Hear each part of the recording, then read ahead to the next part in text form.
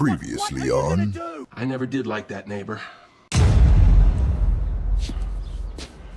Hey guys! Is it cool if I send this to TMZ? I'm a survivor. This summer,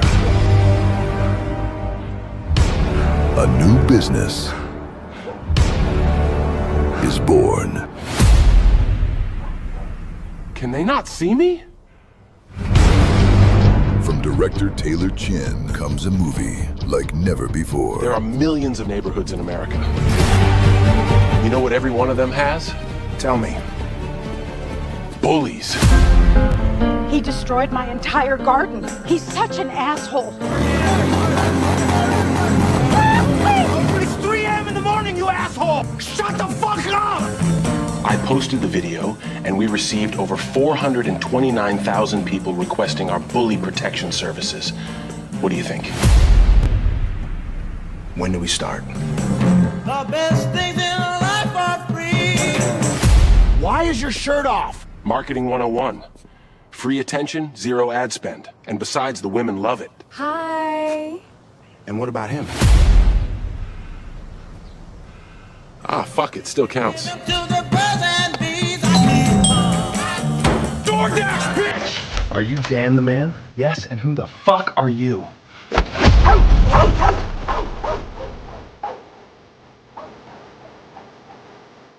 Bullies come in all shapes and sizes. What do you two bitches want? He's evil, I tell you. I'm not sure how you plan to get rid of him.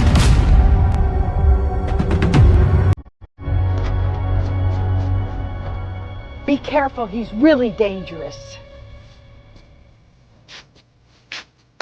Hey boys, can I help you? Has anyone ever told you that you look exactly like Channing fucking Tatum? Who's that? You don't know who you look exactly like? Bro. It's like we're really looking at Channing fucking Tatum. I'm not Channing Tatum, bitch! This summer, peace and quiet are negotiable. John Cena, Alan Richson, and not Channing Tatum. I'm not Channing Tatum. Story, and I don't think it gets much more hostile than Iran. They're capable fighters, they're very tough people, and there are others like that. You don't mind when the enemy is weak, but that enemy is strong. Not so strong like they were about a month ago, I can tell you. In fact, right now, they're not too strong at all, in my opinion, but we're soon going to find out, aren't we?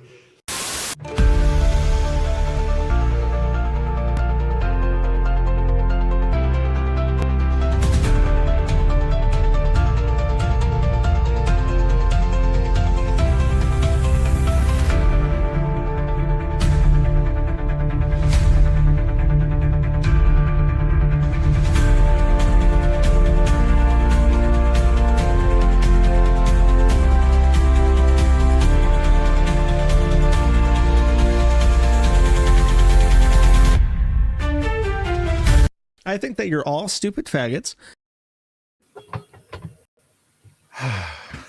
God damn it! I ran it. I forgot to. I ran it through handbrake and it squished everything. Fucking hate that. Every time there's like a clip that's like the wrong aspect ratio, it ruins the whole thing because fucking handbrake's gay. Anyway, welcome everybody. Welcome. Hey. Welcome. Hey Daisy, how you doing? Welcome. I look forward to watching that new season of Reacher. Yes, I do too. Yes. Dude, there's some guys out there that are just using AI too. It's absolute fucking fullest, and that is fan-fucking-tastic. Yeah. Oh, dude. Cuck brand coffee uwu says buy coffee brand coffee. Should we talk about that straight away? Why not? Why not? Let's just get it out of the fucking way. Hang on. Yeah. I had to change the mode. Oh, no, that's not going to do. Hang on. Let me see what I can do. There we go. Oh, there we go. Yep.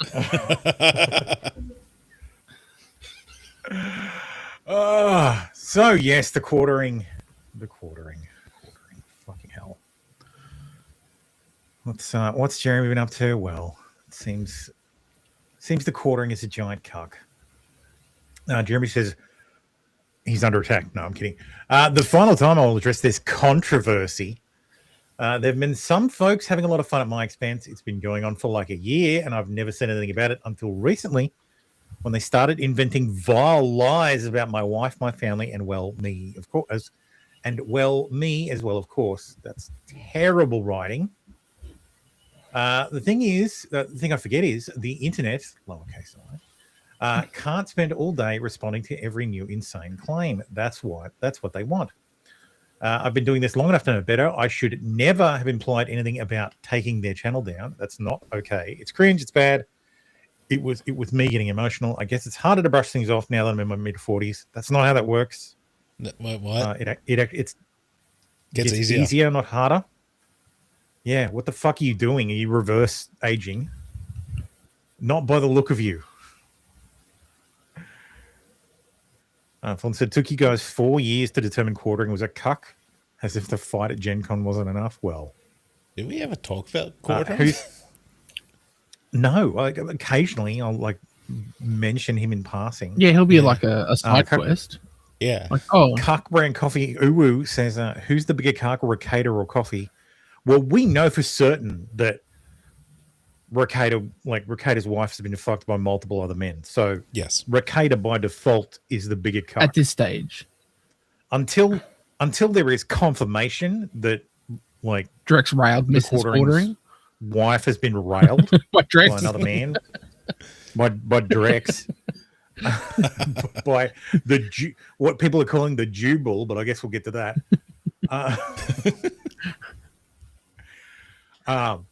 But yes, so it has to be Nick. Nick has to be the actual, because Nick is an actual cuck.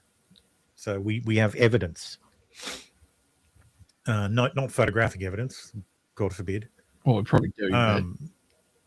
Well, anyone, I'd rather not. Thanks. Depends on who's doing the cucking, I guess. But yeah, probably not. No. Anyway, plain and simple, I got triggered when they moved into insulting my wife, my marriage, and family. It's called the internet, bro. They didn't actually insult your wife. They didn't. That's not what they were doing. They were insulting you through using your wife to insult you, but they weren't directly or indirectly insulting your wife. They state as fact some of the most vile, untrue shit imaginable. I don't know. Calling you a cuck, I don't know that that's some of the most vile, untrue shit. No, when you call it yourself maybe a cuck. Untrue. Maybe it's untrue. But most vile, they didn't call you a pedophile. No, they haven't gone down that route. That would be vile if it was untrue. And I assume it is untrue. There's no indication that Jeremy's a pedophile. I'm not implying in any way. Especially since he's also been one who's been railing against pedophiles for a while. That makes it more likely. Really? Yeah. Yeah, given the okay. Given the world, if he were gay, then no. But given that he's a straight conservative who rails against pedophiles, that makes it. That's more a red flag. Oh, okay. That's one of them there red flags. Yeah. They state as fact some of the most violent true shit, all in an attempt to get my attention, and I made the internet's cardinal sin of getting emotional. Yes, you fed the troll. Mm-hmm. You fed the troll. And troll once is more. A troll. Troll once more. They will poke and poke and poke, and you did the thing you're not supposed to do, and now you've shown that you can be milked for attention. So it's a no-win situation. They make up insane shit like my friend of 10 years is having sex with my wife, and I just have to sit there and let it become law, let it fill my comments section and live stream chat, because if I address it, they just make something else more insane. So it's been a cuck really for 10 years. They get bored and move on. Yeah. Dude. Yeah, how long have you been on the internet for and you still haven't figured this out? I've been way more open to the internet. It keeps using lowercase I. Most everything that I'm memeing on is shit I've openly shared, like shitting my pants at Walmart. Don't share that stuff. Yeah, no. But I guess that's too late. The pissing in his basement thing is constantly brought up forever. Yeah. Well, and that's fine. It's just insane. The insane lies that I thought might end at some point. Sadly, they just keep ratcheting them up. And now that I respond poorly, more folks are getting involved and cementing this garbage. In fact, I've definitely done some cringe stuff worth making fun of. And I hope they make a lot of money doing it. I hope they win it. I hope they get $1 million. I hope they make $1 million to your quarter. Yes. But at the end of the day, there's room on the internet for all of us. Are you sure about this? That? This is a shitty part of it. Sometimes almost nothing said about me is being presented in good faith. Almost, I would not even. I would. But I just got to let it ride and not spurg out. And so for that, I apologize. Don't apologize. Comment sections have been wild. I made it worse. Please don't bother engaging with this stuff. Everything is going to be fine. I apologize for my part in making it worse for people that just want to watch the show. They will see this post as yet another epic win on their twisted fantasies, but this post is for people who actually watch the show, not for them. I'm human, and sorry to say, pretty boring one, despite what you might see or hear on the internet. The internet disagrees. Well, this is clearly not for... Yes. Because it's for people who actually watch and enjoy the show. Sorry to report, I do not, in fact, have a Jewish bull. My female co-workers love working together and we are all friends. I do not have any prior or current employees under NDA. Just about everything you see or hear just isn't true or is purposely warped. Dude, Shoe on Head has replied saying, threatening to deplatform a channel is like threatening to use a nuke in the world of the internet. Completely against the bro code. Every public figure is mocked and their personal lives gossiped about. I learn new lore about myself every day, but never threaten to destroy those people's lives. You need to apologize to the Casino Boys directly and just continue making contact with your fans want to see. This was the correct way to approach this. To say, hey, look, sorry guys, PPP, Warski, look, man, I apologize. I went over the line. I crossed the line. I shouldn't have. It was dumb. It was dumb to do. I would not do. I would not do that. It's a stupid thing to do. It's a stupid thing to threaten. I don't actually have the power to do that. And whatever. Yep. Instead, he didn't do that. So, also keep in mind, Sean has been dragged by both sides many times. Her nudes have been leaked many times. So she doesn't engage with it. She's been around as long as Jeremy has. Yeah, that's right. So, shoot, on the second part, I never apologize. I will never apologize to those fucking losers who circulated Photoshop disgusting pictures of my wife. Come on. We're not 18 years old anymore. I'm pretty sure you wouldn't have apologized to those people spreading fake nudes of you. Fake nudes, bro. They're real nudes. I know it was a moment of weakness. I never followed through. I just got, dude, you will if you threaten it and then it happens, you will never convince people that you didn't do it, that it wasn't you. Yeah. Like, that's why you don't fucking threaten it. Like, ever. Yep. And I mean, this is like, it is the cardinal sin. Like striking another channel or taking down a channel is the number one thing you don't do on YouTube. Full stop. Well, that's why end of sentence. Like, it's the ultimate like taboo on the platform. That's why Jarbo got so fucked up because of it. Yeah. Yep. Fuck, John Delarosa. Fuck with anybody else actually relevant. Oh, have you seen him getting this? BTFO'd by that TikTok guy? Who? John Delarose. Oh no, I don't watch TikTok at all. Oh, yeah. Okay. Well, I only see TikToks when you guys post them. John Delarose will come out with some retarded take on Supergirl or something, and this TikToker with like 1.8 million subscribers will be like, "Well, that's an interesting take, John. Is this you beating your wife?" And then shows the the court order and all that stuff, and he just totally owns John every single time. Andy Warski says the quartering got my channel, Andy Warski, that was unbanned 6 months ago, banned as well. The channel doesn't say terminated, it just shows that this page is not available. This is an attack from a YouTuber who claimed he was going to use a YouTube manager to get us flagged. Retweet, everyone. Hey everyone. I swear to God, Andy, if you just repeat exactly what you said in your tweet, I'll be very fucking mad.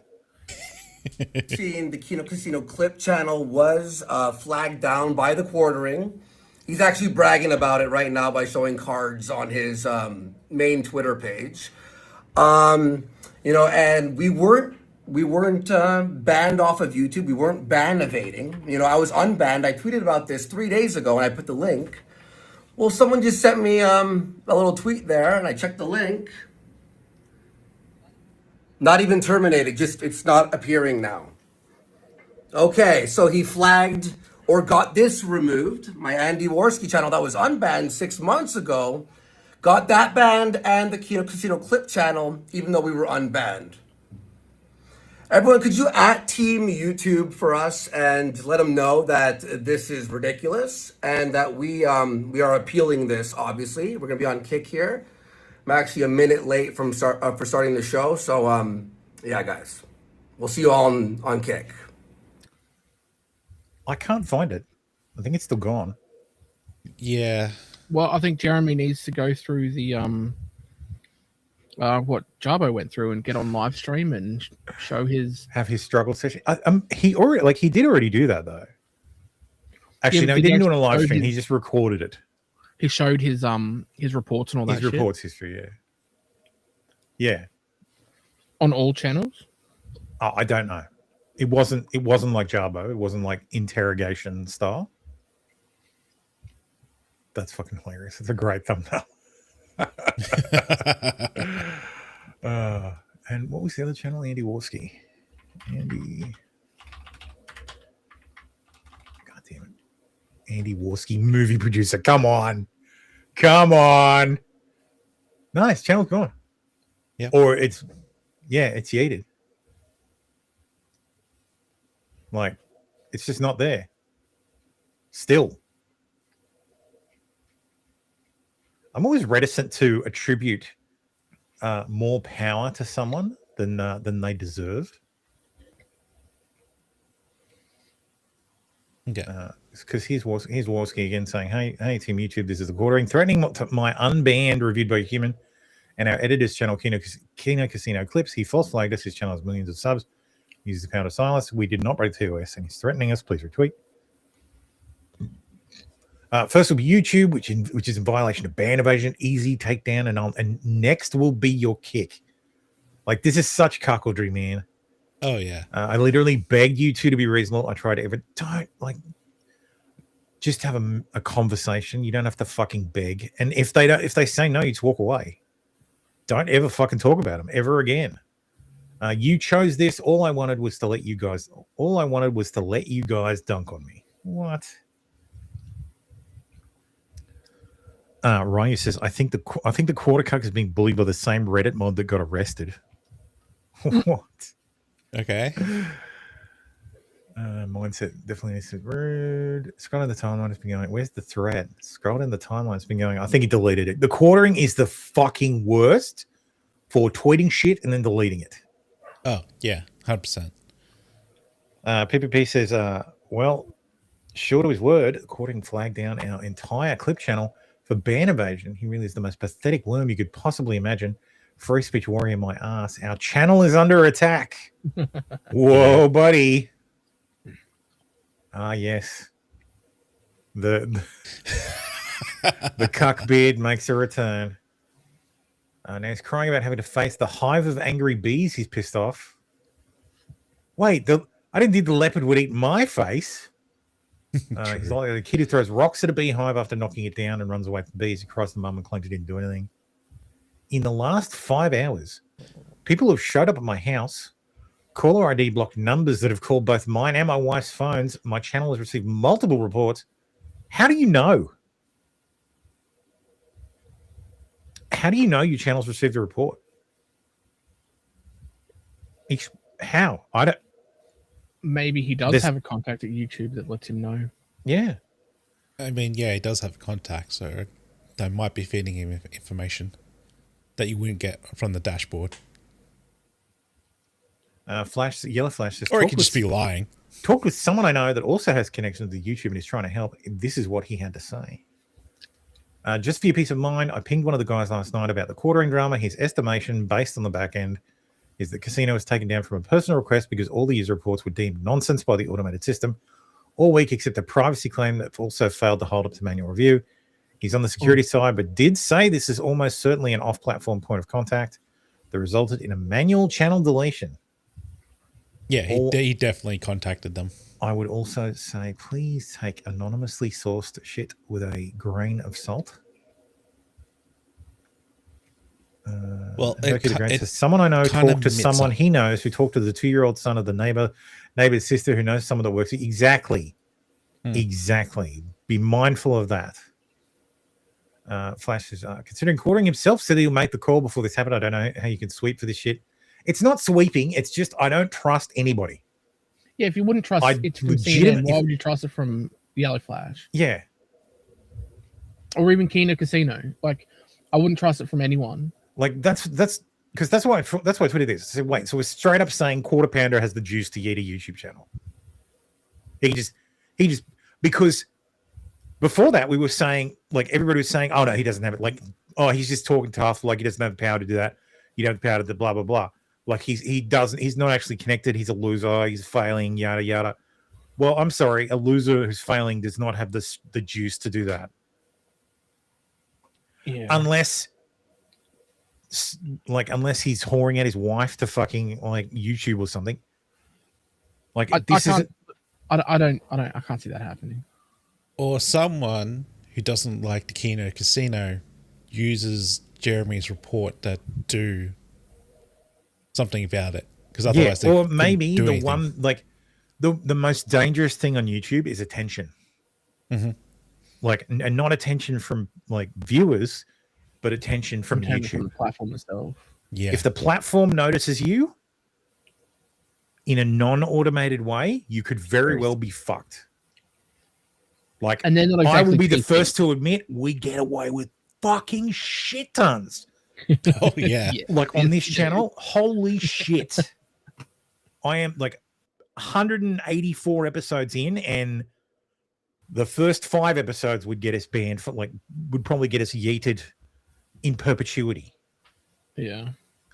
The fact that we have gone on so long is a function of hardly anybody watches. So hardly anybody gets triggered. Like the people watching this are not getting fucking mad at what we do. They watch it because of what we do. If they got mad, if enough people watched and got triggered and sent a couple of reports, we'd be gone. We'd be gone, and I'd probably get an invoice from YouTube to repay every dollar that was ever fucking sent to me. So probably. And probably not, but still. Not that Thermo 445 next week. This is I do wonder how much of it is, oh, someone's paid attention, and now it's like, okay, here we go. Yeah, but the fact that the Quartering came out and said, oh, yeah, I'm going to do this, and then it happened, it's like, okay, now they can blame you for it. Yep. Yeah, well, and that's the thing. That's why you don't make the threat. Yeah. That's like, even if you can't do shit about it, if it happens and you've made the threat, right? Yep. He did it. And the only way to prove that you didn't do it would be YouTube come out and show that it came from a completely... There is no way. It is impossible. You cannot prove a negative. No, but that's what I mean. The only way to prove that it didn't happen was YouTube come out and show that it came from a completely different source. No, we got a report from this person. Yes, but that's what I'm saying. There's no way for him to prove that he didn't do it. He could invert his entire life out to the fucking internet, and it would never be enough. Nothing he could say, nothing he could do, nothing he could show would ever change people's minds that he didn't do it. Yeah, it is locked in now. He did it. Doesn't matter if he actually did or actually didn't. Now. It is now fact. It is now real. This is where the concept of reality comes into it. Like, we make our own reality. It's been made. The Quartering did this. Now, whether factually he did it or not is irrelevant in everybody's mind. In everybody here, everybody who's seen this fucking story, Quartering flagged down their channel. That's fact. That is reality now. That is the reality now. Now, whether he actually did it is irrelevant. because there's not going to be a jury proving this. There's not gonna be, and even if there was a fucking lawsuit about it, people still wouldn't fucking believe it. You cannot unconvince people. So you could, but I don't think the quartering's got enough to do that. All quartering has is deniability. Yep. Like he can show that he didn't. Unlike Jarbo, it's a fact. Like it is undeniable that he was false. He was flagging channels. He showed it. He didn't admit it. Yeah. He didn't admit it. He denied it until the point they made him fucking show the report section, and it was there. Like all the fucking reports. He was busted. He was caught red fucking handed. I still don't understand why he went through with that. I would just been like, I can't. Where do you want me to go? I'm sorry, my computer just crashed. Bye. Yeah, you'd be out there fucking flipping the breaker. Yeah. No, the internet went out. Oh, my house was hit by a meteor. Jump back on your phone and be like, yeah, no. And it hit me in the head, and I forgot my YouTube password, and I can never log in again. Yeah. I'll have to start a whole new channel. Oh, that's too bad. Oh, YouTube says they can't help me. Like that's but this is reality for the quartering now. Yep. So yep. But yeah, of course, what happens when this shit happens is people dig into your past. The quartering once had a channel called Midwestly with a slogan saying "News without the ball." The quartering has like 40 fucking channels. Yeah, like over time, and that's his issues when we ask for proof. He's going to provide one channel, but we know he has many more. So he would have to provide proof on all of them. The problem is there's plenty of people I really dislike that are like, yeah, cool. Like I'm on the same side as plenty of people I really dislike, and I don't like that. So I'll tolerate it, but I really don't like it. For instance, Smash JT. To be fair, Ricada is with quartering. Okay, so that makes it better. Yep.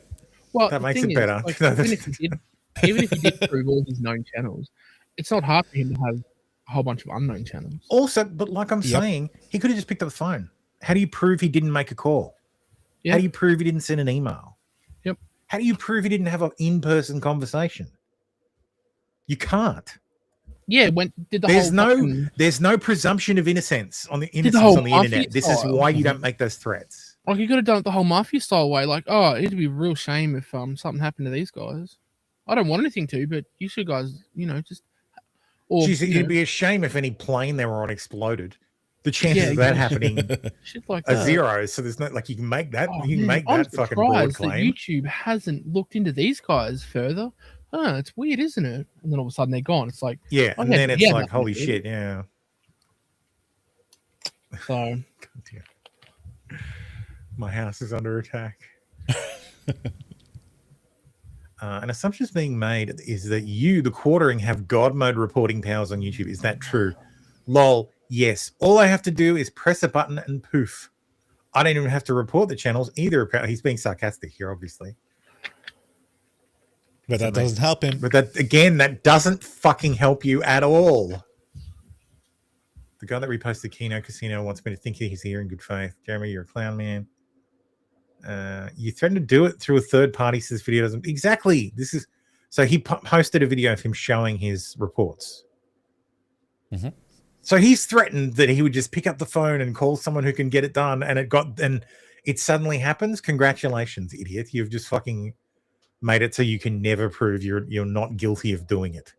Hell, also, it is possible that Warski reported himself to PPP and Warski reported their own channels to trigger this action in order to do this, in order to boost this fucking thing entirely. But there's no way to prove that, and they've never even implied that. So also now you have to believe that PPP and Warski is willing to fuck over the editor that runs the clips channel, because the editor gets this will be restored.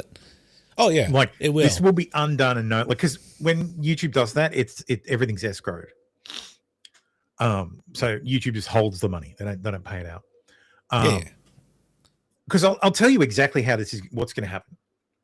Both will be restored, and that'll be it, and they'll get hundreds of thousands, like probably tens or 20s of thousands more subs, and they'll make even more money.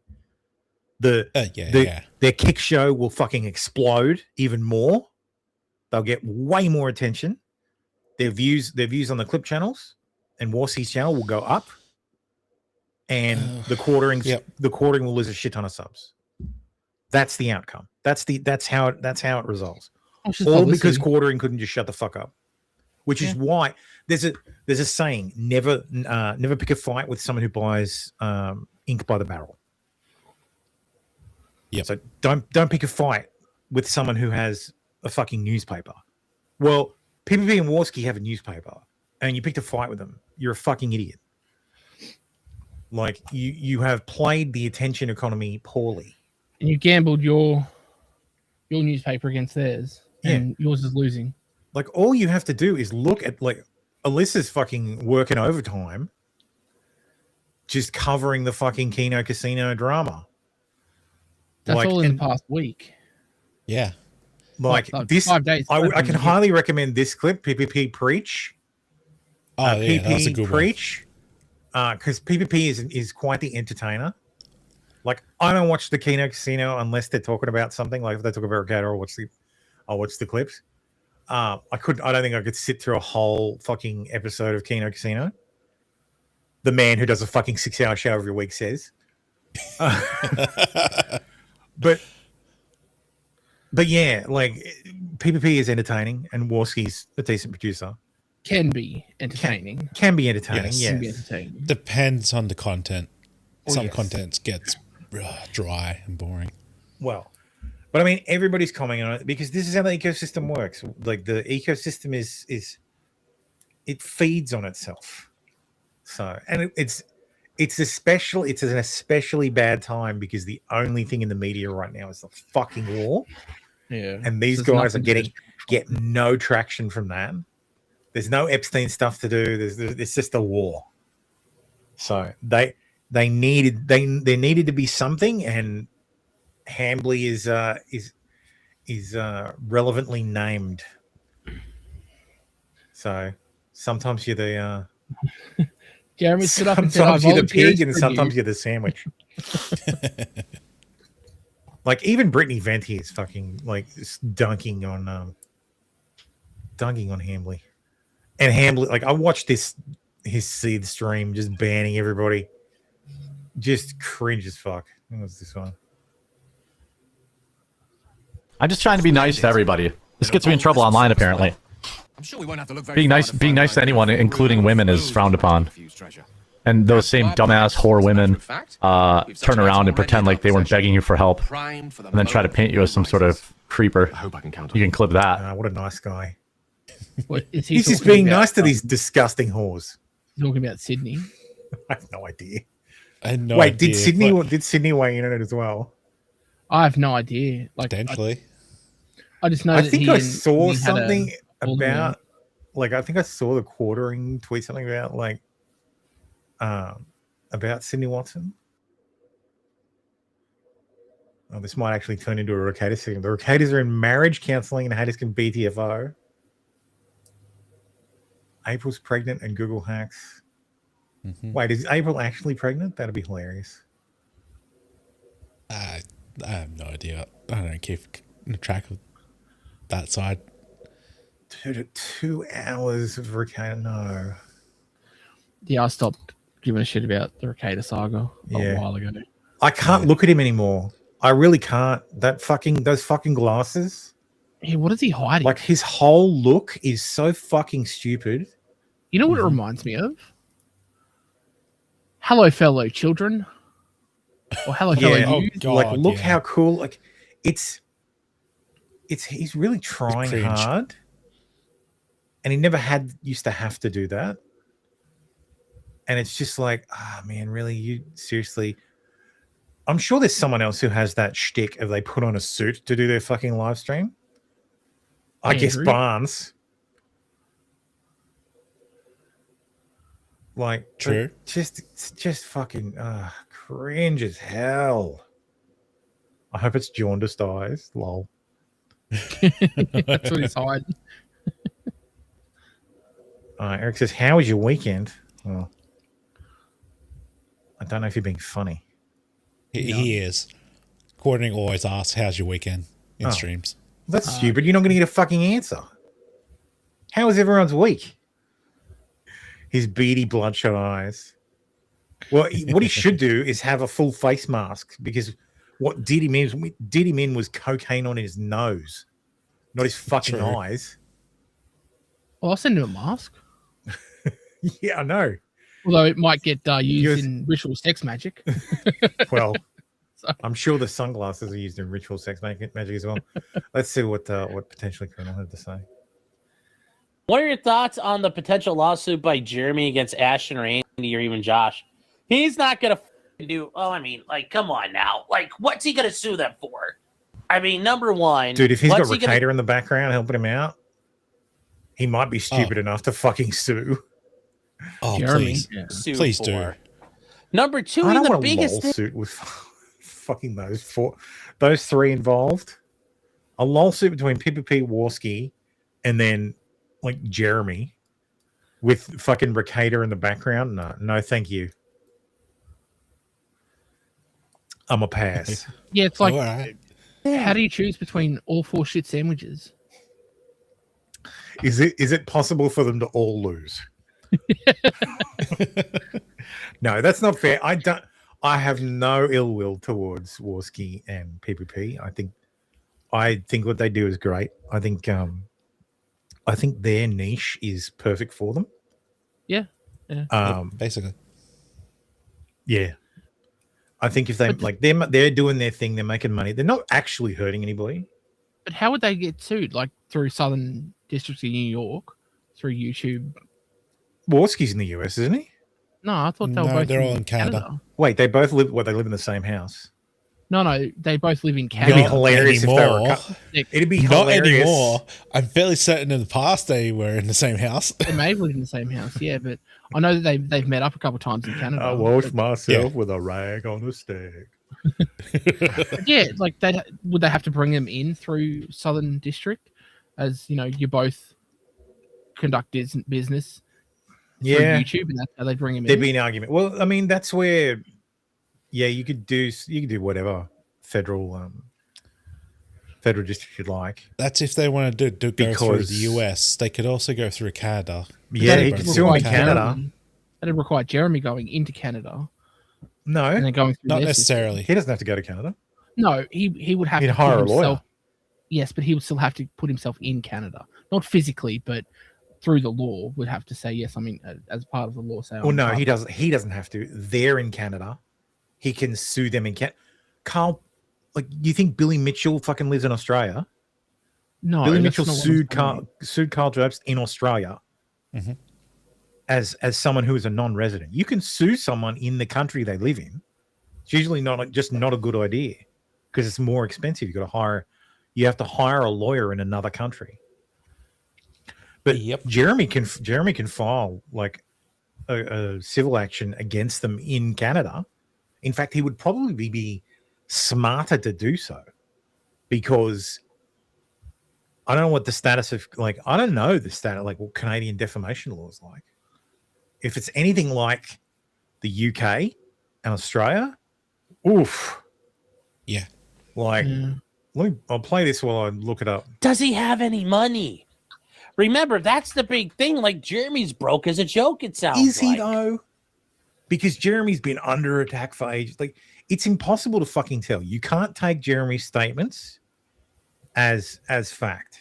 Because he says both he has a lot of money, and on the other hand, he needs He understates money. it so that he still gets people buying stuff for the complaints. But it's not transparent in any way. I think he's got money. He's not the guy has his own fucking runway in his backyard. His wife has a fucking plane in the backyard. Yeah, he had money. So the question is, does he still have the same income that he did years ago? Which the answer is probably. Oh no, I don't think he's at the same level. But no, he's not at the same level. But I mean, he's hard up for cash. Yeah, I don't think he's hard up for cash at all. Jeremy has always been a grifter. He will find something to make money. And Yeah, the why he whole like, oh, you know, my channel's under attack. You know, the money's tight at the moment. It's just the same fucking Yeah, grift. the coffee brand coffee. Yeah. It's all the shit he gets into. My coffee brand coffee company is under attack. And that what was it? Only Games or whatever it was? No, not Only Games. It was whatever the gaming website, news website was. Like he only got into that to make money. And then when it wasn't making money and he was putting more money into it than it was making, he just went, oh, okay, I'm done. Walked away. You're talking about the Republica? No. Another one? He had a game. It was the Publica. That was the game one? Publica. No, that was the news one. There was a game reporting website that was going to be this massive thing, and then he just he dumped like 300 grand into it or something. And I don't recall the name. It was something gay, probably. Something games. So according to Grok, key elements to prove defamation. So I've just compared it against the US. You need to prove three things on the balance of probabilities. A statement is defamatory, that it lowers the reputation in the eyes of a reasonable person. Two, that it refers to the plaintiff. And three, that it was published to at least one third party. Well, 2 and 3 are already there. Okay, so the falsity of the statement is presumed. So the person suing, the plaintiff, doesn't need to prove the statement is false. Whereas in the US, you have to prove that what they're saying isn't true. So if he said they're calling him, like they're saying I'm a cuck, it's not true. That's defamation. He doesn't have to prove he's not a cuck. But they can prove that he called himself a cuck. They can, that's prove he is one. Which they have the clips for that. Burden of proof overall. So the defendant is prima facie liable once the elements are met. It shifts to the defendant to prove the defense. Plaintiff bears a full brunt of the burden, but the defendant is innocent until proven otherwise. This is the same in Australia and in the UK. If you are sued for defamation here and in the UK and apparently in Canada, you bear the brunt. Yeah, that's right. The other way around. Like we bet the defendant if you are sued, not if you are suing. So in the US, the plaintiff has to prove it. Everywhere, like Australia, Canada, and the UK, the defendant has to prove that they're innocent. Well, that's pretty fucked up. Yeah. Mm-hmm. And in Australia, it's even worse here. It's the worst in the UK. It's a little bit better in Australia, but there's some states in Australia that are very fucking bad, like New South Wales. Yep. But yeah, online provincial. Both apply to online statements, but Canada's provincial variations and publications upon daylight can create jurisdiction issues. Canadian awards can be high, though capped in some contexts, while US cases often hinge on more proving actual harm. Well, they actually have slap in Canada too, in Ontario and BC. Canada has seen some concerns about strategic lawsuits against public participation, leading to some anti-slap legislation problems like Ontario. BC, the US has similar laws in many states. I wish we would have that here. Anyway. That would be nice. Like he's a brokey. You know, he's got to pay for his fleet of 15 airplanes and RC cars and all this shit. Like, I can't imagine he's got enough money to do that. You know, and what has he said? What have they said that's defamation or anything like that? Everything that's been introduced is something that Jeremy said or talked about. You know, when you invite a guy who's a swinging bull over to your house, people are allowed to imply you're probably letting that guy ball out your wife. So maybe there is no Skyrone, the Sky Bull. Maybe it's just Jeremy's buddy coming over to ball out his wife. We don't know. We don't know, but it's reasonable to conclude if you invite a swinger over to your house, you're swinging. And it's reasonable. That's going to be the issue. If you invite a drug addict over your house, yeah. So that's going to be the issue because a lot of what Kino Casino is quoting is based on words that Quartering has said online. So Yeah. he's going to have a hard time with the lawsuit if he goes down that route. Sorry, I'm just. People have the right to infer you're doing drugs. He could sue Andy and Ashton in California. They have civil rights tribunals. He might, but he's got to come up there to do it, and I don't think it's going to work. It's just he's going to have to fucking suffer. You know, I mean, if he sues, it'll be hilarious, and I'd be willing to help the farms, help them out whenever, help out Ashton and Andy. However, if Jeremy is really going to act like that big of a cuck, that big of a bitch of a man, and he's going to try to sue them, and the cuntering is what we're dealing with. Let me tell you what. Yeah, suffer, Jerbo. Yep, basically. Justin says, what if you have a whore living in your second house? Well, it all depends. Where do you f that whore? Do you f the whore in the second house, or do you let her come over to your first house? I mean, there's a lot of logistical concerns and, you know, technicalities that need to be ironed out in that fact pattern. What if you meet a swingers resort in Jamaica? Well, the biggest thing is don't help pay for the abortions for the girls in Jamaica. Don't do that. Yes, the biggest thing in Canada is Jeremy would have problems because he's on the right in these Canadian courts, especially if he sues them like That's in a good Ontario. point, too. Yeah. Oh, Commie-tario? All the commies in Ontario and up in Jeremy's the a MAGA guy. He would lose because the Canadian courts are famously, well, Canada is famously left wing. Also, anyway, Sean must not be aware that Ontario has an 80 slap. So, well, it's wild I don't how know similar about... this is to the Ricada arc. Yeah, but is there, beyond the fact that his friend is a swinger, is there any actual fucking evidence? Is he on Yeah, cocaine? but there was no actual evidence, like actual proper evidence that Nick was a swinger until it all came out. Like there were bits and pieces and conjecture and oh, this is similar and oh, he went here and but then all of a sudden it all came out. Well, the So there evidence wasn't- was Nick going to a fucking swingers resort. Yeah, But that that was the doesn't mean big he's a clue. swinger. No, I mean, hang on a second. Come on. Just because he's going to a Come swingers resort on. doesn't mean he's a swinger. No, just because people assume that was the swingers that the resort he went to was the swingers resort. My brother in Christ, he was sitting Okay, you're talking on the about fucking the sign naked with his wife.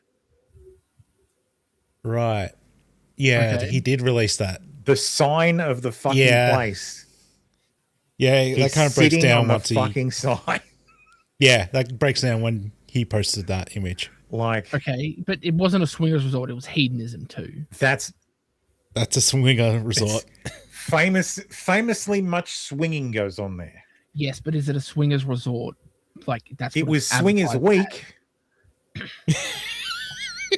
So, I mean, I guess you Still. could go there and not swing. Exactly. So until there's like, but that's what I'm saying though. There was evidence, but there wasn't like, oh, it's proof. There was But- bits and pieces alright. here and there, and then all of a sudden, bam! It was Baldo. everything just kind of fell into place. If I go to Red Lobster Yeah. and I eat dinner there, is it safe to assume I ate fish No, or crustacean of some No. form? But you're Some sort of black. seafood. you ate dinner. Holy shit. No, it is safe to assume. Look, you thought I ate the breadsticks It's and then possible. left. Is there anything on the menu that isn't fish? No, you didn't eat. Yeah, that's a good point. It's crustaceans. Like, Jesus. No. Unless if there Red- actually is if fish Red on the Lobster menu. They only sell seafood, then yes, it's safe to say that you ate seafood. But just because you go to a swingers resort doesn't mean that you were swinging. It Why do heavily I feel implies like you've been to a swingers resort? Yeah. no comment. Yeah, but just because you've been there doesn't mean you've done it. Did you get he's- excluded from the activities, It's Baldo? like, no, Baldo, you have to watch. His trip to the swinging resort became a trip to the cuck resort. Skewky Poor says his Baldo. Gina Carano fantasy makes me fully believe he's a cuck on his own. I did see that video. I don't think that's definitive So here's a question chat. People who watch cuck porn, cucks. I'm curious to know your opinion. I would say that's minor evidence. You need more to establish. I'm gonna go with no, but it's leaning towards it. Yeah, it's a piece of Definitely leaning circumstantial evidence that would add to the poll. Because it depends on what his brain is doing. The person's brain is doing while he's watching it. Now, is he sitting there thinking he's the cuck? Yeah, or is he sitting there thinking or is he the bull? Or is he being the bull and he's cucking someone? So that's where it would really, like, if he's sitting there going, "Oh yeah, I'm the cuck," and is watch me fuck your wife. And then, you're a cuck. Yeah. That's it. You're a cuck. Mm-hmm. If you're like, "Yeah, I'm the bull and I'm taking the power and I'm belittling this other guy," and okay, that's. Holy shit! Aaron says I went to the brothel for the buffet, officer.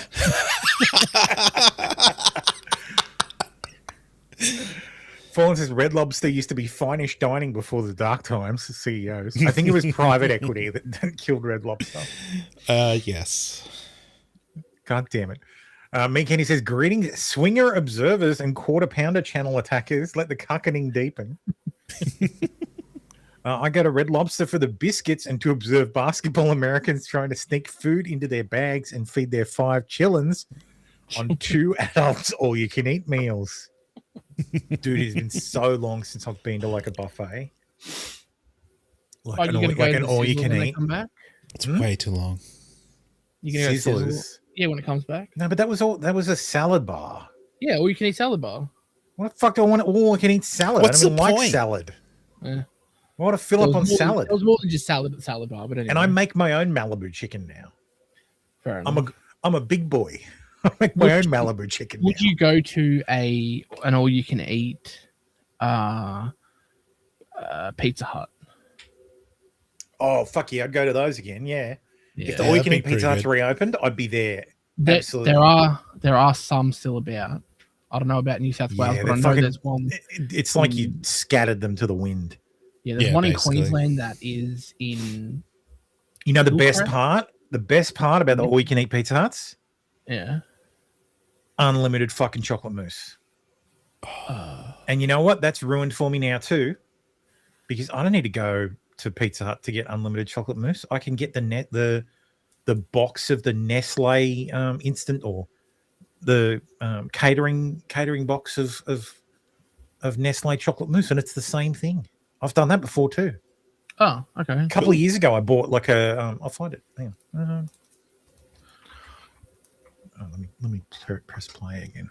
Up in the Toronto area, oh my God, they would feast on Jeremy's soul. So that would actually be funny to dare him to run headlong into the communists. Like, do it, Jeremy. Do it. That'd be hilarioso.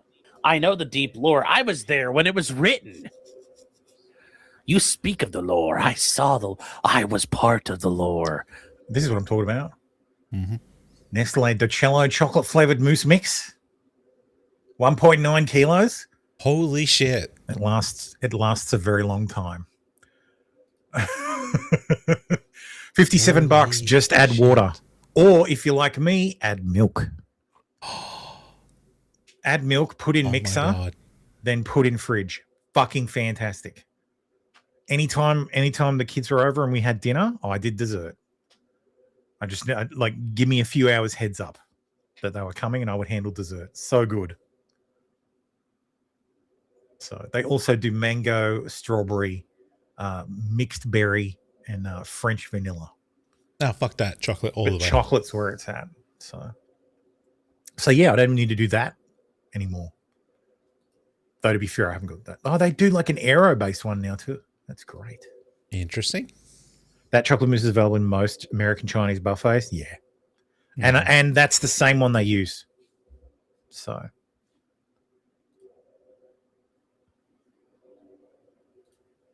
Fulbridge, no BS either. One of the best steaks I ever had was at a strip club because the owner was into mafia level shit and hired ex-felon trained chefs with track marks. Fulham has the best stories. God damn. Thank you. This is for Red Lobster's endless shrimp. They bring out like 6 shrimp on a plate at a time.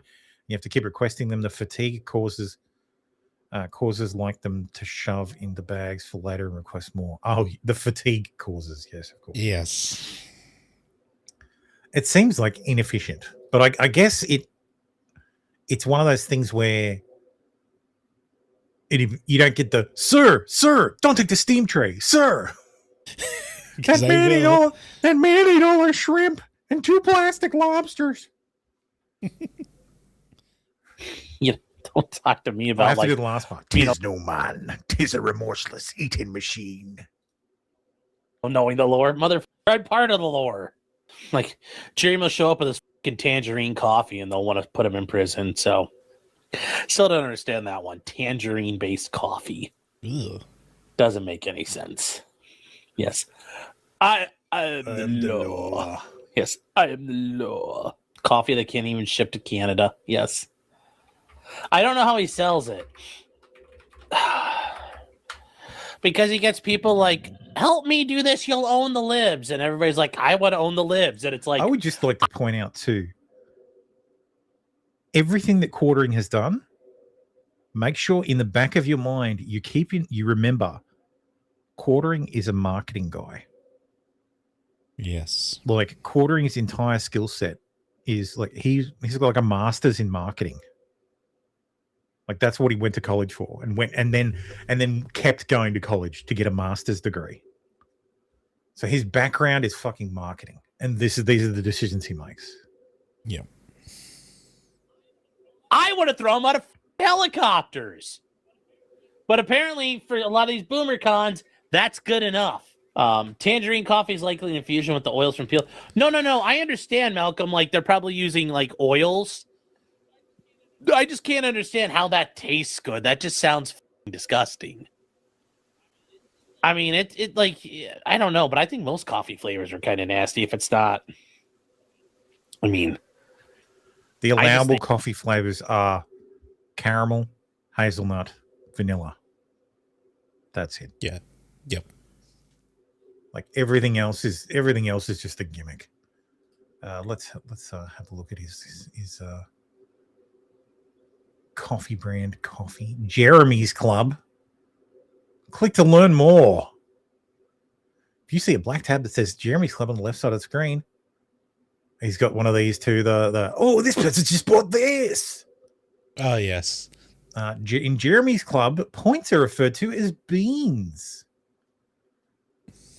Bit racist. Members of our awards program, the members of Jeremy's Club are known as beaners. Let's see.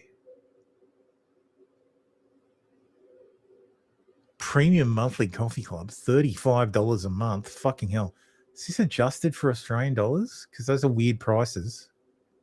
I don't think so, because it doesn't sell to Australia. Yeah, but sometimes all these websites are basically templates. Like none of these are what's it called? Bespoke. They have bespoke. He uses a white parts. label. He uses a white label to fill it in Utah. Yeah, so I'm betting the white label provides the website. And butterscotch toffee. Those pop-ups, they're retarded because they're not even real. I know. Yeah, they're fake. One of the websites. They're absolutely fake, yeah. One of the guys that sells leather templates, did you just go for a run? Yes. And the pop-up is actually hard coded into the HTML. Yeah. It just goes pick from one of these three options and throw it in. It's like, really? So it's like the name is like this names is one option, and there's what they bought and then what they said. Those are the three options, and it just picks one from each column and just throws it in. And I'm like, to me, that's deceptive. Yeah, because like, if you're trying to, well, it is. Yeah, that's what I'm saying. It's not to me, you. It's deceptive. deceptive. It's literally deceptive. Yeah. The only thing not deceptive about it is if it is actual people who have bought in the past. In my brain, it says this person is trying to get one over on you, and it makes me even less wanting to buy from them. So, oh yeah, it's like this offer runs out in 9 minutes, and then you refresh the page and it runs out in 9 minutes again. You're like, fuck off. That's retarded. Like, yeah, look, Gingerbread. These fucking flavors, man. If it was genuinely throwing up reviews from people that were genuine people, then I'd be like, yeah, okay, that's fine. But I went looking through this guy's website and I couldn't find those people in his reviews. I went through every single one of his reviews and he had thousands of them and there were none. There were those people. I'm like, that's scummy. Gear. God, he sells gear as well. Coffee brand, coffee snapback. This is all Teespring shit. Standard tea infuser. This is all stuff done by the white label company. They would offer this to everybody. Yeah. Now, see, flavored cocoa, that's fine. You can put in, like, I don't know that I would have peppermint cocoa, but okay. But I guess peppermint chocolate is a thing. So, coffee brand, coffee tea. Like, the entire reason for the name is because he's got a marketing degree. Because he's like, oh no, search engine optimization couldn't possibly be overwhelmed. Yeah, he's got, but he's got gift cards. Shit for this, for that name. No, yes, see, I'm right. This is doing conversion. Yeah. Oh, okay, it is. $100 gift card, $143 Australian. So these prices are all Australian. That's a bit of a markup on getting a gift card. Yeah, that's right. What the fuck? Markup on What the fuck? So there's no kits available. Cold brew. The hell? Terrible. Nothing. Anyway, the Quartering has made another post. Sigh. Nobody's actually interested in the truth. So I don't know why I bother because these psychos will just move the goalpost again.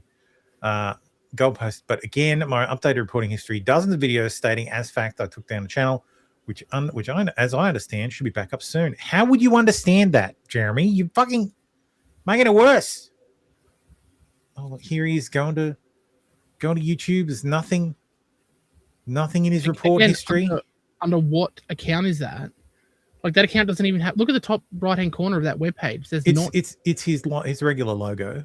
Oh, okay. I thought it was the. It's very fucking small. I don't have a. Yeah. No, it's okay. you can just fucking see it. Yeah, but what about Midwestly or? Yeah, exactly. It could be any of these. All the other ones. Like, could be any number of them. And again, that's not what's being asserted. Like, I fucking replied. That's what I was typing out while we were watching the video. Because I said, "You fool! You cannot disprove this. You implied you had contacts at YouTube that could take down the channel, and magically the channel goes down. So whether you did it or you're 100% innocent in the eyes of everyone now, you did it. You should never have made the threat. Yeah. You cannot undo this." What about the other one? Here's Midwestly, I think. Yeah, or another Quartering channel that has his face. Okay. The Quartering IRL. Like, I believe that he hasn't reported it this way, but it's impossible. It is impossible. It's functionally impossible for him to disprove that he didn't pick up the phone and call someone. And it's not like he can't go through his phone and delete contacts. Like, oh, no, delete that phone call. No, it's not that we're not convinced. We cannot be convinced. Exactly. The issue is you publicly threatened to take down someone's channel, or then you privately threatened to do it. Then it actually happened instead of taking direct responsibility for your actions. Like, it's retarded. This is why you don't make these threats. This is why this action is beyond the pale. This is why it gets treated this way in the community. That's why you shouldn't do this when you're perceived as a top tier channel. This is a good point access to YouTube. Meat Candy says, even if Jeremy didn't make any reports himself, he 100% knew his simps would go mass flag the channel that he says he's going to flag just by mentioning it. Yeah, exactly. It could be a matter that they got 1,000 reports from random fucking Quartering simps, though I don't know what a fucking Quartering simp would be. But people who want to finger bang Sydney Watson. Like, holy shit. Are those fans still fans? Because Sydney's not been part of Quartering for a while now. Or what's her name? Melanie Mack or that other chick that's married. The offcast from the Quartering, yeah. Not the Quartering. Timcast. The guy he stole from Timcast. Yeah, whatever her name is. Yeah. That plain Hannah Jane Claire. look. That plain Hannah Claire, yeah. Hannah Claire. The plain Jane looking chick. Like she looks like a meth head from like Midwest. It's like Mary Midwest meth head. Without the track marks. But without the meth. Anyway, I don't think there's anything more on Corey. Let me see if he's posted anything. The quartering. Let's see. He's still coping. They're still trying to hack your account. Oh wow. Jeez, thanks, quartering. I see that marketing degrees coming in handy. That couldn't just be another like a copy of the same email. Because it's not dated at all. Dude, this is exactly what I just fucking said. Like you will not, it's impossible to disprove this now. All right. He's just going about his business now. So. Yeah, I'll just wait until he gets drunk again. Then accidentally logs into the right channel and shit! No! There's all these fucking reports. No, they're all on. Might as well do an actual fucking Mercator update. So let me just quickly switch let me get the cats. Let me summon the cats. Ah, yes. I will just use fucking Scarebro as my source for any Mercator lore update. It's Hackermania this weekend. Yay. Oh, yeah. So Melton is there. It would appear that that Mercator is not. Maybe he couldn't get clearance to travel. That's possible. Thanks to AI enhancement, it appears that Sonny the Bathroom Pug is enacting revenge on Mercator through possession. What the fuck? That's gotta be fucking fake as hell. Ghoul maxing. Oh, holy shit. Oh my god. Dude, how far away was the person who took this photo? No wonder he wears fucking sunglasses. Holy shit. Bad things. Wow. There is an age that women get to where they really shouldn't be wearing like Daisy Dukes. And whatever it is, it's about 5 years before how old Kayla is. Well, when was the last time we actually saw her legs properly? Decent photo. I don't know. No, I honestly don't want to look it up. Because it was about 5 years ago when we saw that bum shot with the bottle. Yeah, it's been around 5 years. Wait, what? Had a little block me ages ago for pointing that. Aaron Toad, our wife. Maybe Dad or Melton will give you head pats for call you the good girl.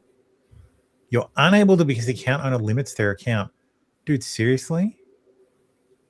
Says he. Yeah. I'm gonna go to the account proper and see if it's that I'm like. He protected his account. Seriously? Who the fuck is he? Just some weird Asian looking guy. Some rando.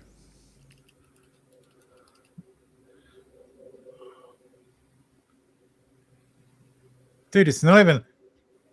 Dude, if every one of these is him, like, dude, it's fucking. It's a safe bet that he's at Hackermania getting very upset. I don't understand the Melton thing. Like, those guys are weird as fuck. Yeah, I don't get the double verse at all. It's so fucking weird. What, like, obsessed with like the weirdest fucking thing. Melton's live stream, and Not This Little Piggy, is supposed to be the highlight of Saturday's programming at Hackermania. Will Melton tempt fate with the thing he and Mercator Law are currently under an HR order to refrain from? Oh yes, there was a letter from the judge, because believe it or not, the HRO with fucking Aaron is still pending. HRO. I know. Harassment restraining order. Okay. Yep. It's still fucking pending. It's still pending. It has been resolved. Which one? The one against Aaron or the one against Mercator? The one against Mercator and Melton. Both, because they're tied to the same lawyer. No, the Mercator's one I think was like over now that the case is gone. It's just part of his conditions. That he can't talk about Aaron. No, part of Aaron's conditions. That Aaron can't talk about Mercator. That Aaron can't contact Kayla or talk about Kayla. Okay, but Nick. But yeah, Nick's HRO thing is still outstanding. Same with Melton's. So he could fuck it up. Well, yeah, there was a. Let's see if the letter's here. Scarecrow's got to have covered it. I have to go fucking hunting for it. God, you post a lot, dude. This is really, I took my mum to the prom energy.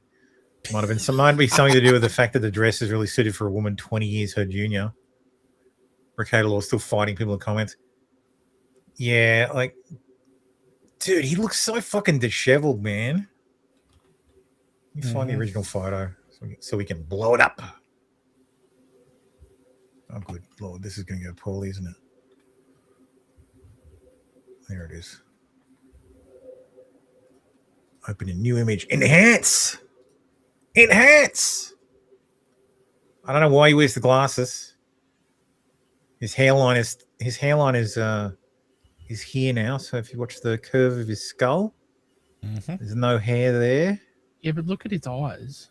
Like underneath, they look like they're sunken in. Yeah. And there's Kayla and her very tasteful. There you go. There's some legs. Okay. That dress is fine. I don't have. She's got so many tattoos up here and on her chest that I don't know that would draw fucking so much attention to it. I'd be wearing like maybe not so much not so much open collar stuff. Well, something short sleeved. With the cleavage. Yeah. Like but this isn't even a dress with cleavage. No. Like that has no cleavage. Yeah, so put some. He's not even showing off the girls. Yeah. Her tattoos just draw too much attention to her shoulders. Yeah. Our nice lady, not our. Lol. Cope. Indicates the intended. Okay, so I think this is here. Is Milton aware as attorney? Well, is not in a condition to continue representation. Oh yeah, apparently that's a thing too. There was a filing for a continuance from Mercator and Melton because Francis White is quote not in a condition to continue representation. And that was the reason for the letter from the judge. And the judge was basically saying, yeah, that's fine, but we need to you need to fucking do this. God damn, what was that scanned with? 50 DPI? A fax. This is a fax, I guarantee you. Your Honor, this letter is relatively above captioned manner. The matter is set for a status update on March 26th in the public safety facility. I respectfully request that the hearing be converted to Zoom. I have had a medical appointment scheduled for 9:15 that day. The appointment is with a provider with whom it is very difficult to reschedule appointments. Oh, this isn't even Francis White. This is some other fucking lawyer at his law firm. What did he just palmed it off to? Yeah. The above entitled manner comes for Honourable Tanya O. O'Brien. Also tracking with this case is a domestic abuse file. Erin Leanne Anderson Delafette and OBO minor child versus Adrian Lafayette Villegas. What the fuck? Who the fuck is that? This is a divorce. What was this part of it? Could this be why Nick's case has been dragging on forever? The MNPR has come through. Minnesota Public Register has come through with documents detailing a series of requested continuances. It's counsel in other cases as far back as December 2025, suggesting that Francis White, aka the Barnes Walker, is having some sort of long-standing medical episode, including surgery scheduled in 3 days after the April 13 hearing. This debilitating condition has so severely impacted the Barnes Walker that he's unable to lift even a box of files. He's taking prescription painkillers and requesting hearings in other cases we call Zoom. Oh, this is okay, right. So this is from someone else's divorce that has that uses him as the lawyer. Yeah, that's why. Don't pay attention to Melanie Mac. But now that I've been forced to, why does she look like she takes sloppy seconds of all the balls running through Quartering's wife? That's a rough 40 she's pulling.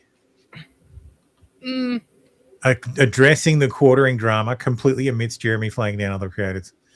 Yes, well, actually, creators. Can you say creators? Like, is it more than one, or are you counting the Kino Casino Clips channel and Warski as two separate creators? Well, that PvP. The casino is the target. Yes, but so that's one target. You can say creators, but that's fucking drawing a bow. Mm-hmm. Like I wouldn't say creators. Isn't bad for 40. That's a lot of makeup, but yeah, she could have been worse. God, for God's sakes! Of course, EVS is like. Well, someone said he let a black guy fuck his wife. Said this to a large, credulous audience who laughed and spread it around. He found it to be intolerable and is reacting like this because, according to him, it's a lie and it's about his wife. That's a boundary for most men. Ricardo's not stupid enough to do this. How many people like make videos making fun of Ricardo for being a cuck and saying like Aaron and the guys from Star Trek Online have been fucking railing Kayla? Like, fucking hell. Mm-hmm. I like he asked the Quartering for an apology. He ignored you, and now you're probably going in on him for this. Johnny the dog pile, you're a coward. Who's he fucking talking to? Oh, John. Oh, yeah, whatever. Yeah. And I don't think EVS... EVS doesn't give a shit. He just wants to shit on John. That's why. Yeah. But EVS isn't in Nick's... Like, he's not defending Nick with all his cuckery and all that swinging shit. He's just like, Nick was a good streamer, and I want my friend, an online friend back who's a good streamer. That's all EVS cares about. In the last 5 hours, 5 people shown two in the last 5 minutes. I thought flagging channels was an unforgivable sin. Yeah, see, you'll get, if someone submits a privacy complaint, you'll absolutely get an email. You'll know. Mm-hmm. But if someone's just like, this is hate speech or this is harassment, you're not going to get a fucking email until it's been either dismissed or upheld. Yep. Now and Jeremy, you set the rules of engagement. If you think it's okay to false flag, then you're going to get false flagged. Exactly. And Scarecrow says there's a reason flagging channels is the nuclear option. All you've done is assured your own destruction. Mm-hmm. Okay, so the owner of the Kino Clip channel was not Andy Warski nor Power of Truth, belonged to a username Flake. Monetization was holy. He has a wife and kids. Yeah, that's some fucking bullshit, man. Don't be... It's why you don't fucking do this. Yep. Has been terminated for violations of YouTube service. So there you go. It was definitely a term of service violation. I'm not talking about Ricardo enough. I've got to switch to Jeremy. Ralph signals that Ricardo Law may still be texting Scarlett Hampton. For God's sakes. The drama between Ralph and Ricardo. Yeah. I'm just waiting for the receipts to drop. I do find it hilarious that, oh God, please tell me she didn't shoot a video with him. With Ricardo. Oh, that'd be hilarious. Oh my God. Do we know that she definitely shot a video with Ethan? Yes, Ralph? we do. We have, unfortunately, I haven't shown it on the stream, but we've unfortunately seen evidence to the fact. At the very, or he used he fucked her with a strap on. Oh, are you talking about the one where it's holding himself and she's on the bed and spreading? Yes. Yeah. Okay. Well, you mean like his actual video evidence? This is what we're talking about. So. Yeah. Okay. So Aaron Michael Imholte, individual, and OBO minor child versus Patrick A. Melton. Judge Ole what fucking name is that? Ollie Tvedden, I guess it is Minnesota, has reviewed the following request for continuance. You could always right-click and open a new tab. I wasn't having trouble reading it. I was having trouble reading the fucking name. I'm not using a 48-inch screen. I'm not using a 48-inch screen either. I'm using 20. What is this fucking screen? Maybe 32? Judge Ollie Tvedten review the following continuance. The continuance requests in both these matters are preliminarily denied. The court has been repeatedly advised that the parties were actively engaging in good faith settlement discussions and has provided ample time for that to occur. The court has also been made aware that respondents' counsel were temporarily unavailable to handle these files for a period of several months due to circumstances outside their control. Details are personal and thus not included. However, if one or both respondents sign a stipulation agreeing to specific proposed terms by petitioner related to the upcoming work event, an event that is the source of hours of proposed exhibits to be subjected to this claim, then the court will continue the matter to another in-person settlement conference. Specifically, a respondent wishes to continue their matter must serve and file a stipulation to the language outlined in the petitioner's request, or something substantially similar that is agreed by the petitioner's counsel. The deadline for filing is Monday, the 13th of April, 2026 at 9 a.m. If a signed stipulation is filed, the court will contact parties' attorneys and reschedule the settlement conferences in person. Yada yada. If you don't, this is risk violating a court order. So basically, sign something sign something that will say don't fucking mention Aaron this weekend at your stupid fucking bullshit event because you have a pending HRO, or you'll be in violation, and they're still in fucking violation. So stipulation says the continuance may be granted, so they're not going to get their continuance. They have until Monday 9 a.m., which sort of defeats the purpose. But maybe the judge is daring them to pull shenanigans. Yeah. Loophole. Kayla goes rogue on stage. That'd be funny. That would be funny. Back to news. Tommy Jordan eating breakfast. I'll look over the next table. What is it? This is what it's all about. Eggs and ricotta. Fuck is this guy? My guy, I've got more followers than that. What the fuck? And I'm a literal who. See, that's more fitting. That's a very taut stomach. She's worked very hard on that. That's very impressive. At least she doesn't look like she's like dying anymore. I'm glad that she's looking healthy. She's got some meat. She's actually eating, yeah. She's not on the Auschwitz diet. She's not on the cocaine diet. On the Peruvian marching dust diet. Oh, yes. Dragon's Treasure blasted Bricana. This courtesy of El Bricador discusses the ejection of the Dragon's Tea, claiming he's responsible for the business owner's good. Do we gotta watch this? As long as it's not fucking 8 hours long. Responsible for what? I made you.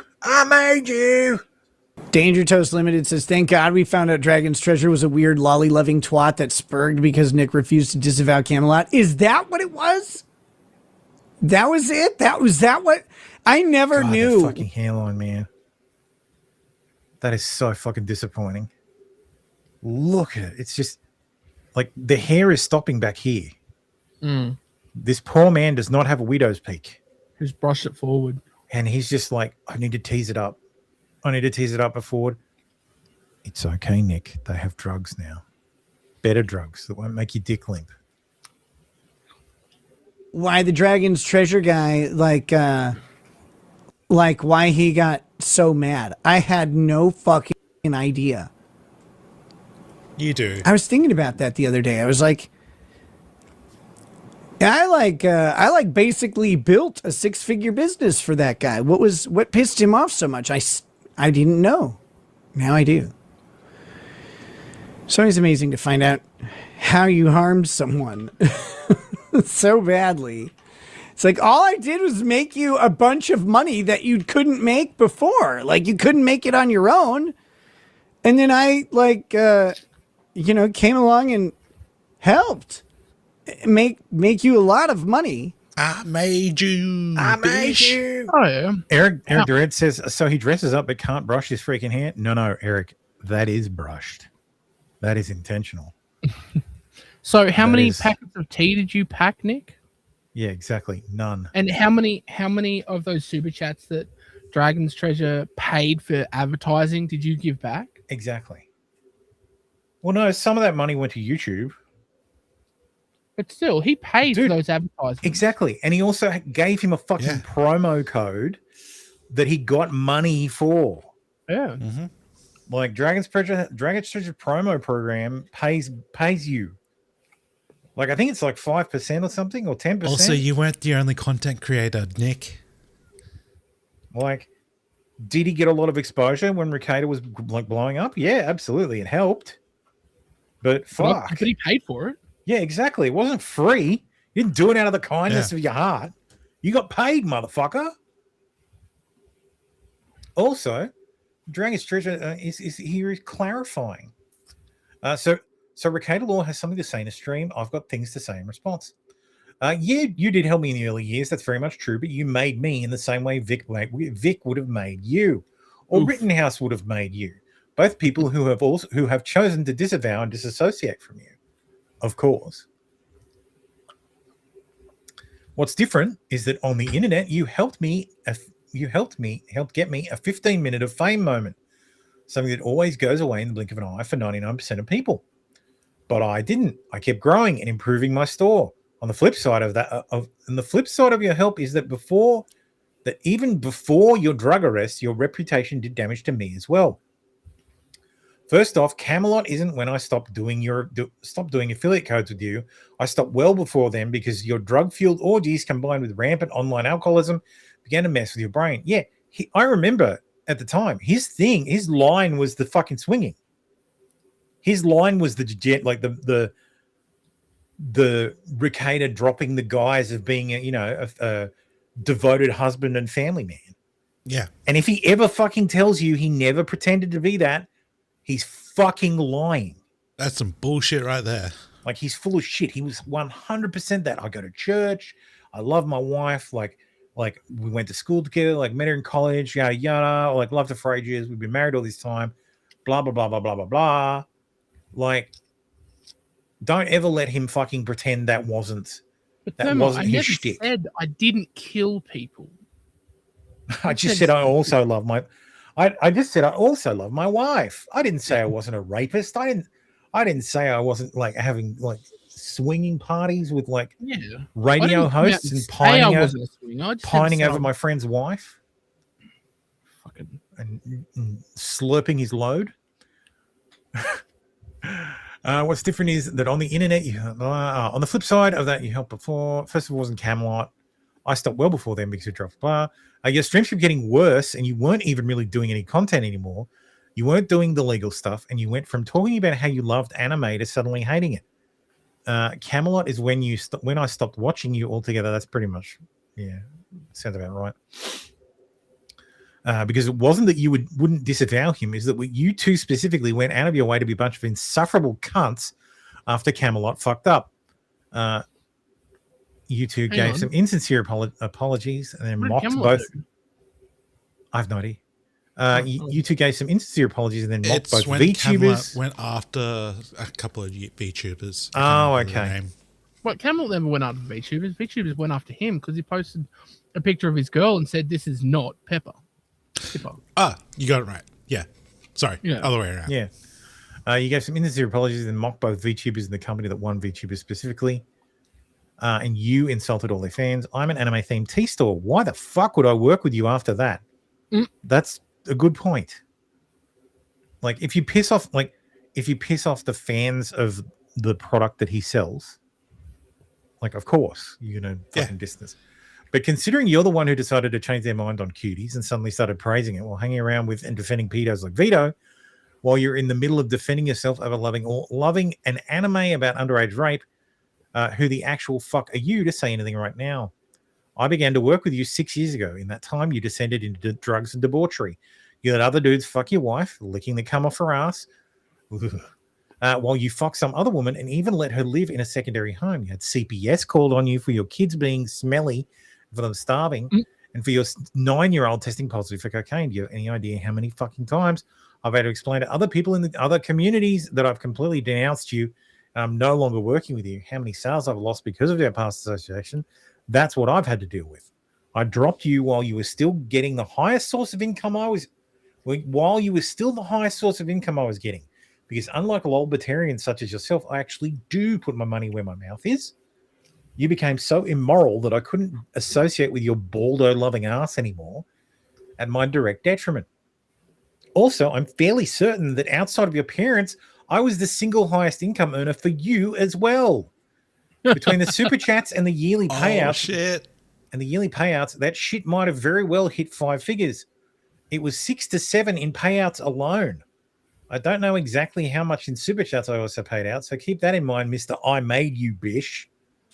While you're basically a broken, disfigured shadow of your former self, I've grown past where you've taken me. I'm looking to expand, add new products, move to a bigger place, update my brand and artwork while you're doing long hours-long streams, seething about someone cooking at his home.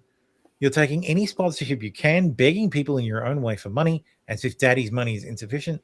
Praying Rumble accepts you again as you cater to horny wine mums and immoral degenerates who only associate freedom with hedonism. You took all the opportunities given you and fucked your career, marriage, family, and entire life.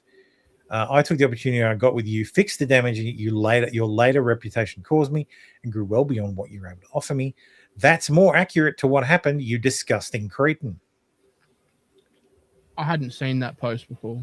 Ricada Law replies with this from September 2023. And just like I said, you've been nothing but good to me and the business, and I will never say anything to the contrary, nor forget it.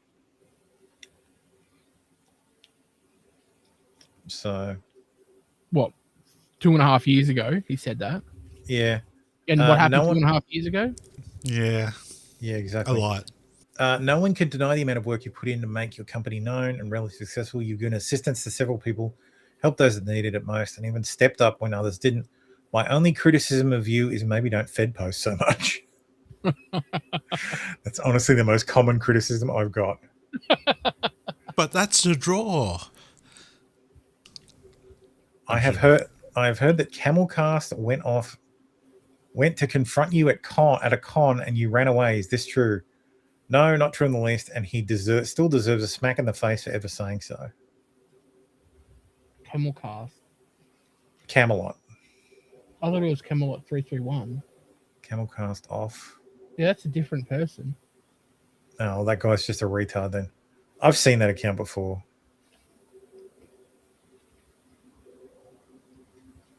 It's astounding that you pulled that up from nearly 3 years ago as if it was either you in the same context as when it was said, you're not that great of a lawyer, even if you can't see through your own spin. I will never say anything to the contrary. Oh, okay. And Ricada, I will never lie to you. As we all know, common statement of gratitude is permanently binding, regardless of how much of a fuck up that person to drag them through the mud. In other words, people don't actually mean what they say. It's common parlance. Exactly. Fuck off. Yep. God damn it. Like, just retarded. Yep. There's a limit. There's limits, you stupid troglodyte. Loyalty isn't an automatic get out of jail free card for every possible horrible thing you can do card. Yeah. Dude, I've murdered your wife and children. You said you would never say anything to the contrary. You're a liar. Yeah, but you said you'd be my friend forever when we were 7. Like, how could you change? Like, fucking this guy, man. The most disappointing thing is that I ever fucking paid any attention to this guy whatsoever. To Nick. Like, yeah. Yeah. I don't need the community to hang around with. Yeah, well, that was more it. It was more the community than anything else. Anyway, let's. His community was based. That's what drew me in. That's right, the community, and the community is still here. We are the community. Let's just do the regular news now. That's it. The Ricada segment's done. Quartering segment's done. Good. We don't have to discuss Ricada for another 6 months. That's right. Hey, God. Hopefully. God, inshallah. Mick Handy says Nick Ricada would never lie to us. He said he wouldn't lie to us. Exactly. Exactly. He would never fucking lie. I'm pretty sure Ricada getting aggressive towards Pippa has nothing to do with the anime-based tea salesman cutting ties. It's definitely just poor old Nick. Yeah. The song he played when he was away said that he was a small-town conservative lawyer. He's such a bad liar. Yes. Yeah. Oh, he drinks a fair bit, and you realize that. That's not a bad song. And then you remember that he paid for it, and I'm like, oh, okay. The signs were all there, boys. The signs were all there. After the fact, I believe. Did he pay for it after the fact? I think he paid for it after the fact so he could have rights to use it. I think that's why. So he could say, no, I actually bought this song. So Okay. Because he also had the pee drink, like the Whiskey pee Drinking song. Lawyer. Yeah. Well, that's the Whiskey Drinking Lawyer is the main song. But there's also like the toilet song. Like, you can go in the bathroom. We'll Be Back song. Yeah. Yeah.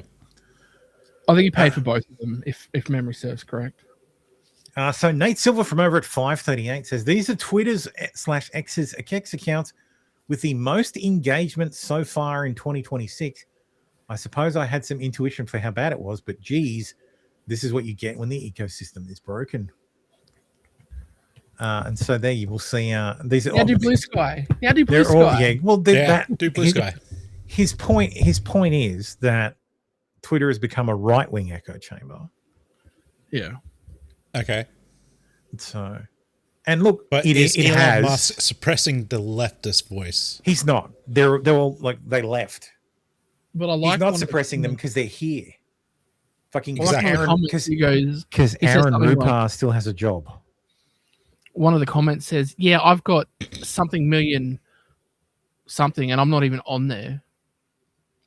So Nikita says data isn't accurate, missing half the network. The number of times you'll contact with. So Nikita's thing is like 12 million. And Nikita's not even on here. Yeah. Because he would be this data's side. flawed. And so the data's flawed. Or you scroll down and people are like, yeah, I've looked through your term whatever it is, the way you did it, and it's bullshit. So it's probably actually in the notes. Multiple inaccuracies in both data completeness and political classification. It's all to send you to his Substack. Naturally. The Silver Bulletin. The Silver Bulletin sounds like something you get if you invested in metals. Not like Nate Silver's bullshit. Hassan explains why his verified follower count seems low. So it says, couldn't find myself on this list, but here are my numbers.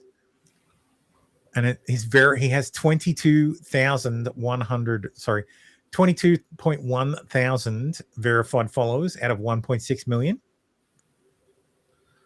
which is hilarious. Yeah, 22,000 verified followers out of 1.6 million. Buddy, do you know the politics of my community? I'm still on auto block lists because Elon grandfathered my blue check mark. Yeah, sure. Sure thing, buddy. Cool story, bro.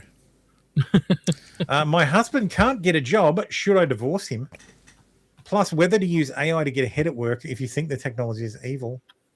Oh, it's a letter to the editor. Dear work friend, my husband is very smart and capable person, but he became very sick in early 2020 and has barely worked since then, despite tirelessly applying for positions. What can he do? We recently moved so I could go to graduate school for music. First of all, your husband is unemployed, and what do you do, lady? Go to graduate school for music. Mm-hmm. But the stress of trying to make enough money to live, and you're the breadwinner. Currently, he's doing an online master's program in computer science, but I worry that this will not improve his prospects. I don't really want to get divorced, but I think about it constantly. It's just too hard trying to support two adults as a non-profit administrator. I can't live this way for the next 20, 30 years. You should divorce him. Just switch the fucking sexes. I know. Switch the fucking sexes, and it you would should be divorce- suck it up, Buttercup. Yeah. She should divorce him just so he's free from your what? Yes. Just free from you. This is the way. This is the way. Anyway. Yes, release him. Release him from his burden. Fuck. Japan, or move to Canada and try maid. On your On your husband. Japan cracks down on its wayward cyclists. Enforcement regimes will levy fines for infractions, including using headphones and riding with one hand. What are you doing with the other hand, bro? Shut up. Don't ask a question. Is there a law about riding with no hands? Legendary 17th century samurai sword is stolen from California dojo by brazen bicycle bandit. Okay. That doesn't look like a long sword. It's the washi. Oh, it was the short sword. Yeah, okay. They got Cool. pictures of the cyclists. Yep. It was just he rode in, pinched it, and bailed. Melanated American. Yep. Final boss. I'm a disabled trans man, but I'm also a Medicaid patient. I'm also a person who uses food stamps. I'm also a person who, oh my God. Let me tell you a little bit about myself. I am Black. I am Filipino-Japanese, second generation. I'm a disabled trans man. But I'm also a Medicaid patient. I'm also a person who uses food stamps. I'm also a person who has been through houselessness in this country. I am also a person who has gone through substance use and addiction. And most of all, I am a patient of Planned Parenthood. Well, I would like to congratulate you for overcoming all those adversities. Yes. What the fuck? Okay, so he says, hello all. I lost 6 months watching that crash out and never got to see the body cam. Yes, that's right. Yeah. Yeah. We still never saw the body cam. It's very sad. All right, here's the deal. How about you can have abortions, but you also have to have MAID? And Planned Parenthood does both. What, they take the baby and your life? No. Yes, I'm down with that. But if you're depressed, you can go to Planned Parenthood and they'll get rid of you. And that's just not with people like this. Like, I understand why the Nazis did their thing. Like, where they're like, we need to get rid of all the we need to get rid of all the disabled people. Have you seen this? Have you seen this person? This is disabled trans man who's on Medicaid and food stamps. How is this useful? Our economy is in toilet. We need to get rid of them. And that's why we don't want more viewers. We can burn some. We can burn some, and we can burn some for fuel. Look at the fat. It would render very well. We could use it for chemicals. Scientists tracking the microplastic pollution just realized they were measuring their own lab gloves. So yes, I will break it down for you. But the gloves that they used basically spend their entire time. They're powdered with this plastic based coating, and it was coming off, and they were measuring plastic based coating, false positives basically. Oh my God. So across common nitrile and latex gloves, they found an average of roughly 2,000 false positives per square millimeter, with some gloves exceeding 7,000. So while there absolutely are microplastics all over the place. Yes, in your balls. It's been drastically overstated. Because so trust the sign because their methodology was shit. Yep. So yeah. This office was running 49 million fake accounts until police raided it. Inside, they found 1,200 SIM box device and 40,000 active SIM cards connected to 80 plus countries. The setup was used to create 49 million fake accounts for phishing, bank fraud, extortion, and human smuggling networks across Europe. Jesus. A single SIM box can register thousands of fake WhatsApp, Telegram, and banking accounts per day. Police seized 4 luxury cars, froze $500,000 in bank accounts and $310,000 in crypto. That's 7 people were running the entire operation. That's all the money they they got from 49 million accounts. Yeah. Well, that's all they yeah. seized. Oh, okay, that's what they seized. Right. Okay. And then they only got $300,000 in crypto. So that money, the people arrested, guarantee you they weren't the only people involved. Yeah. Yeah. Because the thing about operations like this, the people who operate them are seldom the people who own them. Like, they may have gone to someone with the idea, but they needed seed capital. It's just like a fucking enterprise, like a business. Yeah. Like the biggest businesses weren't started by one guy in a basement. They had funding. I guarantee you there's like the equivalent of Andreessen Horowitz. I guarantee you there's like venture crime organizations. What countries is this in? That fund fledgling criminal organizations. Oh, 100%. I think this is in Europe. Oh, this is something about Europe. Police. Policia. I think probably Eastern Europe.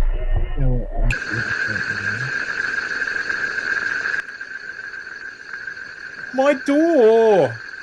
Oh no.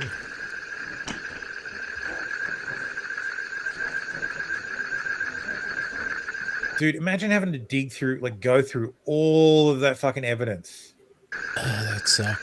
Cataloging everything.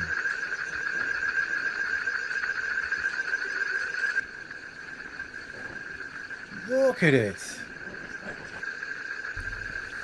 It's Surely Latin you from ancient Greece. The word Pelagia. Okay, so maybe it's Macedonian or something. Macedonian police or Greek police.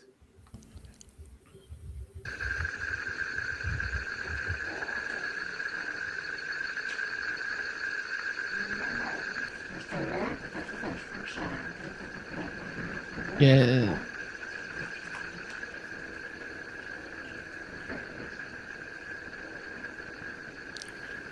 That's insane. Yeah, Slovene, Lithuania, Latvia. Yeah. Around there. Yeah. Eastern Europe.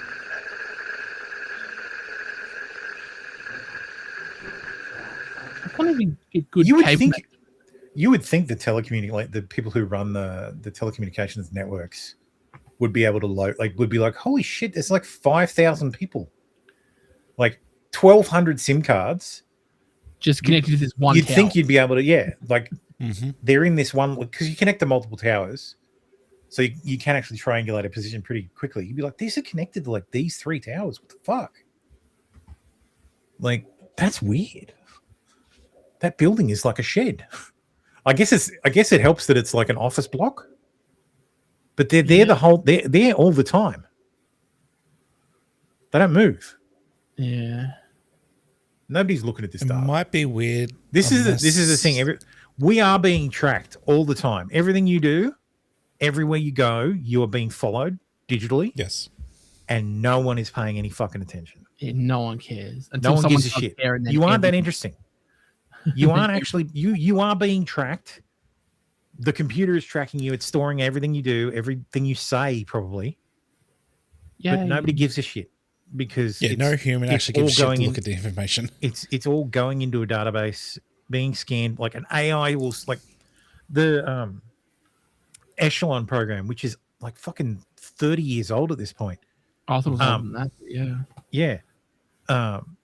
Captures every voice call. Like that's broadcast over the air. Like cell phones, international calls, all of it. Captures everyone, every single one, and just listens. 71. Like listens for words. And if it finds stuff, it flags it. And if it doesn't, it gets dumped. Because you can't store all that shit forever. There's just so much of it. We're generating so much information that there's no way to store it all. So, but yeah, you've been followed, you've been listened to. Every moment of your life is being recorded, tracked. And the only reason it doesn't, and I'm not saying it doesn't actually matter, like it doesn't actually matter. It's fucked. Like you have no privacy anymore. Privacy's dead. It doesn't matter to them, if not matters to you. Yeah, it matters to you. But the only reason it's not a huge danger yet is because it's too hard to fucking get through.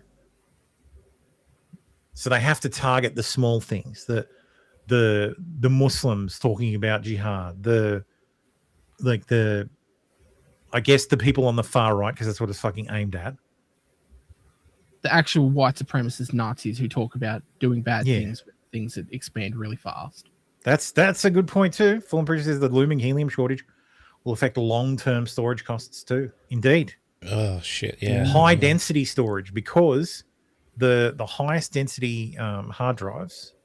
So I think after 24 terabytes, the platter site, like the distances between the platters are so small, like so tight, that to get good performance, you need to make sure you basically have to replace the oxygen, like the air that's in the drives, with helium. Could they use another noble gas? Maybe. Or is that going to cause another issue? I'm wondering if it might cause another issue. I don't know, because you use argon. Argon's a noble gas. Use nitrogen. Or are those also too expensive? It's probably the helium's a gas at room temperature, so you need something that's a gas at room temperature. Right, and I'm not too I familiar. got an email recently from one of my wholesalers about brand new helium hard drives. I think it was a 30 terabyte. Yeah, once you the the big ones need to use helium now. So. Yeah. Anyway, Texas family says man shot a pedophile in the genitals to stop him from targeting his underage nieces. Good. The family says Marcus Renfro, 33, acted to protect children from a man trying to involve them in drugs and S-Starseal activity. Renfro's brother-in-law said, my little cousin told me that the dude said, oh, come back and smoke some meth with me, have some drugs. That's kind of him. He's sharing his drugs. We should encourage this sort of behavior. He added, we had already heard that a certain dude had been messing with other kids, little kids around here. Fort Worth police said officers had already been called Friday morning after reports of a man soliciting children for sex. His wife said when Marcus was walking away, he just ran up on him like he was trying to approach him, like to hurt him in some way. Family said Renfro's actions were necessary to protect the kids, though police have not confirmed that account. I see some commotion going on with my little cousins and stuff. Dontavius Williams says he knew something wasn't right. And my little cousin, them telling me that the dude said, oh, come back and smoke some meth with me. Share some drugs. The family saying this wasn't the first time. Fort Worth police say officers had been called to the 3700 block of Century Palace on Friday morning after receiving calls of a man possibly under the influence and soliciting children for sex. But we already been heard that certain dude been messing with other little kids around here. That's when they say, is that guy got a full-on fucking grill in? Because it sounded like it. Renfro stepped in. They exchanged some words. When Marcus was walking away, he just ran up on him like he was trying to approach him, like to hurt him in some way. Police have not confirmed this version of the events. As officers arrived, they heard a gunshot. And then he said something to Marcus, and then he turned around and Marcus shot him. Police say they found the man who matched this. Wait, Marcus? Don't you mean DeMarcus? Suspect's description. Oh no, that was the brother-in-law, not the guy who actually did the shooting. With a gunshot wound in the groin. Police say the man was taken to the hospital and expected to survive. At this time, it's not clear if he'll face charges. So anyway, good. Shouldn't face charges at all. Massive explosion from a tanker near the Bridge of the Americas in Panama City. Panama, of course. Oh. Dude, what the fuck? That would be scary as fuck. Be driving along in a fucking fireball.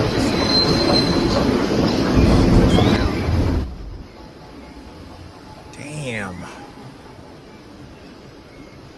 God damn.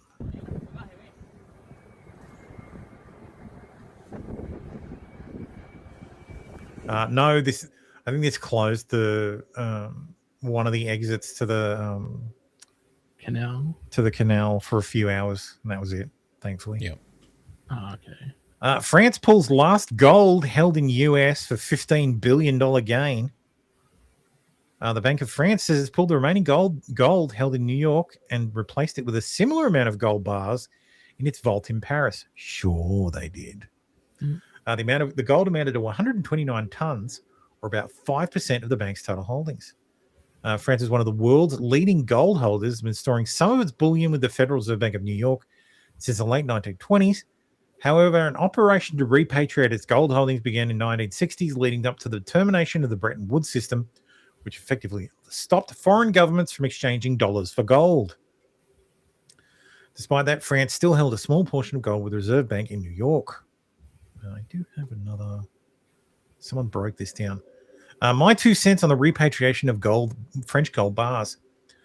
French asked for return of their 12.5 kilograms of gold bars. I think he means tons. Mm-hmm. Of their 12.5 kilogram gold bars. Right, that's the weight of each individual bar. Right. The US had already sold them. US offered to wire the money. France accepted and bought 12.5 kilogram gold bars in London. Both countries agreed on the following spin to sell the story. New bars bought to meet current standard. Spin is 100% bullshit. 12.5 kilo, 99.9% pure gold bars have always been 99.9 pure gold bars of 12.5 kilos. Yeah. Previous repatriations happened without the need for current standard. Mainstream media doesn't ask questions and prints spin, another PR disaster avoided for the US/Fed. The rigging of the dollar system can go on, and they can kick the can further down the road. Still waiting for that audit of the Fort Knox. Of Fort Knox. So my understanding is Goldfinger got there and irradiated all the gold. Yes, that makes sense. Gold. A man suspected of using bear spray to steal Pokemon cards has been caught by Vancouver police in an undercover sting operation. Our major crime section was engaged and we entered into an operation. How quaint. Okay. He stole Pokemon cards with bear spray. Better call major crimes. Well, depending on the price of those Pokemon cards, it could be worth. Yeah, I know. Crimes. It is funny to think major crimes. Like, oh yeah, you're stepping on my joke, bro. He stole 4 packs worth at $4.99 each. Oh my god, quick. Pokemon. Gotta mix them all. Father suing his own son after he came out gay, demanding to be repaid for every expense from raising him, calling it a worthless investment. Indeed. Holy shit. Son, Michael broke a promise. So let me be clear. This is one of those shows where it isn't an actual fucking judge, isn't an actual court, isn't in front of an actual judge, and it's actually what they do. It's like the People's Court or Judge Judy. What you do is when you apply to go on the show, and both of you agree that whatever the judge this is basically binding arbitration, and the arbitrator is the judge, is Judge Judy. In the case of Judge Judy. To be fair, Judge Judy was a judge. Judge Judy was a judge. She was a family court judge. But the show itself was the show itself was after she retired. Yes. Yeah. But the show is fabricated. It's not actual. Yes. Well, no, the people are real. The cases are real, and the judgments are real. Real court. But it's not a real court. Yeah, it's just not a real court. They agree to submit themselves to the adjudication of Judge Judy, and then Judge Judy adjudicates. Hands down her decision, and the two parties have signed an agreement that the whatever Judy decides is what happens. So I also heard that the production, if they actually go live on air, the production pays for it. So if Judge Judy turns around and says you're paying $5,000 to this person, the production pays that $5,000. That's how they incentivize people coming. Yeah, on. I think I'm so, aware they all get paid, but like a certain amount just to be like that, just to get the cases. But it was something that after that adjudication determines additional funds, I think. Yeah. And I'm trying to recover the funds that it cost me and by his doing so. I have been living in Memphis. In court today, sir. My son, Michael, broke a promise, and I'm trying to recover the funds that it cost me and by his doing so. I have been living in Memphis for about the last 25 years. That's where I met my wife. That's where I started a small business with her brother. we're part of a tight community, a small, tightly-knit community. We go to church. Our families entertain each other together. Right. Shortly after I got married to... Sorry, I have to bring that up. McKenny said, rumor is the gold surrendered before reaching Paris. Tombolo says, good afternoon, Fireball enjoyers. Good afternoon, Tombolo. Afternoon. Yes, good afternoon. Michael's mother, my wife, Jennifer. And Are you still married to your wife, Jennifer? Okay. Yes, we're still married. And we found out we were going to have a child. We were overjoyed. And when I had a son, it was doubly joyful because then I knew that the family name would carry on. And he's a boy who's always made me proud. He's always been smart and well-behaved and a great boy. So all this sounds really, really lovely, Mr. Talbot. So why are you suing your lovely, well-behaved, high-achieving son for $6,000? It all started last May. Michael one day asked if he could have his friend Kevin stay over. It was a How old Saturday is night. Michael? Michael, how old are you? I'm 18 now. I was 17 at the time. Okay, so were you a senior in high school at the time? Yes, I was a senior in high school. Okay, thank you, sir. Go ahead, sir. His friend Kevin, who was a couple years older, but I'd met Kevin, certainly seemed like a nice kid, a nice boy.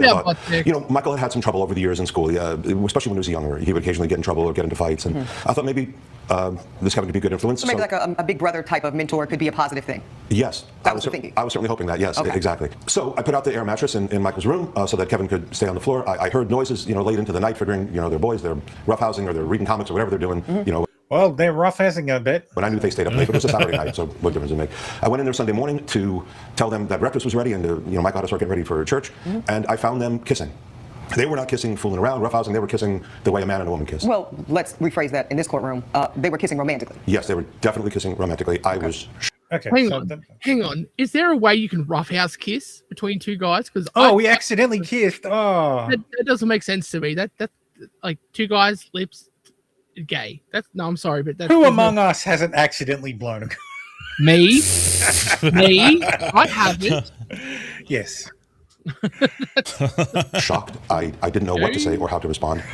So I just pulled it together enough to ask Kevin to leave and to tell Michael that we had to get ready for church, and that's what we did. Did you address the situation at all? Get the fuck out! Gay! Yeah. I don't think we have to see any more of that. He's presenting it like, oh no, boys will be boys. They'll just, random kissing. It's like, no, that's not what. No. I have a distinct feeling they weren't kissing. So, but he doesn't want to actually say what he saw. U.S. Army veteran Courtney Williams is charged with leaking classified information to a journalist. Oh. This is actually from a while ago. It was a story in the what was it? It was Politico. And it was about Delta Force. She leaked about Delta. Yeah. Like she was assigned and talked about the boys' club, and as part of the article, she'd revealed stuff that shouldn't have been revealed. So. Okay. You didn't think to pass that through communications first? Well, no, because she wasn't supposed to be talking to the fucking media. It was an anonymous story. Or a lawyer, even? Security clearance while she worked with Delta Force there with the Army in Fort Bragg. She's the whistleblower that called out the maltreatment that she was experiencing while working there. But the feds believe she was giving away a lot more than just workplace secrets that could have put soldiers' lives at risk. For 8 years, Courtney Williams worked in the Army's Delta Force at Fort Bragg, behind-the-scenes work to help maintain cover for one of the military's most secretive groups.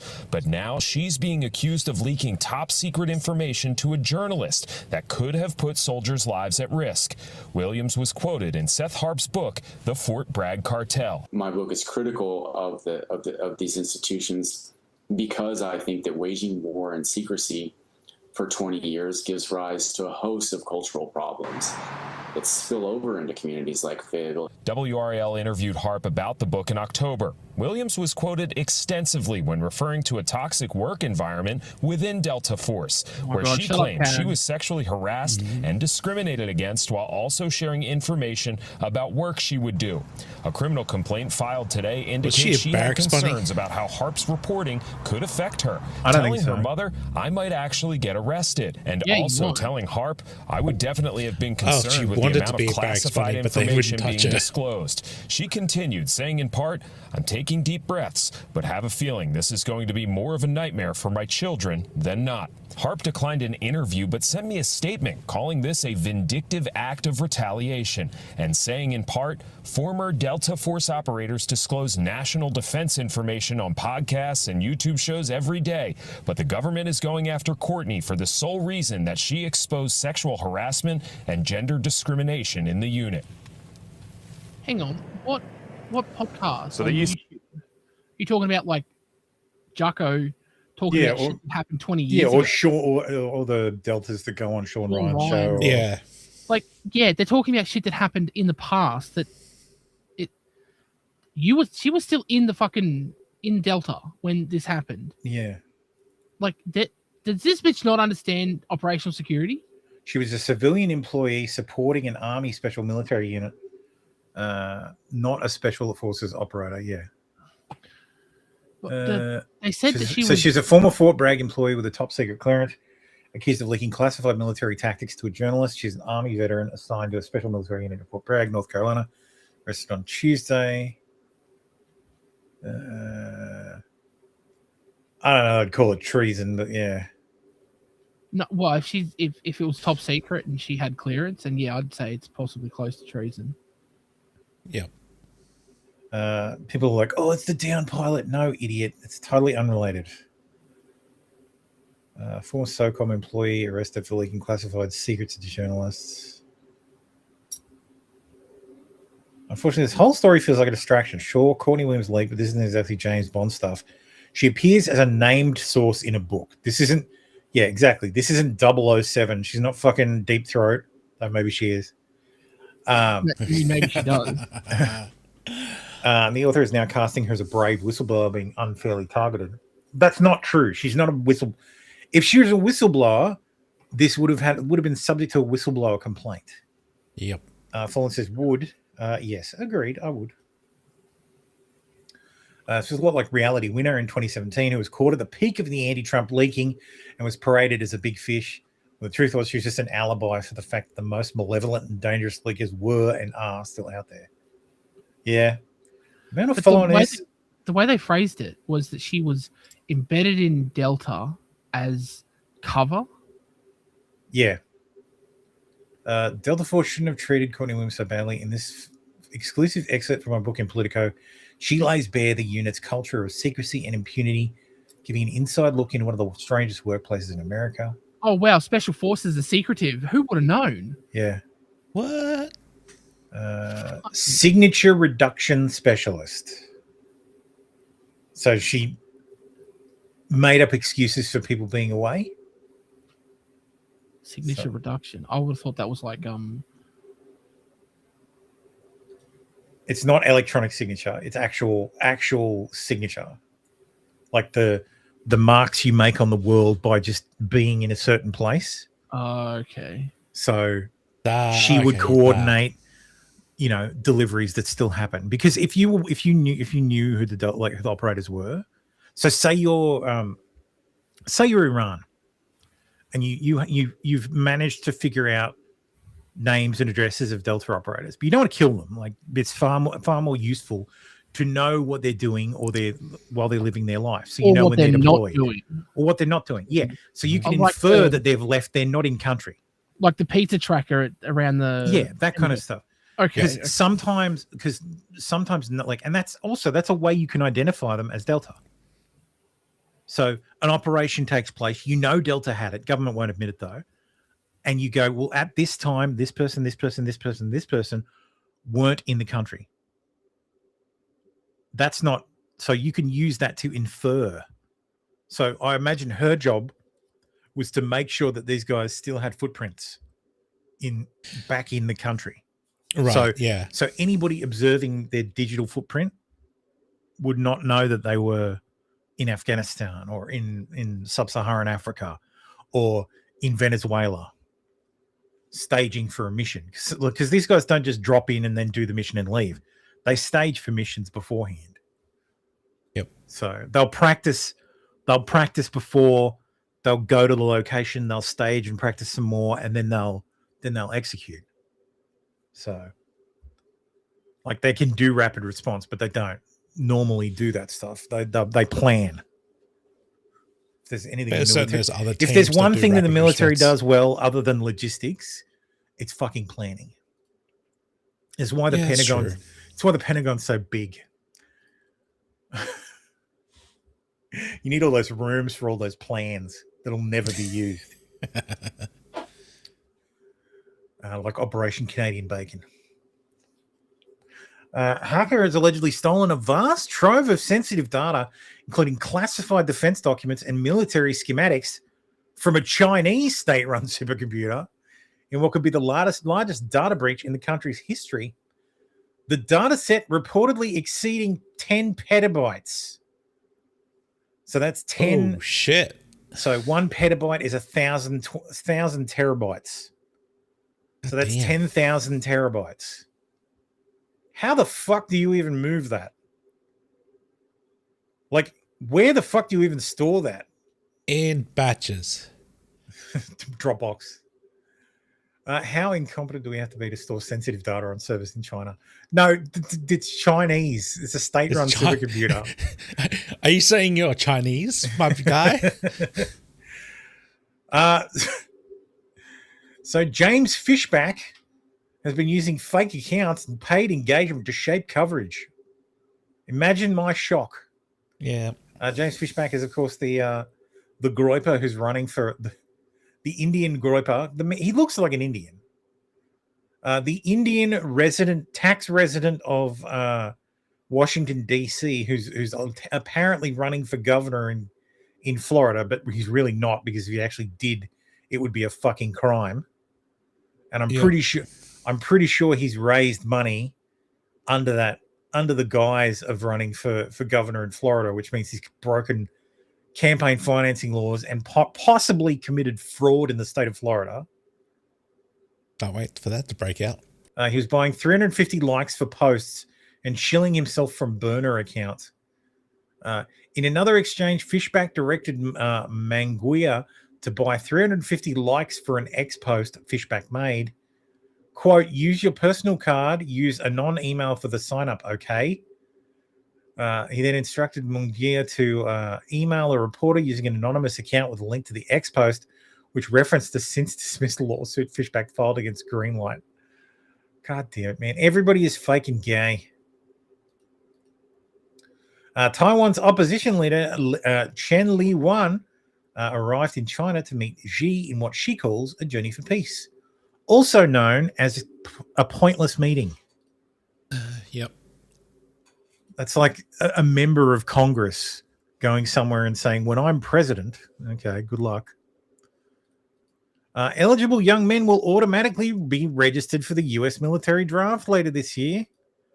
So congratulations, American boys aged 18 to 25. You don't have to fill out the form anymore. Yep. It'll just happen automatically. So, I mean, yeah, if it's mandatory, don't. Yeah, it is. Selective service is mandatory. Like, you have to the registration is mandatory.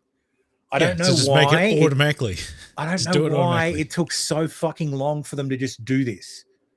Like, it was a crime to not register. It is still a crime to not register. Dude, for selective you heard service. stories from Doge, like how they were storing like the pension stuff. It was like in a fucking mountain. It was still paper.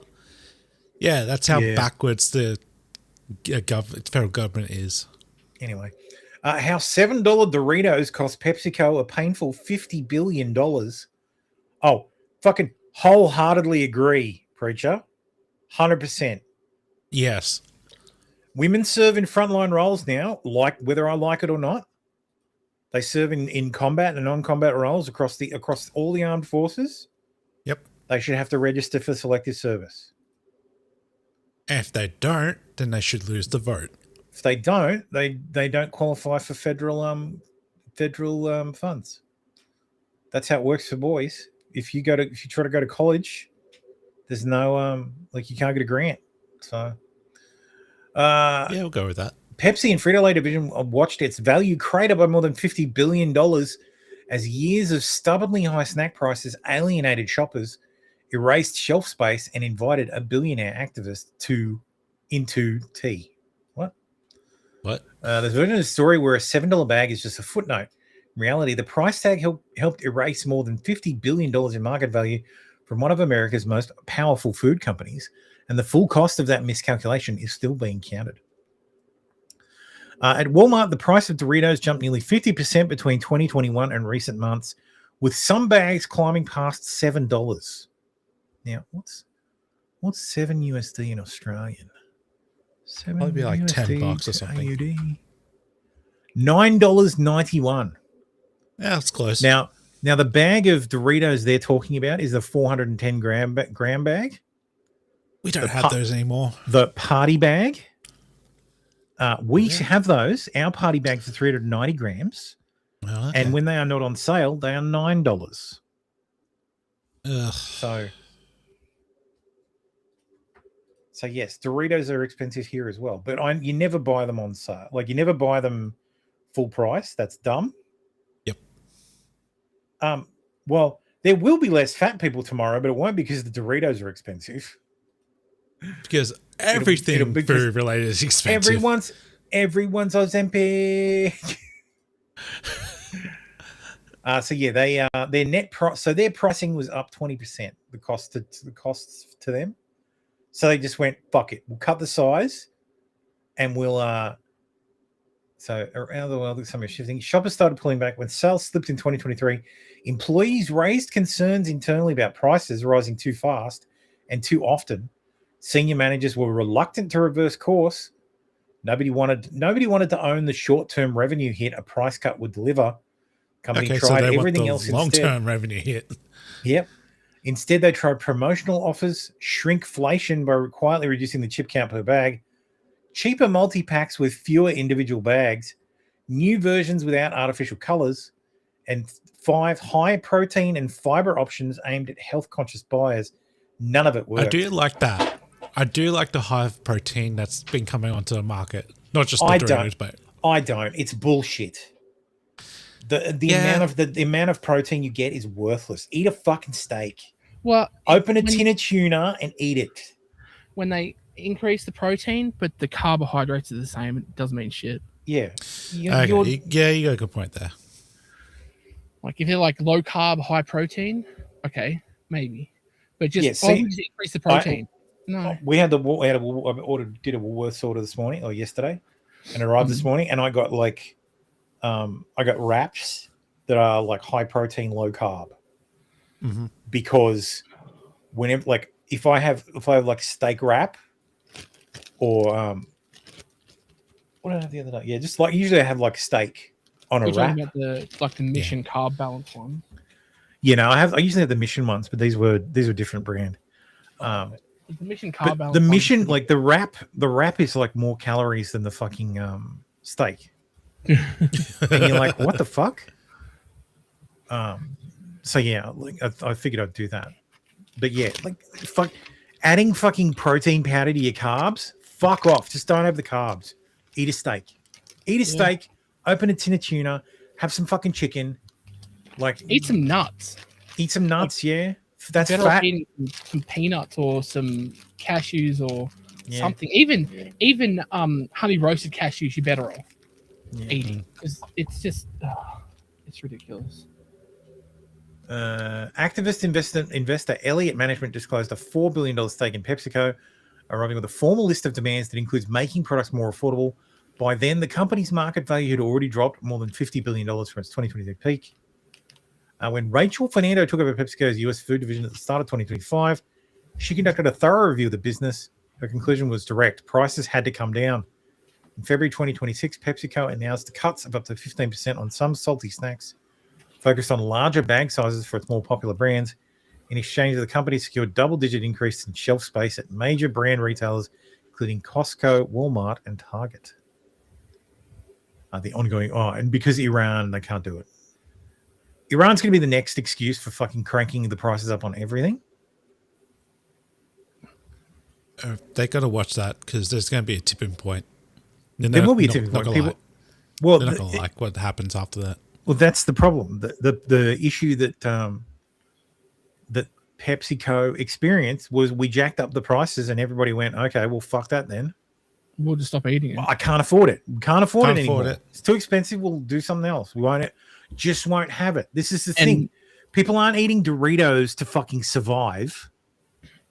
They're eating Doritos because they're cheap and they enjoy them. And if you've made it, if you remove if they still enjoy them, but they're not cheap anymore, they'll fucking do something else. Yeah, and once you lose a customer, how much effort does it take to regain that customer? A lot. Exactly. Eric the Red says, eat things that had parents. Yes. He's not wrong. I know. It's not wrong. In a now deleted post on the Pentagon's Defense Visual Information Distribution Service, DIVIDS, a sailor working on an EA-18 Growler electronic warfare aircraft. So that's just an F-18, but with electronic warfare package. Yeah. Can be seen wearing a morale patch which says, "Join the Navy, save the big booty Venezuelans." There it is. Join the U.S. Navy. Fallen, you were a seaman. Did you get to save any big booty Venezuelans? I like how the patch is actually Velcro and not sewn on. Yeah. Yep. Well, these are what's it called? Morale patches. Because the idea is you'd usually have you'd have ranking, you have chevrons there. Yeah. For your rank, or you'd have a flag there. Yep. So because there's ones on the front as well for your name, because you want to make the fucking uniforms as uniform as possible. It's in the fucking name.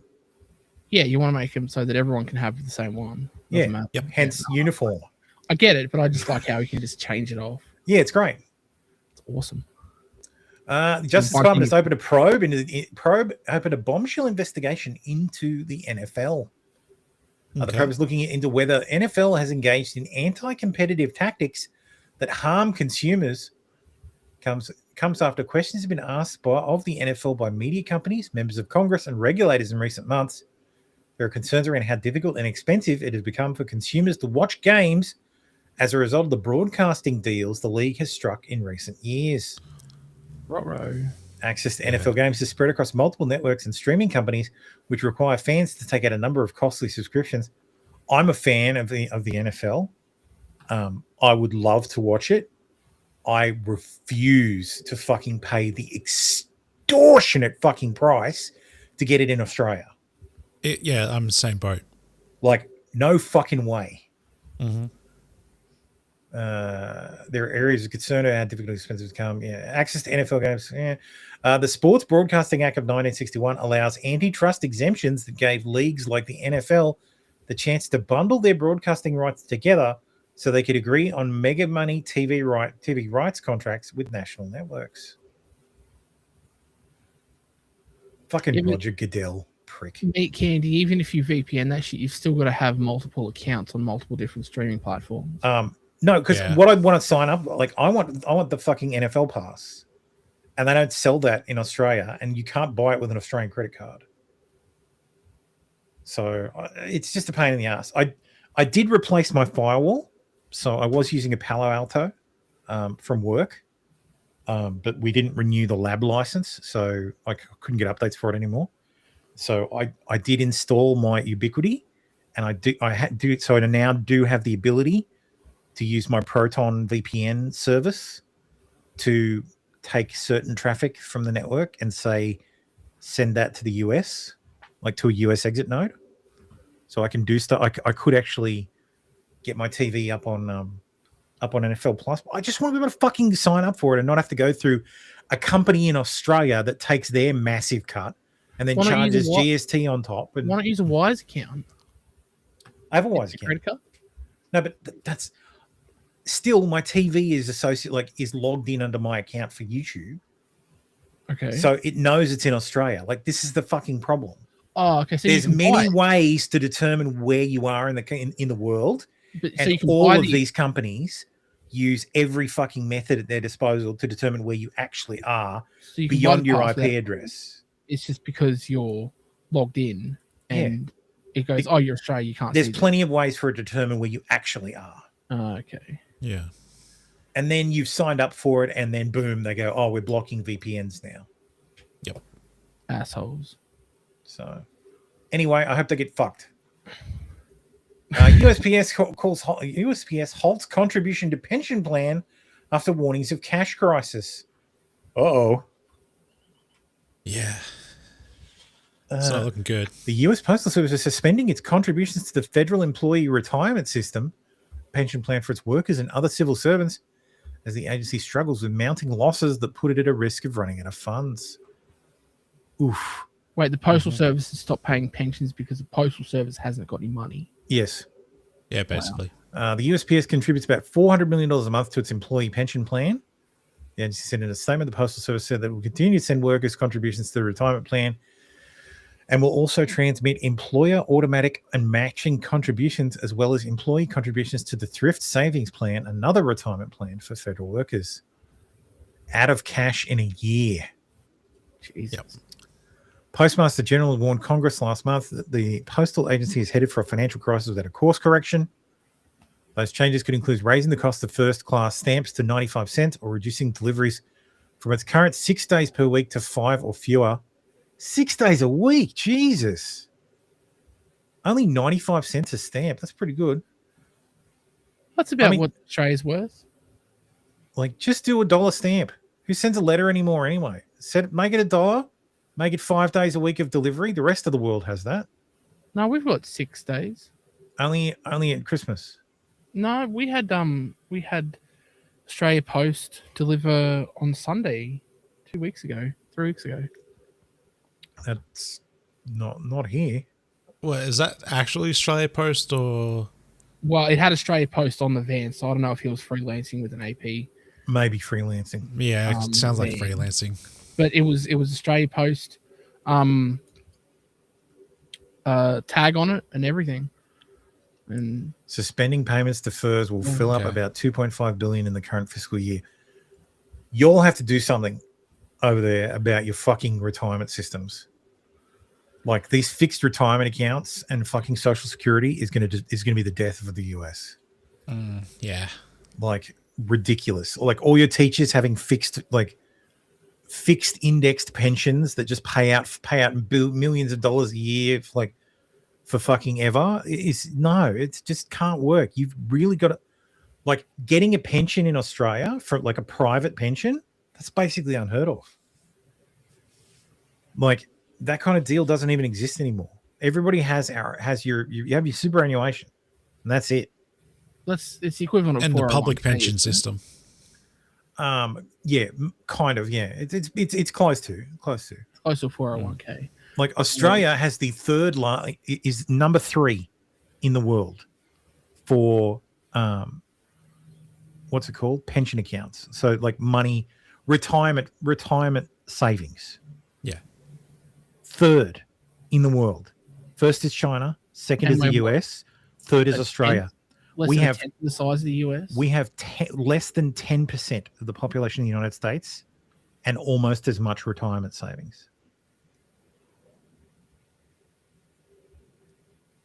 Yeah. I mean, Kenny says, what, Therma, you don't think a teacher should be able to retire at 53 and receive 80% of their last year's salary for the rest of their life? Yeah. I think you mean 80% of their last year's salary indexed for the rest of their life. Like indexed to inflation for the rest of their life. Yes, they should, if they've planned for it and they've done it properly. Yes, if they've bought their private one, then yes. They absolutely should. Yes, you are right. Tomorrow says defined benefit schemes are grandfathered but still exist. Yes. But try getting into one. Well, yeah, because you can't. Grandfather of 7 drowned during baptism, with pastor saying she saw him dancing with Jesus. Yes, that is the pastor.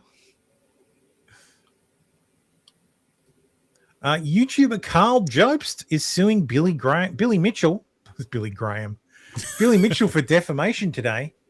Mitchell previously sued Jobst for defamation in Australia, and the judgment drove Jobst into bankruptcy last year. Now Jobst says Mitchell falsely accused him of serious illegal activity before and during the bankruptcy process. Jobst said Mitchell has also falsely accused him of pocketing funds from a GoFundMe he organized to help other people pay for legal disputes with Mitchell. Best of luck. Shit flinging contest. Like Jobst is retarded. Oh, yeah, 100%. Like Where's he filed this? Southern District of Florida. Yeah. Are you fucking stupid? Prepared to be slapped, bitch. Like, what's his relationship to the parties? He publishes YouTube and Jobs regularly produces content. Jurisdiction and venue. Southern District of Florida is a subject matter jurisdiction over this action. Plaintiff is a citizen of a foreign state and defendant is a citizen of the state of Florida.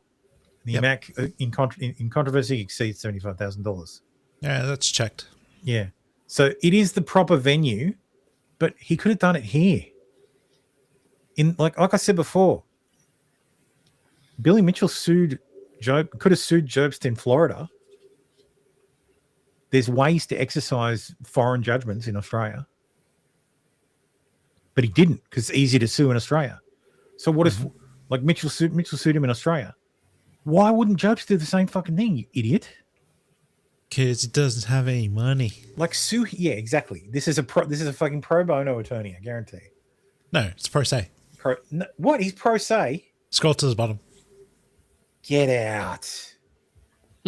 Holy fucking shit. Respectfully submitted. I'm surprised he could afford. Dude, his mobile phone number's on there. I'm fairly certain he could afford like $500 to do the pro se filing. That's ridiculous. I just want to have a look at this address. See Wait. what his house is like. Why is he filing? He's Australian. Why is he filing in another country? It's a nice house. Let's have a look. Dogs. Oh, that's what happens when you file suit. Listed July 2022. Oh, that's what you need. Neighbors to be able to see into your bedroom because you've got floor to ceiling fucking windows on the front bloody. What is he, an exhibitionist? Yeah. I don't think he built the house. I think he just bought it. Pretty cramped office there. That's AI. What? Oh yeah, they're 100%. That's fucking AI. Look at that. That's how it's no. This is high dynamic range. They take like 8 photos and then compass at different exposures. Mm, like the chair. No, look at the chair. That chair. The chair they added in after the fact. You think? Yes. Yeah. Come on, Thermo. That chair's been shopped in. Yeah, maybe. Look at Carl's not that fat. Look at the sky outside. Look at the. He doesn't have that view. There is not that view from. I don't know why you'd put a cup chair in though. Maybe. It's not AI because this is from 2022. Because they wanted to put something in that centered the image. Yeah, that's AI. No, it's not AI. It's fucking AI. These images from 2022. AI. What suburb is it? Pollara. Pollara. No history available.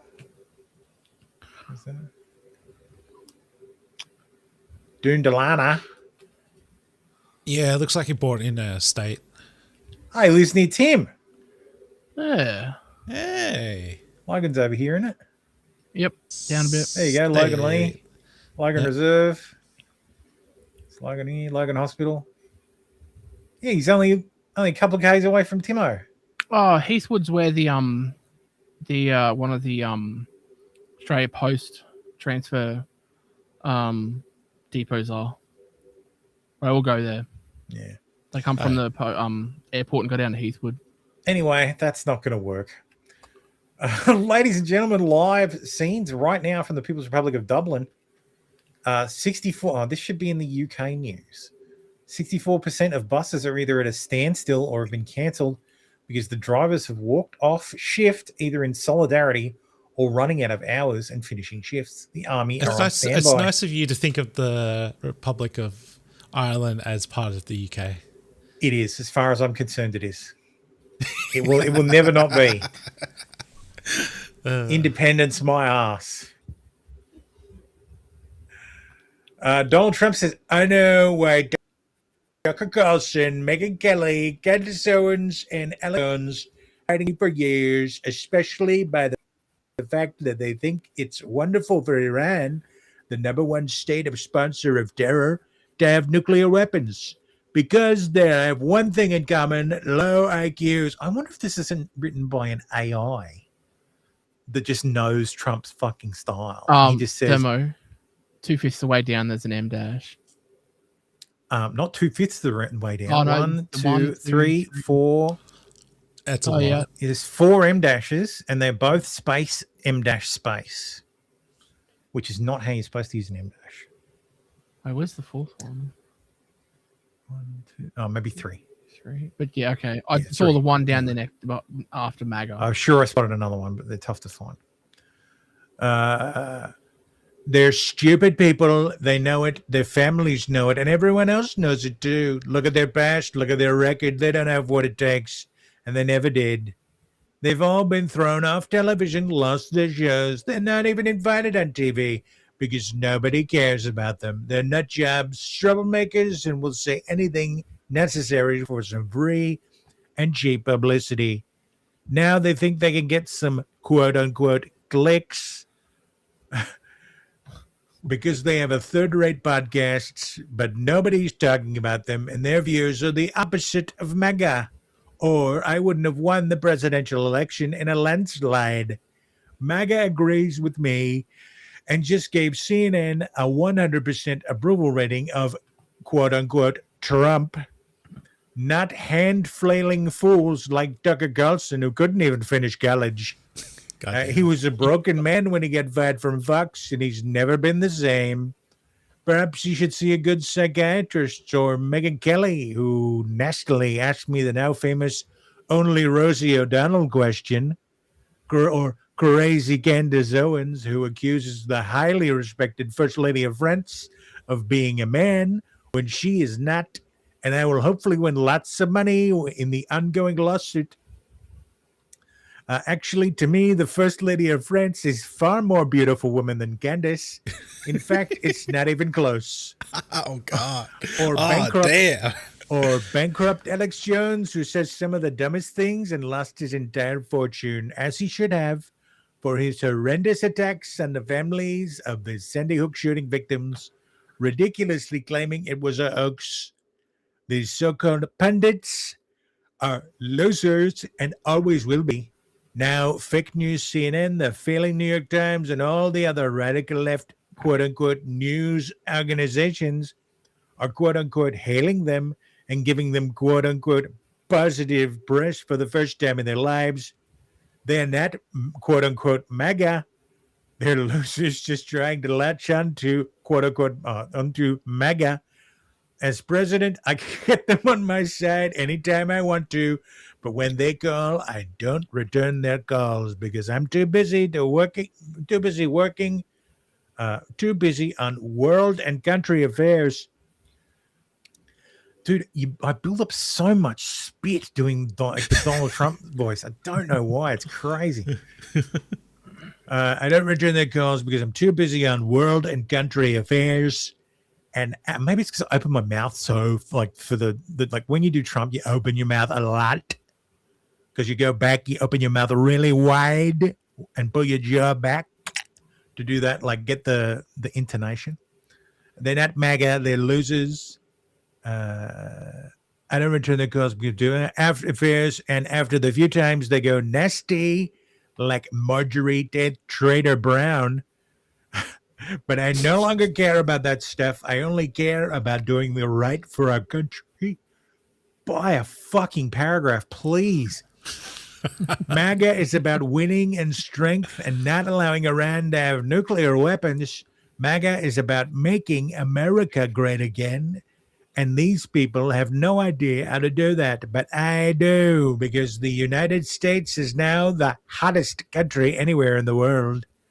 President Donald J. Trump. Oh, God. God damn. Tell us more about opening your mouth wide. When I say Trump. If they ever make a movie out of this post, it should be 3 parts like Lord of the Rings or The Hobbit. Yeah. My God. Jesus. I do want to point out that, like, what not Tucker Carlson's son. No, it is Tucker's son. Tucker's son works for his vice president. Okay. Like, and Tucker named his son after his brother. It's kind of weird. After Trump's brother? No, after Tucker's brother. Ah. Tucker's brother's name is Buckley. And Tucker named his son Buckley. So his brother and his son are both Buckley Carlson. Like Buckley Carlson. So not Junior, obviously. But they're both Buckley Carlson. That's strange. Okay. It's strange, not weird though.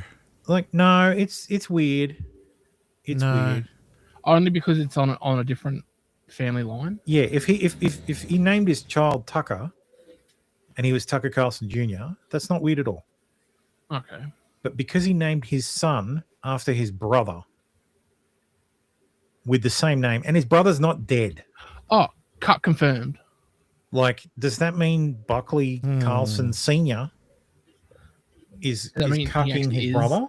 Does that mean he actually is Junior? Ooh, now we're thinking. Now we're cooking with gas. He's a cuck! Map shows U.S. Forest Service facilities closing after Trump admin move. Trump is moving the Department of Agriculture. Sorry, he's moving, So the move is part of a broader plan by the Department of Agriculture to relocate the Forest Service headquarters from D.C. to Salt Lake. Oh, no. This was, I love that Trump is like implementing ideas that other people have given him, because this was, this among other things was one of DeSantis's things. He was like, when he was running, he was like, no, we're going to move all these organizations. We're going to scatter them across the country where there should be. Yeah, like why is the Department of Agriculture 5,000 kilometers away from anybody who does any agriculture? Yeah.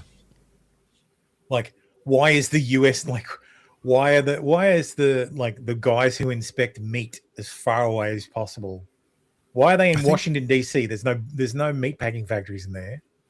Like, none of this makes sense. Yeah, you think they'd be somewhere near the meat belt, somewhere? Yeah. Didn't we do this in Australia, or was it just proposed that we? The Liberals did it with some organization, like some government department, but they did it. They sent it to what's his name? The one with the hat, not the good one with the hat. The drunk one. Barnaby Joyce, yeah. Joyce. They did it to they sent it to Armidale, which just happened to be in Barnaby Joyce's electorate. Yeah, that was just coincidence. Yeah. So it's not like they were like, yeah, let's spread this around the country. No, they don't do that. No. Mickey says maybe Buckley saved Tucker from drowning after he fell into a frozen lake as a kid, and Tucker always wanted to honor his brother that saved his life, so that's why he named his son after his brother. Yes, that would be a possibility. That would be acceptable. Anyway, people are of course losing their mind over the Forest Service being moved. God forbid. Being gutted and completely destroyed. Yes, it's being destroyed. I swear I put this in the wood chipper section. Where the hell is it? Oh, I mustn't have opened it. Did I not open the wood chipper section? Oh, I must have missed it. Hang on. Into the wood chipper. Open. Yeah, so before Please stand by as the wood chipper segment has been moved to Salt Lake City. That's right. Yeah, the wood chipper section has been relocated to Salt Lake City. This is not for the wood chipper segment. 51-year-old YouTuber accused of pepper spraying people for views arrested and facing $1 million lawsuit. Should go into the wood chipper. Should. Mm-hmm. Fuck these people. In all my years on the internet, I have never heard the term boy kibble. This anon is right. There's a completely transparent propaganda campaign to rename goy slop to something that doesn't offend Jews. And it's in response to this, an article from the Washington Post that says a new trend called boy kibble has emerged inspired by dog food featuring protein-rich meals popular with Gen Z men. I want to invest... I've never heard this term either, but I am not Gen Z. A new trend called boy kibble has emerged, inspired by dog food. Yeah, so dry dog food is kibble, obviously. Yep. Yeah. So boy kibble would be dried food that you feed to people.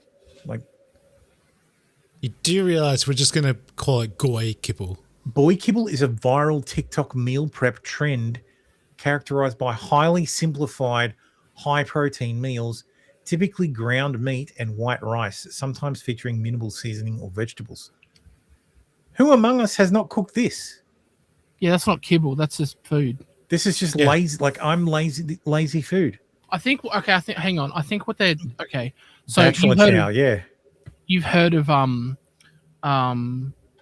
girl dinner, where it's just like a packet of chips and a soft drink, and it's just random shit. That's thermo. That's called thermo lunch. Yeah, I know, but that's probably where they're getting the boy chocolate part bar. of it, is instead of it being girl Speaking dinner. of which, I'll be right back. It's boy dinner. But they're like, oh, we can't call it boy dinner. We got to call it something else. Because men are dogs, we'll just call it kibble, boy kibble. So I don't know, but it's still pretty retarded. Retarded. And also boy sounds similar to goy, so we're just going to call it goy kibble. And just ruin whatever the fuck they're trying to do. Let's see. Because we always can make it about the Jews. Don't you worry about that, boy. Yeah, call it goy kibble. Yep. Goy kibble, yes. What's the Google chart? Where do you? Yeah, I was going to say we've got a chart. There it is. Goy kibble.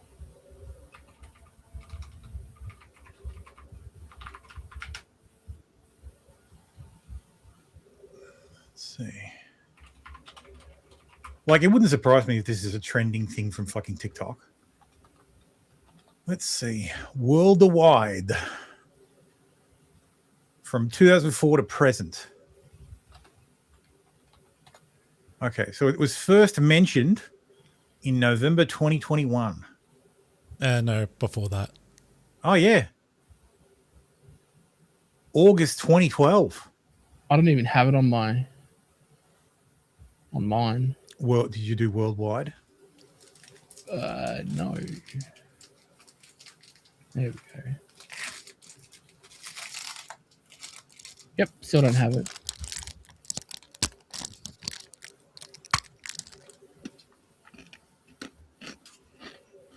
Lovely eating SMAR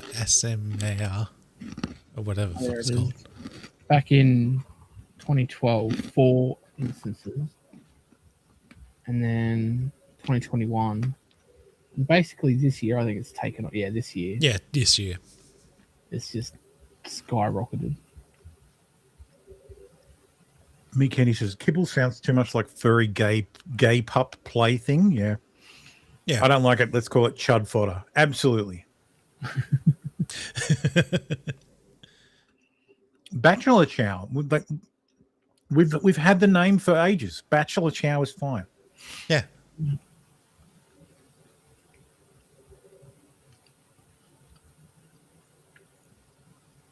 Let's have a look. It's a major business that specializes in trying to guide memes away from certain parts and terminologies. They are Jewish, of course, because everything's Jewish. Trying to replace goy slop with something less anti-Semitic like boy kibble. I think this is a function of TikTok more than anything else. Yeah. Yeah, that sounds about right.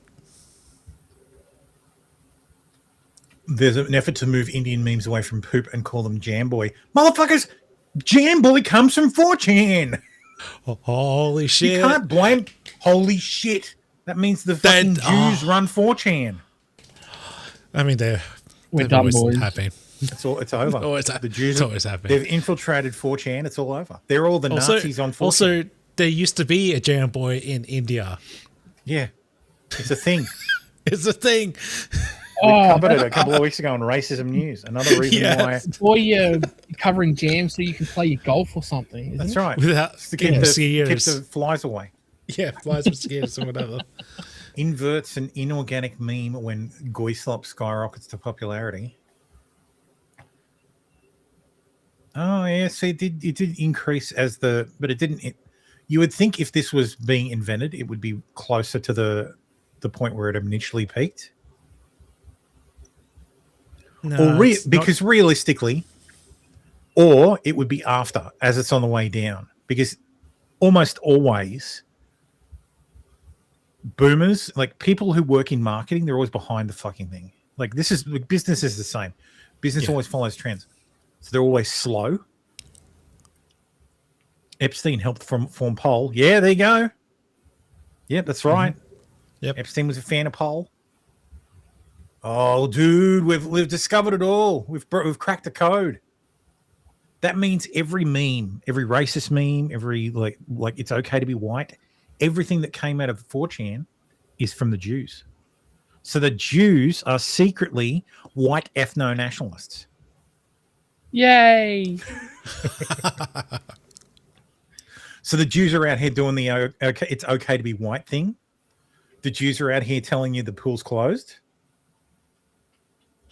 Geez, the consequences are quite fascinating. If you Jews hate the iPhone. The Jews hate the iPhone. It's too hard to hack.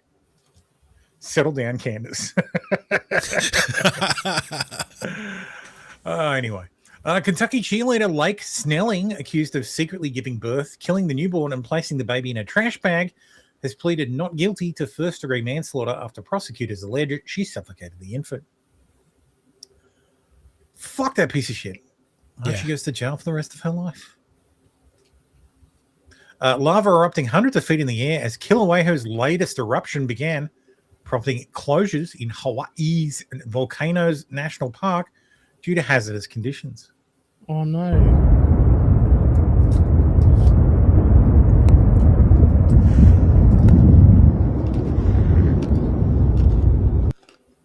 Neat.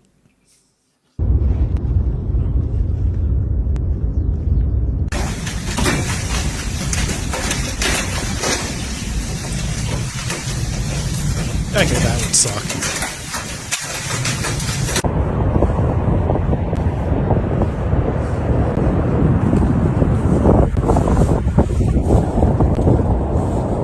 Look at the flow. Every paradise has to have a drawback. Yep. Yeah, look at California. Yep. Yep. A Tulare County detective was ambushed and killed Thursday morning while serving an eviction notice in Porterville, CA. Detective Randy Hopert was shot by a 60-year-old suspect armed with a high-powered rifle.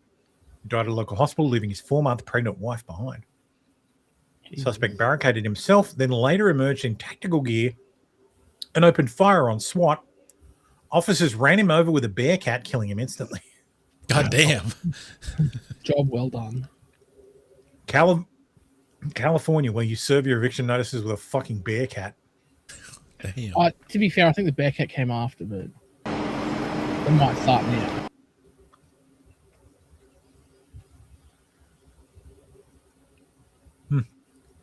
I wonder if they put like a little stick figure on the side of the bear cat for every kill.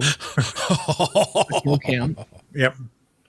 God damn. Deranged man who banged on Fairfield door screaming, "Where is your daughter?" identified as Jason Thomas Nichols. The fuck? Understand me.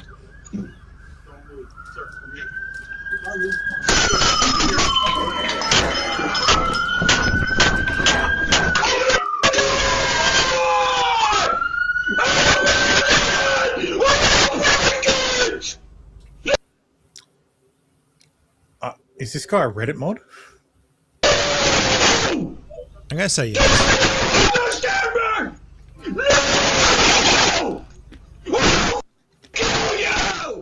God damn.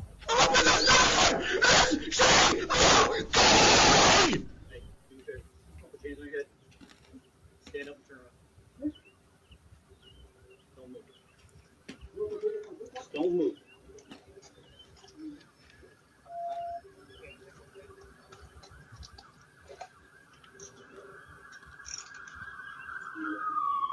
Did he just fucking rant like a lunatic and then surrender peacefully? What the hell?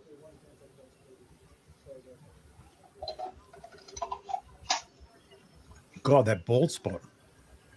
Mm. He's only 30. Terrible. So deal with all these men and they're balding. Fucking Rick Hader. Look at that guy. It's just low T, man. Yeah. Loose Pokemon cards are cooked. Well, loose Pokemon packs are cooked. Now, factories can reseal them at scale.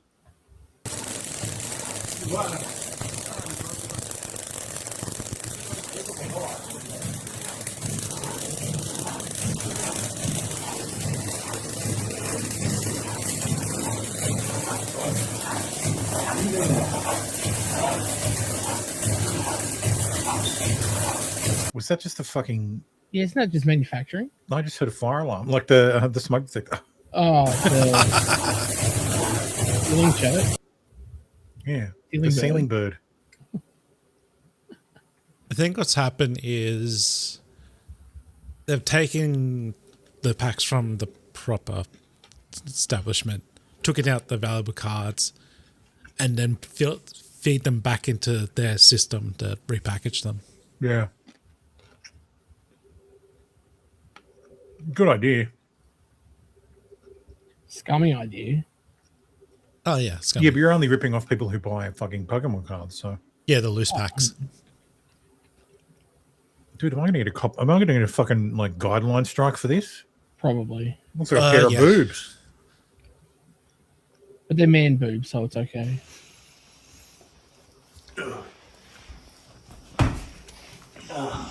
Hey, that was perfect. God damn. Snorting substance before shooting gun out the window. You just, it spilled. I don't give a you, bud.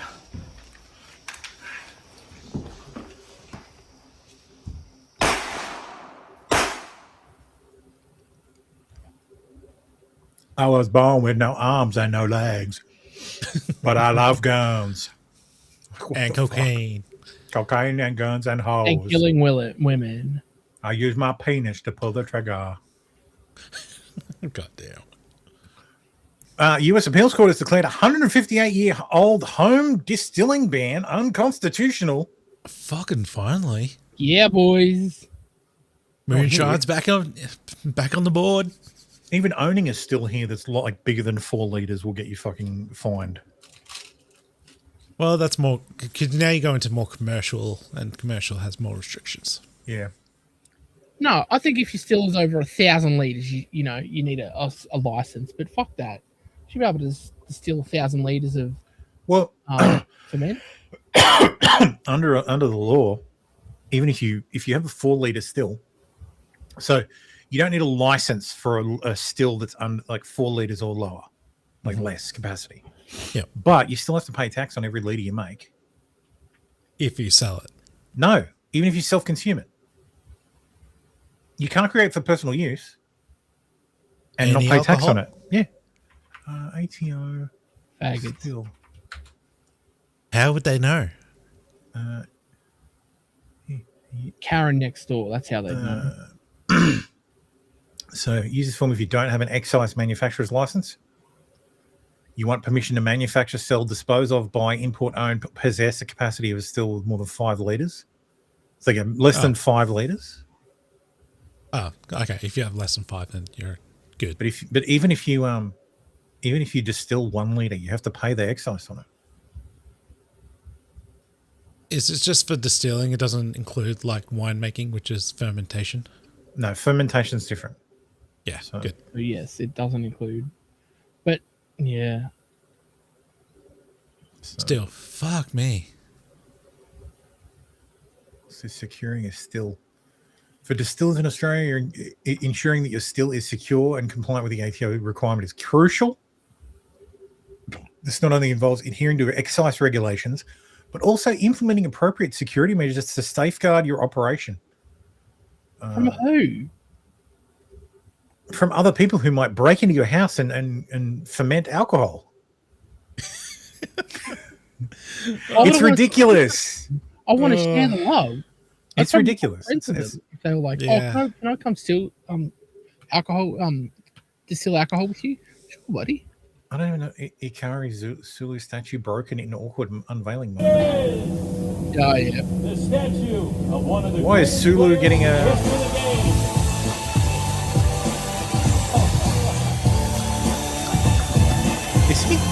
Is that statue him having a selfie? No, it's basically about they broke as they were unveiling it. Oh. Oh, wow. They broke the bat as they were it's not Star Trek related. Oh, okay. It's now legal to distill your own vodka or whiskey at home. Fifth Circuit of Appeals in New Orleans ruled in favor of the non-profit Hobby Distillers Association and 4 of its 1,300 members. They argued that people should be free to distill spirits at home, whether it's a hobby or for personal consumption, including in one instance to create an apple pie vodka recipe. The ban was part of a law that passed during Reconstruction, in part to thwart liquor tax evasion, and subject violators to up to 5 years in prison and a $10,000 fine. Circuit Judge Edith Hollins Jones said the ban actually reduced tax revenue by preventing distilling in the first place, unlike laws that regulated the manufacture and labeling of distilled spirits on which the government could collect taxes. Mm-hmm. He said that under government logic, Congress could criminalize virtually any in-home activity that might escape notice from tax collectors, including remote work and home-based businesses. So I think you might still have to pay tax on the alcohol if you distill it. You can now just distill it yourself. And they only banned it because, well, you could not have to pay tax. It was hard to collect taxes back in the day. Kay says, no reason to waste time on this. We already call it goy slop, so just continue. Yeah, basically. Yeah. My goy slop was more poor slop. So when I was running low on money towards the end of the month, I would I'd get out a pack of mince, beef mince, and a tin, one of those jars of no name Canton. That's usually the Americans. Ground beef, yes, ground beef. Beef mince, ground beef. And you just add the tin of usually the honey soy garlic one. Add a tin of that to the ground beef as you're frying it up, and then just add rice, and then just eat that for a couple of meals. And it's just basically rice with beef and sauce. That's about as close to goy slop as I've ever come, I'd say. Anyway, what's this? Christian kids are being sold as slaves in the Congo. Some are just 4 years old, sold as sex slaves or to cobalt mines by Islamist groups and smugglers. Sex slaves or cobalt miners? Why not both? Then you're Islamists. Where's the U and where's the left? Nobody gives a shit. That's why it's Christians. It's fine. Yeah. Are those bags of people? Yes, look, I have this is a very good one. Look at me. This is a very good. I sell you good deal.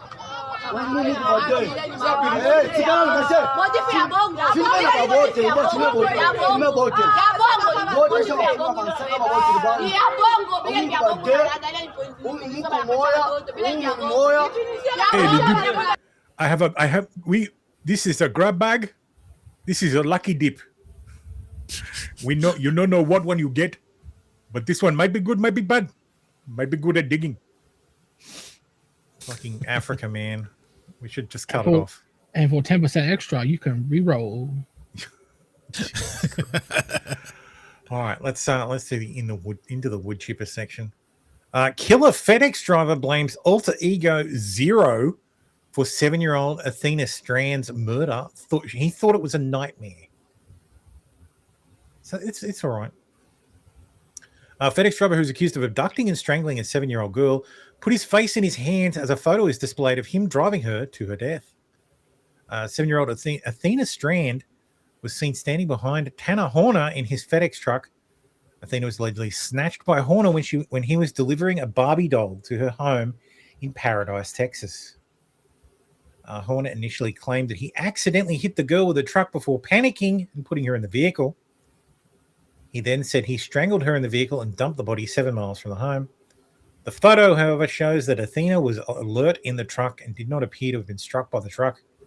Wise County District Attorney James Stainton says the jury will see footage on the day of the killing depicting the moment Moment Athena was strangled to death. Jesus. Oof. Somebody covered up the camera because they don't want you to see. Guess what? Audio is still running, and you're going to hear it. You're going to hear what a 250-pound man can do to a 67-pound child. And when I say it's horrible, I mean it. I've been doing this for 25 years, and I promise you, buckle up. Good. Jesus. I have some exhibits that we had a printing snafu, and all I have are the black and whites.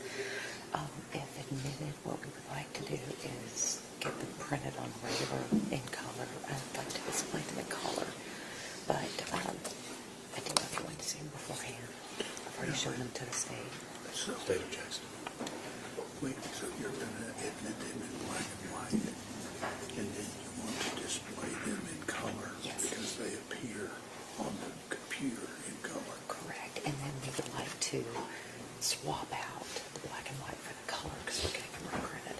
Okay, so what we can do is we can have what are they marked as? They're not marked as they'll be defense 1 through 5. Okay. So what we can do. I just realized the microphone's on. Yeah. Fuck this guy. I hope he burns. Yep. He does look different though. What the hell?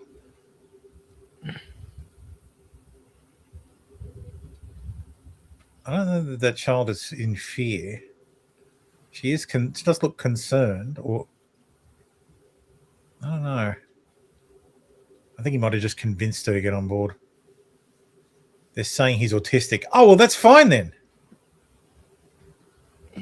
I've been reliably informed that if you're mentally ill, you just get out of it.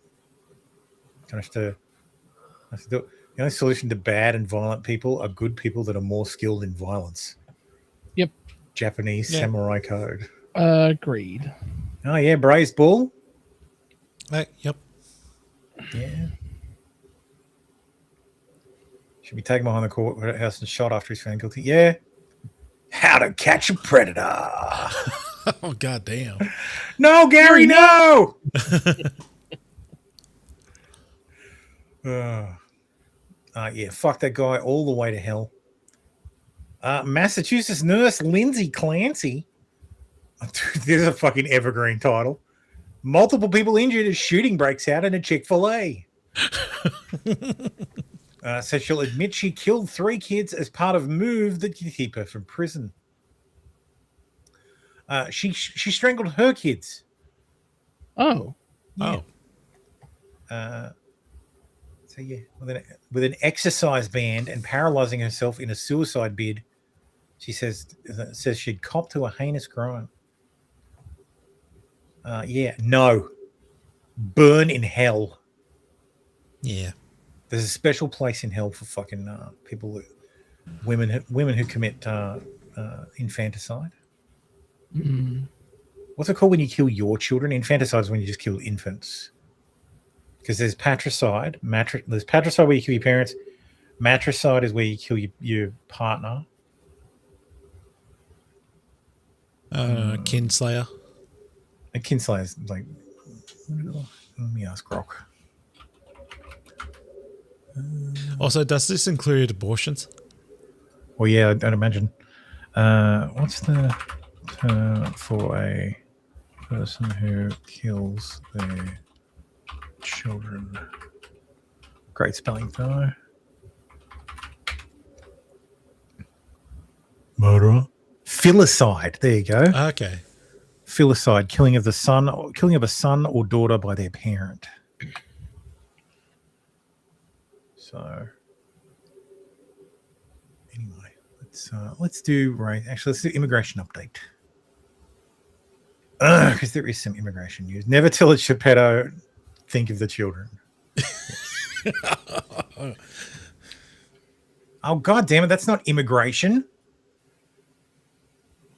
Share this one instead. Fucking hell. Sorry, let's move that to another one. Move. Add tab to group. Where are we? Middle East. Here we go. Representative Maria Salazar's Dignity Act is actually called the Dignidad Act. The bill sponsors amnesty for foreigners literally stapling green cards to diplomas is titled in Spanish. Trump signed an executive order declaring the national language of the US only for Salazar to turn the bill into an acronym that spells the Spanish word for dignity. And then, yeah, there it is. Okay, you're complaining about nothing. Acronyms their acronyms are just acronyms. No. The words behind the acronyms are still English. I have a visitor. Come on, up. Friend of the show. It's Captain Dave.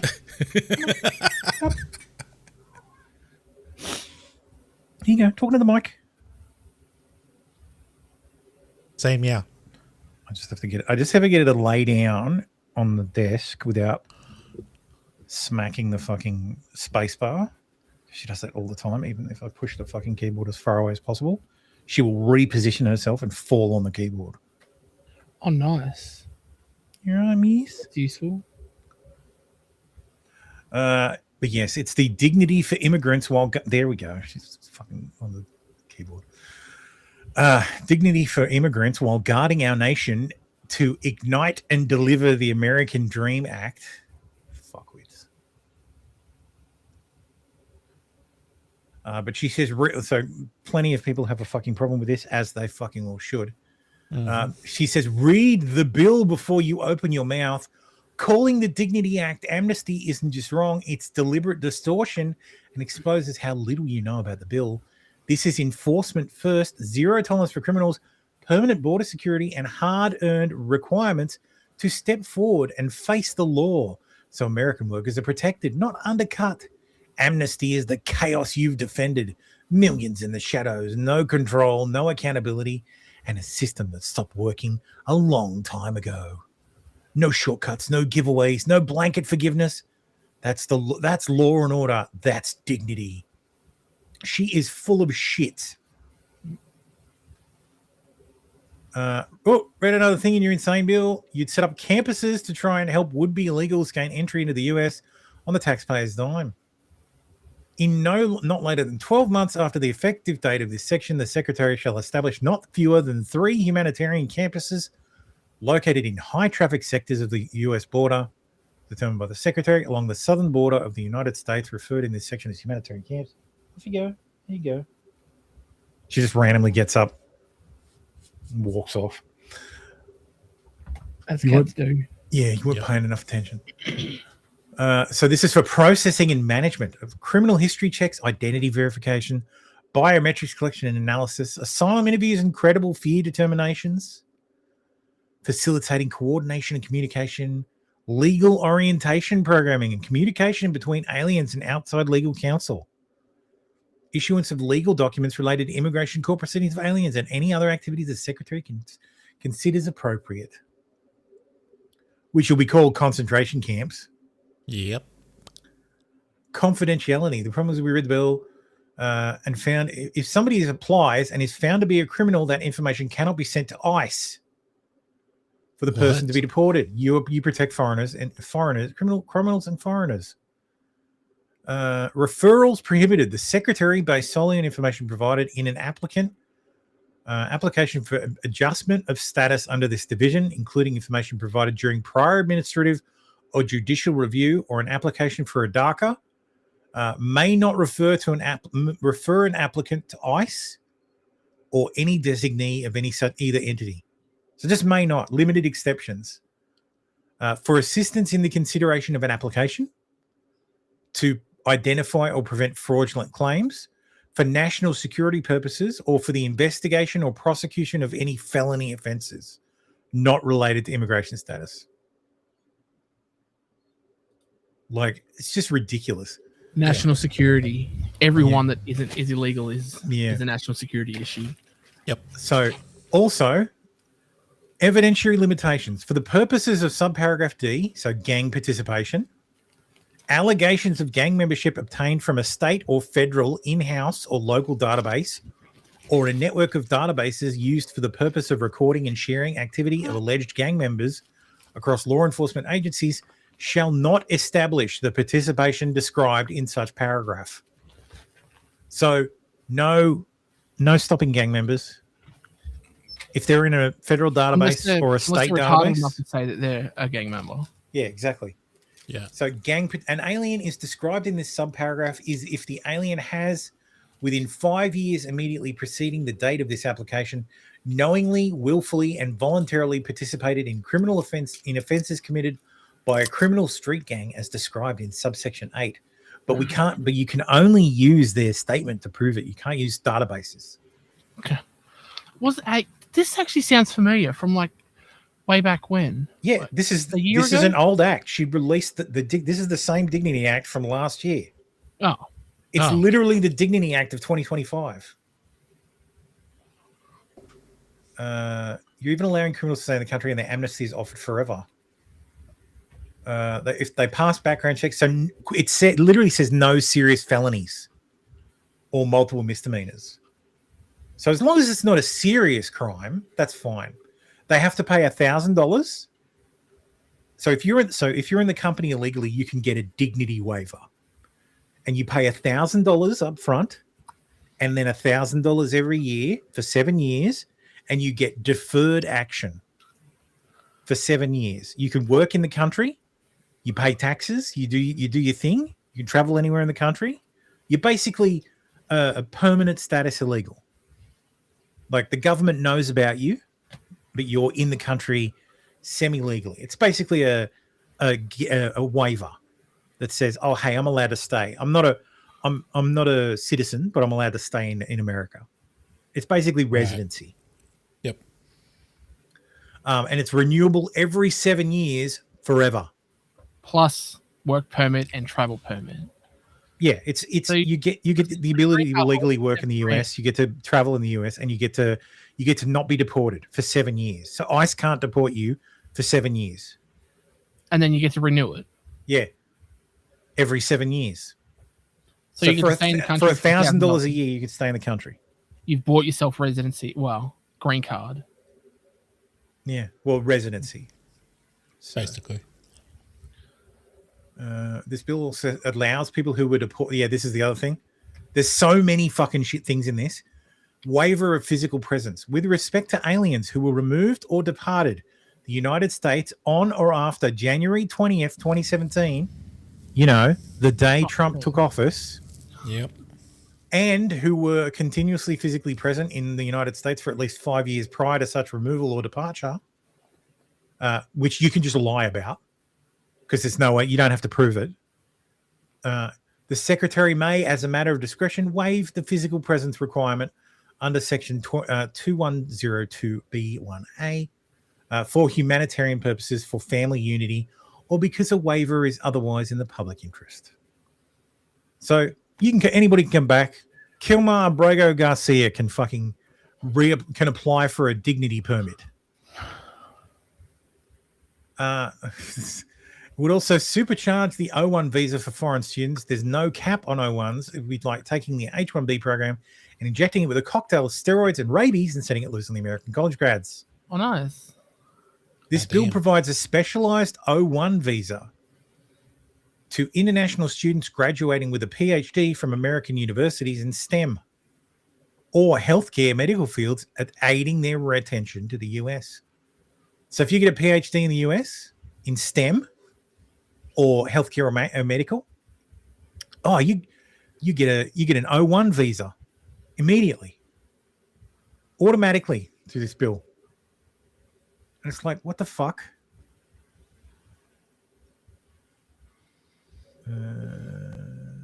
So why is she bringing this up again? Because she wrote a book. Like she wrote a fucking book. Like Maria Salazar has a book.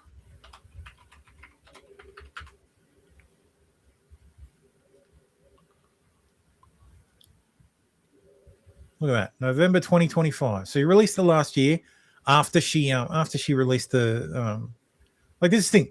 She wrote the book, then she released the fucking the law, and then is using it to promote the book. Every time it fucking comes up, she goes, "Oh, we need to post this ad." Like then there's a whole bunch of sponsors. Like it's fucking ridiculous. Like loan forgiveness for fucking lawyers who do any work for illegals. So is the law back on the books to be voted on? Oh, Or is it it's not. It's not even gone to committee. It's not even been referred to a committee. What's up, miss? I think she It wants. I think does she sound wants like she food. wrote this just to promote a book, which is wild if that's actual fact. Hang on, I've got to get to. When the fuck Yeah, is you it? tell her. Here you go. Meow. Meow. I'm going to give her some treats.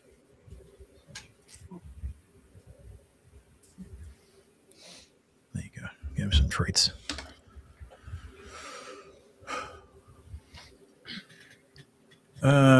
So yeah, if you've got an education loan and you got a JD paid for by the American taxpayers, it'll be forgiven. 75% of it will be forgiven if you help out an illegal.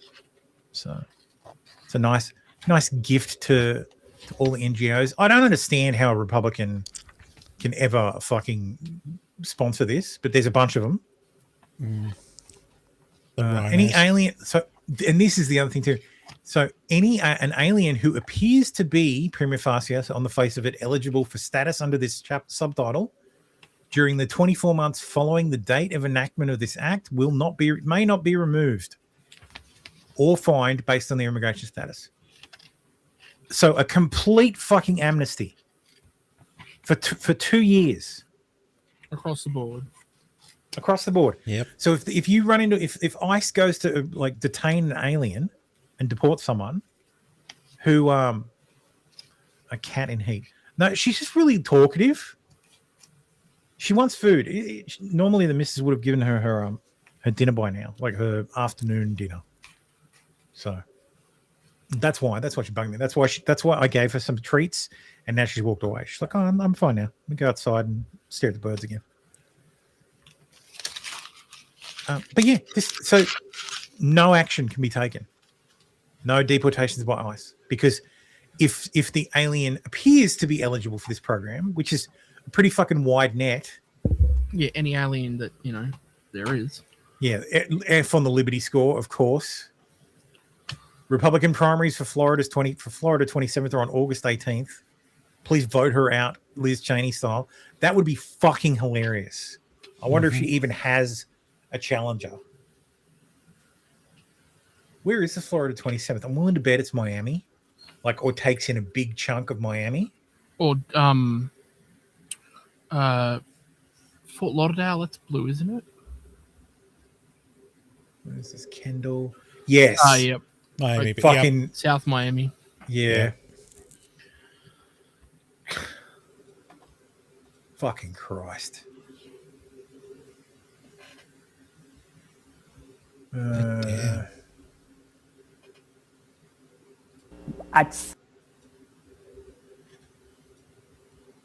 We give them dignity. At some point in the future, another legislator will write another law to give them path to citizenship. Right now, what we need to do is to buy peace for these people, allow them to stay, to continue working, because they are needed. You see, what I'm trying to do is to bring some common sense, which is the least common of all senses, to this conversation. The economy needs them. They do not have a criminal record. They have not gone into trouble. They have been here for a long time. They have roots in the country. Let them stay. Don't give them any type of federal programs. And allow them to pay taxes, help the Social Security Fund, and let them stay and contribute with the economy with no criminal record. What is wrong with that? We need them. She's trying to buy votes from the Cubans and I have no idea who she's trying to buy votes for, get votes from. I wouldn't be surprised if she's gonna if she loses the primary, she'll just say I'm a Democrat now. Let's fucking leave the party. This is because Mike Johnson's weak. Someone like this should have been ejected from the fucking party the second they proposed it. Yeah. Because this kind of shit damages the party. 100%. Oh, that's what you want to do? There's the door, bitch.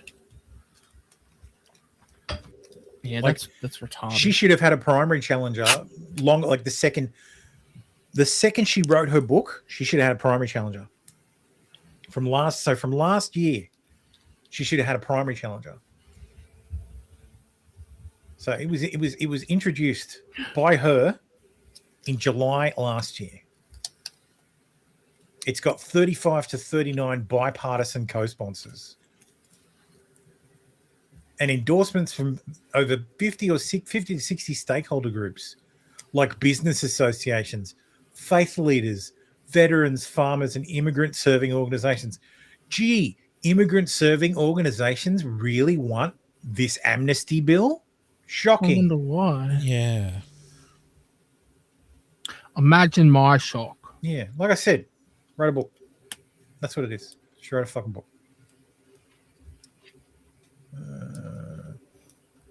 So the Dignity Act will forgive student loans for any attorney who works for illegal immigrants.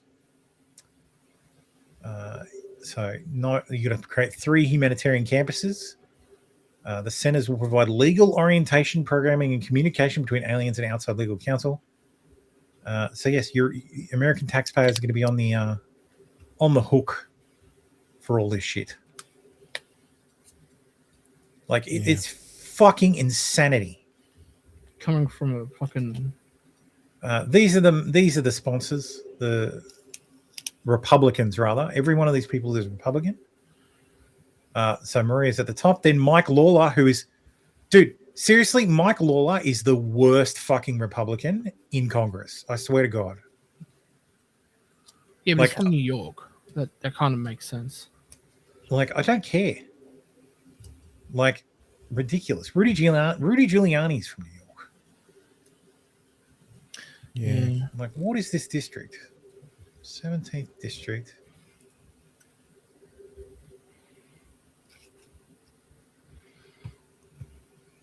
Fucking Senate on Yorktown. Like, really? There's like nothing of New York. No, like none of it. Like none of the city. No excuse. It's probably a politician that says one thing to his constituents and does another thing in Congress. Yeah, of course. De La Cruz from Texas. Like, it's the Hispanics. Like, it's all the fucking Hispanics are like, yeah, let's do it. Come on, yeah, Bucko. They're trying to buy votes. Yeah.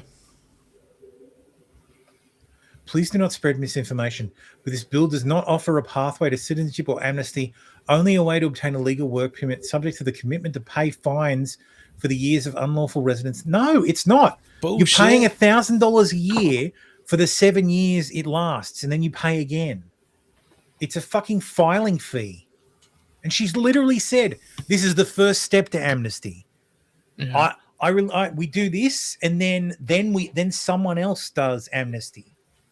Yeah, fucking bullshit. Like, absolutely ridiculous. Like, here's Will Chamberlain from fucking last year. Under Rep Salazar's bill, the wife-beating illegal MS-13 gang-banging human trafficker Kilmar Abrego Garcia could be granted citizenship by a future Democrat administration with no further changes to American law. Because he entered in 2016 at the age of 16, making him eligible for the DACA program. Because that's the other thing this does. This gives DACA recipients, this gives dreamers a path to citizenship. So every single dreamer in the United States now would under this bill gets a pathway to full citizenship. Whenever you say darker, I'm thinking that you're commenting on the color of their skin. Darker. DACA, Deferred Action for Childhood Arrivals. I get that, but yeah, like that is. I saw someone say it this week. Like the whole Dreamers thing is one of the most successful fucking information operations like in American history, because the Dreamers, illegals who were brought into the country as children, everybody supports them. Like it's something like 80% support. When people are asked, like, "Oh, do you support the Dreamers, like the illegal, the people who were brought into the country illegally as children?" Everybody's like, "Oh yeah, absolutely support the Dreamers." Yeah, fucking ridiculous. Like, no, I don't care. Like, you have to go, but like we have, like you either have laws or you don't. Oh, here's another one. Yes. Here's another gen from the Dignity Act. It would increase the country cap from 7% to 15%, meaning countries that are currently hitting the cap, Mexico, India, China, would get to double their percentages. So this is under the cap, like the individual country cap. So instead of 7%, it's now 15%. So it doubles the number of Indians you get every year, doubles the number of Mexicans, doubles the number of Chinese. Doubles the number of Australians, though. But I don't know that there'd be many Australians who want to go there once you've ruined the fucking country with even more fucking illegals. So anyway, I hope it dies. And I hope she loses her fucking seat. Shadi Hamid says, my new Washington Post column, why do Muslims need to be like everyone else? A case against assimilation. Because they're doing such a good job. Should a minority community's right to be in America depend on their willingness to converge with a cultural mainstream? No, it shouldn't depend on that. It shouldn't depend on anything. We're all Americans. Yes, as I step off the plane, I get to stand at the bottom of the stairs and say, I'm as American as you are. What are you doing? The cat is literally at the window to my office. I think my missus just came downstairs with food. Hang on, one sec.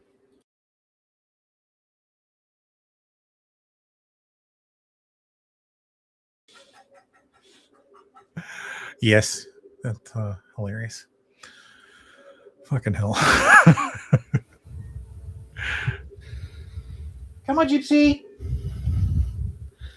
Yes, my wife has just come down with food. Muslims are different in certain... Huh? That's how you speak to her. Come on, Gypsy. I call my wife Gypsy. Yes, that's right. She's been doxxed. Love you, Gypsy. Muslims are different in certain ways. How could they not be? Islam shapes how adherents think about family, sexuality, and what it means to live a good life. Simply put, Islam is also a more public religion than Christianity. Fuck off. Practicing Muslims, despite being repeatedly asked to, can't disavow Sharia even if they wanted to. The Sharia includes guidelines on how to pray, fast, and otherwise observe what it means to submit to God in daily practice. This is why people say it's fundamentally incompatible with the West. Hang on, I think I need to go outside and get her. One sec. Is she stuck? Sounds like I'm the captain now. Oh, there it is.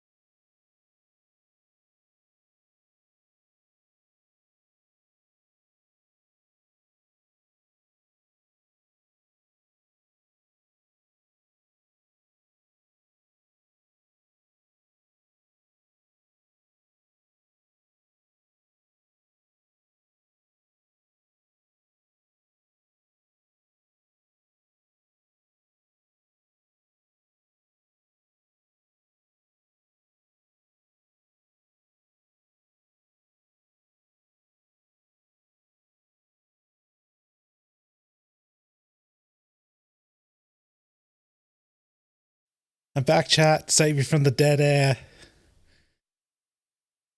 All right. Where were we? Oh, talking about Muslims, are we? And I'm back. Sorry, I had to go out and around the house to like coax her back around. Right. Yeah, fuck this guy. Anyway, moving on. Chicago unveils Little Palestine sign at Bridgeview. It's gone now. IDF already struck it. Yeah. President Trump has turned immigration courts into part of his vast deportation machine by pressuring judges to deny people asylum and firing those who do not comply. The asylum rate has fallen to its lowest rate in decades. Hell yeah. Someone drew a line. Let me find it. Like, Good. It's just a trend continuing. Yeah. Like, references to Nazi Germany, experts agree. Sub-story likely missing important context. No mention of why restricting immigration might be a good idea, e.g. fake asylees stealing billions of dollars for tax fraud. It's impossible to hate the corporate press enough. Journalism is about covering important stories with a pillow until they stop moving. God damn. Maple syrup workers dropped a dime on some quote-unquote British men who were wandering around in a remote part of Maine in search of their getaway driver after they illegally snuck into the US. Makes you wonder how many times this happens and no one ever gets caught. British men Ali Muhammad Ali Abdullah, Hamid Muhammad Al-Nagi, Ibrahim Ayub Khan, and Muhammad Sultan Salah were caught illegally sneaking into the US in a remote part of Maine per court records. God damn.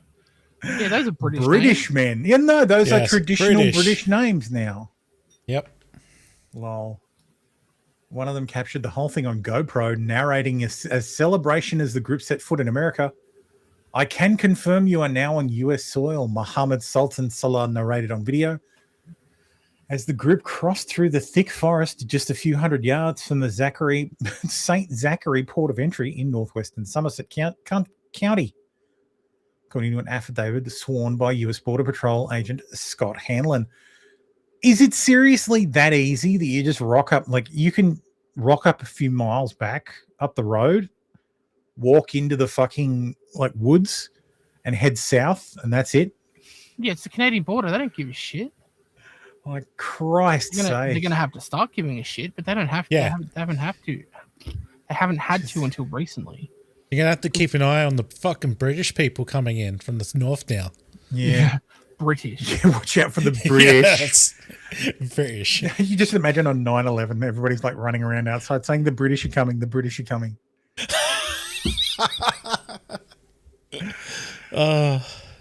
Pro-Palestinian Mahmoud Khalil has lost his appeal before the Board of Immigration Appeals and has been issued a final order of removal. A former Columbia University graduate student arrested by ICE agents after taking part in pro-Palestinian protests is set to be deported to Algeria. We've been following this story. Womp womp. He won't be. This, I can tell you what's going to happen. Nothing.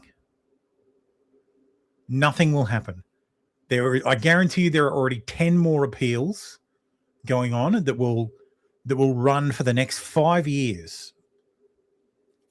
So and then finally, a democratic administration will enter the White House, and he'll be magically granted full citizenship. Yeah, it'll be retarded. So because that's just how it works. So it's time for racism news. Go on, say the N word. Go on. Fuck you, nigger. Okay. Nigger. That's racist. Racism news. Oh, off to a fantastic start. We have an update on Shiloh? I don't think so. Like, I don't think the case has been dismissed yet. One of the charges was. That was a couple of weeks ago.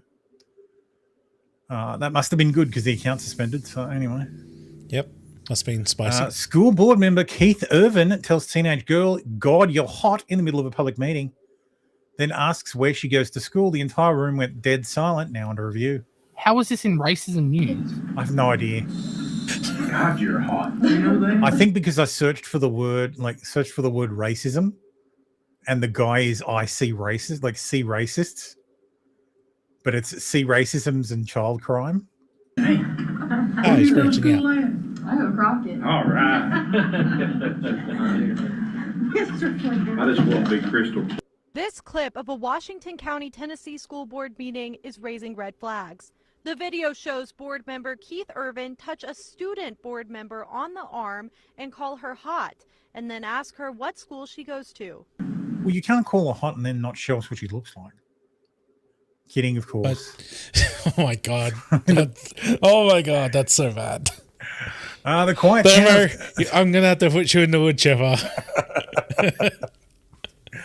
Why is she on the board? Why are there kids on the board? It was a student advisory. Yeah, like young politicians type thing. She went. She was at the board to do something about reporting conditions at the school or something. Oh, okay. So she's doing a book. That's like a representative of the actual students. Yeah, and then this fucking creep goes and starts hitting on her. God, you're hot.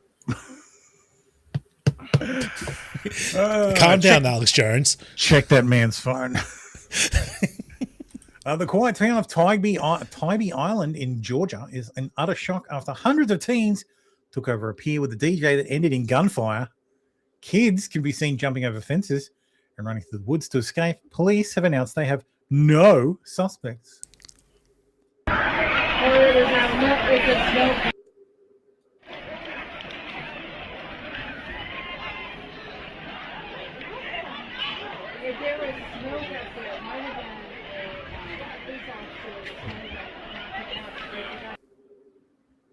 Okay.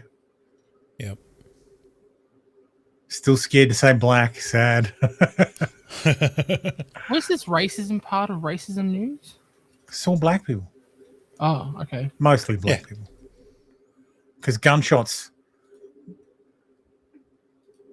A Nakasu soap land worker a Nakasu soap land worker had her register money stolen by an American man. The Hakata police are taking a wait-and-see approach, saying if he returns to his country, we're helpless. Remarkably, the crime took place after he received a full service. This kind of helpless if they leave the country foreign crime shows that with wise and inbound tourism and immigration, Japan is steadily turning into a lawless zone. Bad Whitey. Bad Whitey. Yep.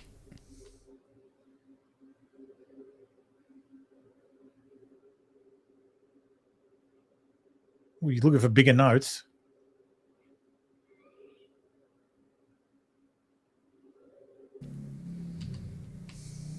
Banned for life. Mm-hmm. Massive blaze at 1.2 million square foot Kimberly Clark warehouse in Ontario this morning. Paper products hub, tissues, towels, hygiene goods triggered a 6-alarm response with 100 firemen and dramatic roof collapse. Ontario, California, Dana, and the sun's coming up and we can see the damage of this warehouse. That is extensive, right? That's Ontario, California, southern part of the state, so described as a warehouse. And the aerials coming to us from KTTV. Here's what we got. Structure there. Firefighters responding to the reports of smoke and flames and a lot of them coming through the roof. So this is a second alarm augmentation call that involves 10 engine companies, 1 trunk company, 1 squad. Anyway, why is this in racism news? Well, disgruntled employee starts the fire. 29-year-old Shamal Abdul Karim was arrested on arson charges. Apparently filmed himself on Instagram setting toilet paper packages on fire. You know, you not pay us enough to fucking live, but these bitches dirt cheap. There goes your inventory. All you had to do was pay us enough to live. All you had to do was pay us enough to fucking live.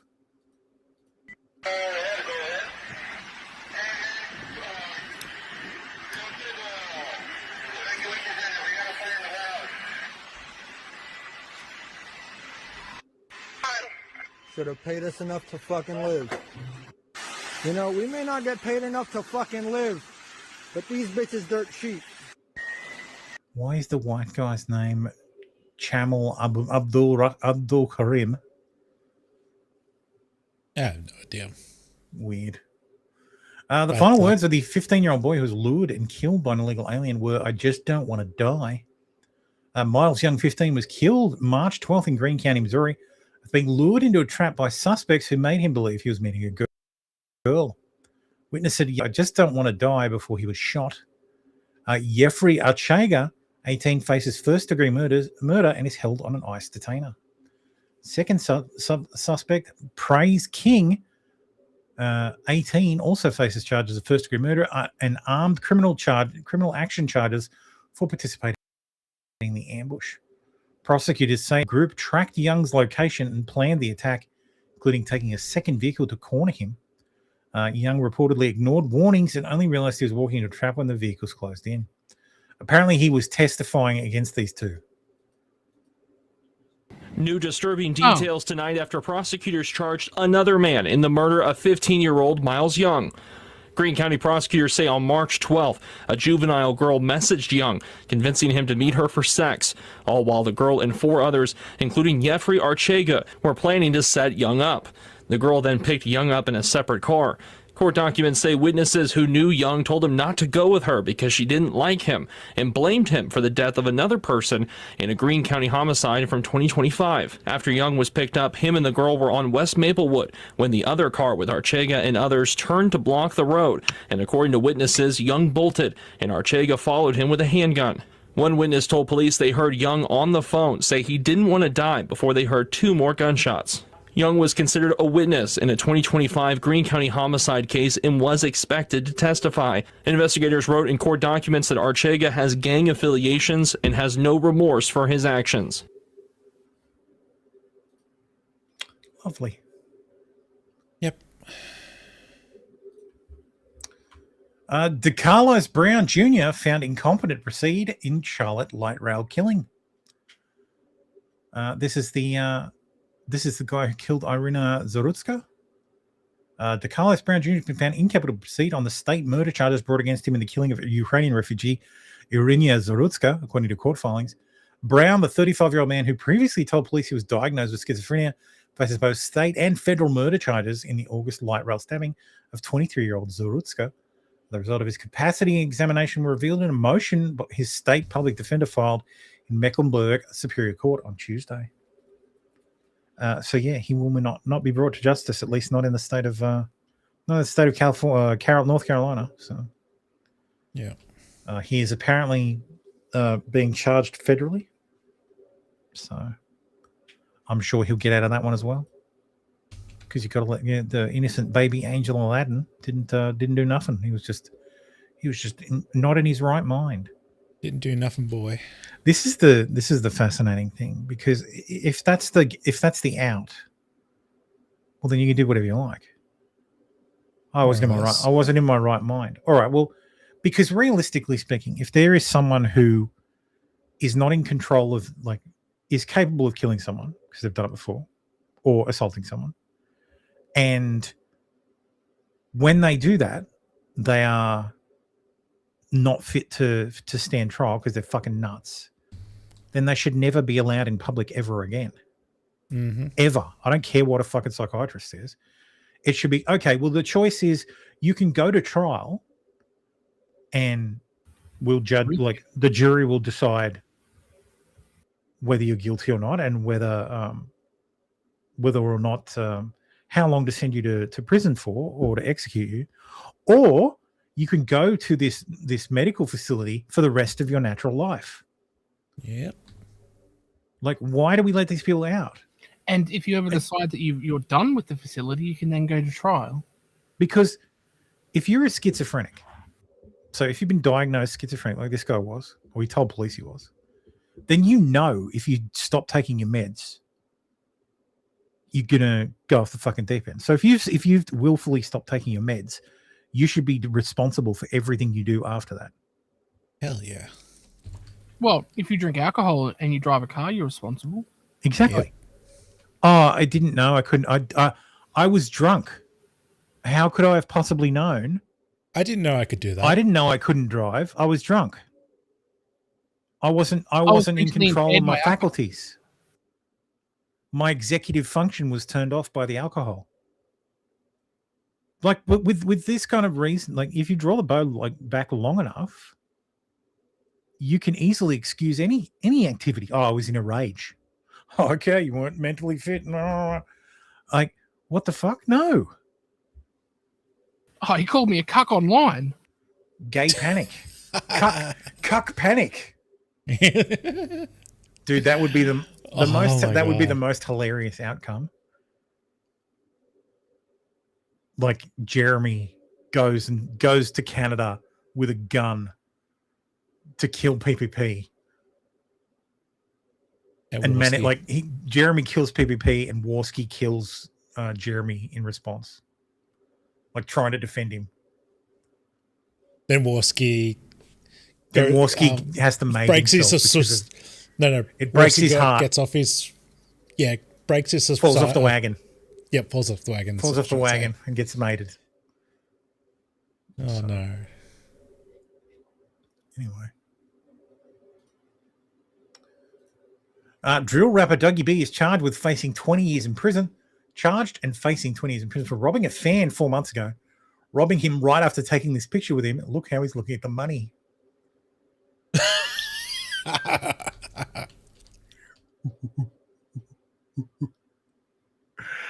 Are we still racism news? This is most definitely racism news.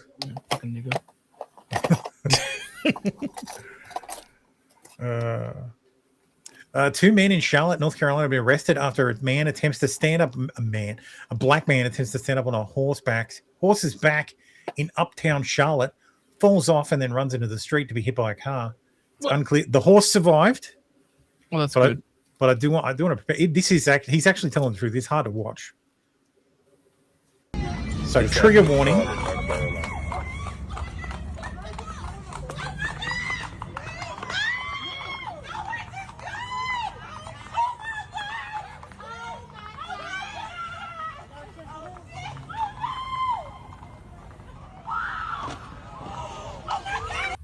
Poor fucking horsey. Wait, so read that again. What? 2 men in North Carolina have been arrested after one man attempted to stand up on a horse. On a horse's back and jumped out, and then the horse runs off and in the street. That's exactly what we just saw. Yeah, I thought you thought the man was hit by a car. Yeah, I thought the man was hit by the car. I'm like, no, the horse was hit by the car. Okay, but the horse is okay. The horse is okay. Yes, I was told the horse is okay. This guy's from local media, so that's good. That's good. I did. When a species 1.3 million years removed from modern humanity that has never known or established a civilization of its own, skipping the copper, bronze, and iron age, is then unwittingly and unnaturally integrated into a world above its IQ and emotional endowment, expect failure. Is he talking about Aboriginals? He's talking about black people. Same time. Speaking of, massive chimpanzee group in Uganda has reportedly split into rival factions and descended into a deadly civil war. God damn it! Poor Marco. He has to do everything. Actual chimpanzees, or was that actual chimpanzees? Yeah. Coded language? No, not coded language.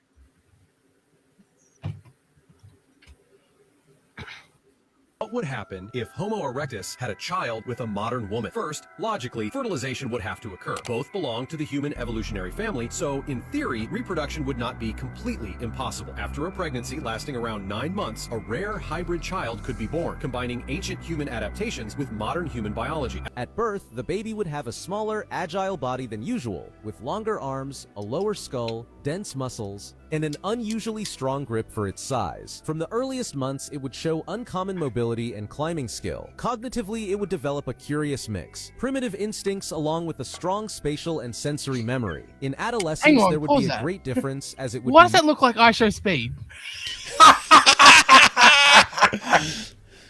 much more agile than a normal teenager. By this time, the biggest difference would be the body. It still looks like which would I show longer arms, a very strong jaw, and a skeletal structure prepared for climbing and Holy survival. shit. Here is a comparison of how the difference would be between an average adult man and the Homo erectus. Sub-Saharan Africans have up to 90% genetic admixture from an archaic hominin species not found in Asian or Caucasian DNA.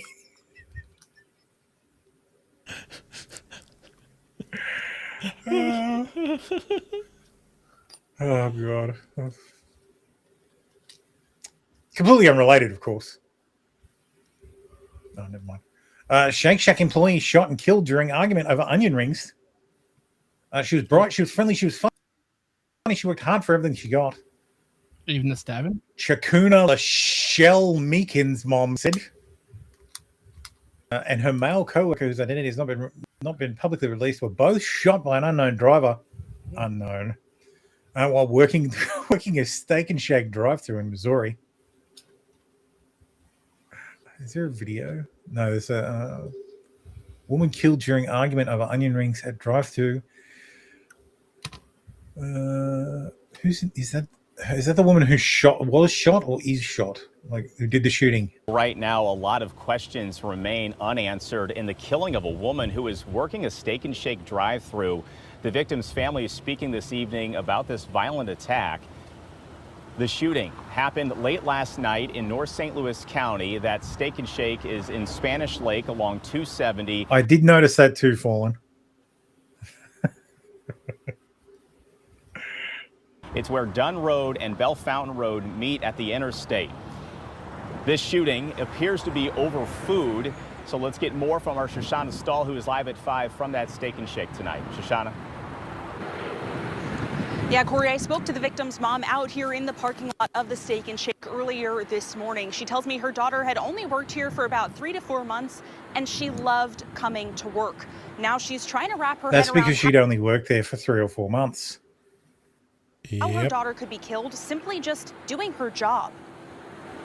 It's never that serious to take a person's life over some fast food. Tamala Washington was woken up by her family this morning to the news her daughter, Chauncia Lachelle Meekins, was killed while working at the Steak and Shake in North St. Louis County Wednesday night. I couldn't believe it. I just talked to my daughter.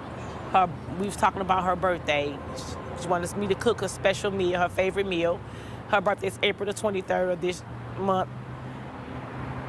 Instead of celebrating her birthday, I would be burying my daughter for some senseless act. St. Louis County Police say around 11:30 Wednesday night, 2 workers were shot after a confrontation at the drive-thru. Washington says the Steak and Shake manager told her it was over the customer asking for more onion rings. Chauncia was weeks away from celebrating her 33rd birthday. She's loving, caring, friendly. She loves to party. She would give you the shirt off her back if she had it. There's nothing she wouldn't do for anybody that she tried to help. Another worker was also injured, but is expected to survive. We should no longer be surprised. The rate of violence that is happening in the St. Louis metropolitan area should be alarming to all of us. James Clark with the Urban League says their Urban community League, outreach programs like Urban Therapy and the Gun Violence De-Escalation Network are working. But the culture around violence, he says, is rapidly changing. Crime and violence is becoming a more and more accepted and expected culture. And how do we begin to look at what we're currently doing that is getting results?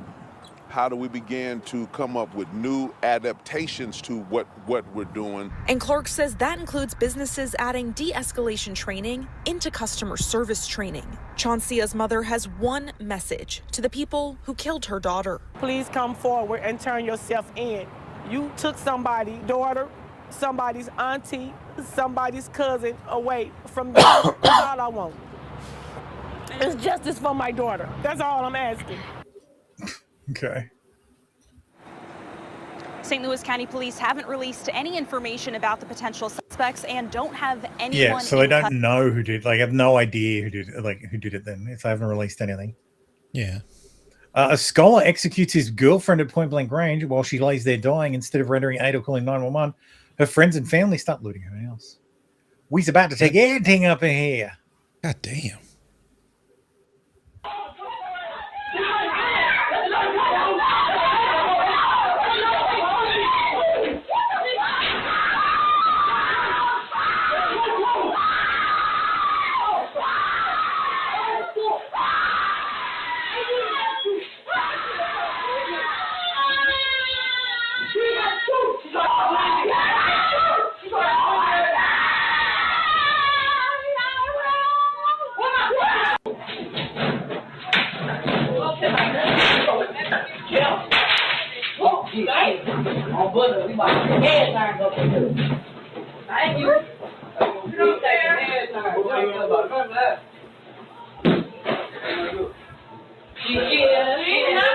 don't give a fuck. That's all that. What the fuck? They don't give a fuck about each other. Why would they give a fuck about you? This is the most collectively sociopathic thing I've ever seen. No horror at the shooting. Possibly killing someone while they might be dying. Steal everything of value. Yeah.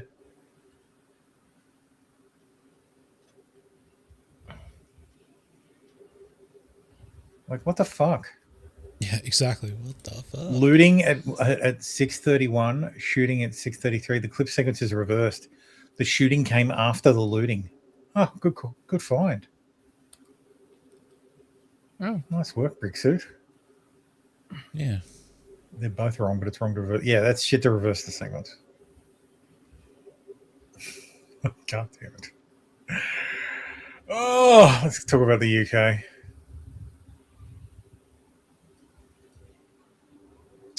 Joint statement between Argentina and Chile.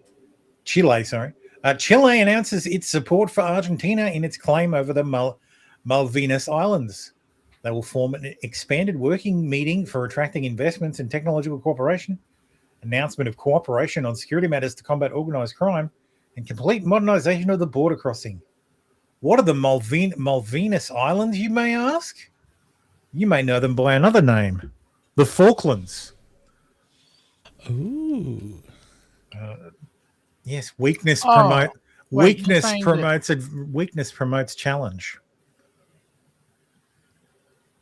Are you saying Las Falklands, Sons Britannia, God save the Queen. Are you saying that West Falklands wants East Falklands back? No, the Argentinians want the Falklands. God damn it. Yes, the Argentinians. Ireland deploys army to clear protests blocking key ports. Protesters' tractors and trucks snarling as a key Limerick port and a Cork oil refinery are top priorities for army removal crews. Central Dublin and key motorways have been blocked since Tuesday. When was this article? April 9. What day was that? 3 days ago. Thursday. So, 3 days. It's been blocked for 3 days. Christ. 2 days around-the-clock blockades by haulers and farmers angry over the surging price of motor fuel. Oh, well, what can we do? I'm sure. Is someone clicking something? Me. Oh, were you cleaning something, Balder? No.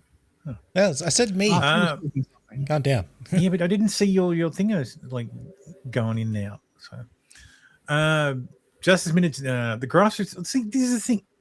Israel, Ireland already hates Israel. Just blame Israel. Why are you fucking protesting? Just blame Israel. Well, they can't stand Israel.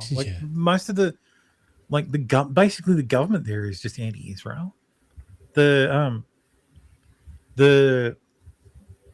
Irish are a huge contributor to the UN effort in Lebanon that basically is supposed to keep Hezbollah in check. Yeah. But all it does is just monitor and do nothing. So yeah, that's government too. Tommy Robinson said the Irish government is now at war with the Irish people. Rise up, my fellow Irishmen. Back to jail.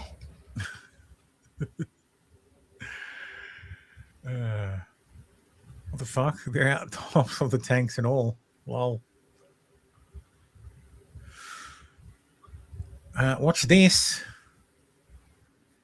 Right, I'm now in Santander Bank, right? What are you doing, sir? I'm filming you and I'm recording this conversation.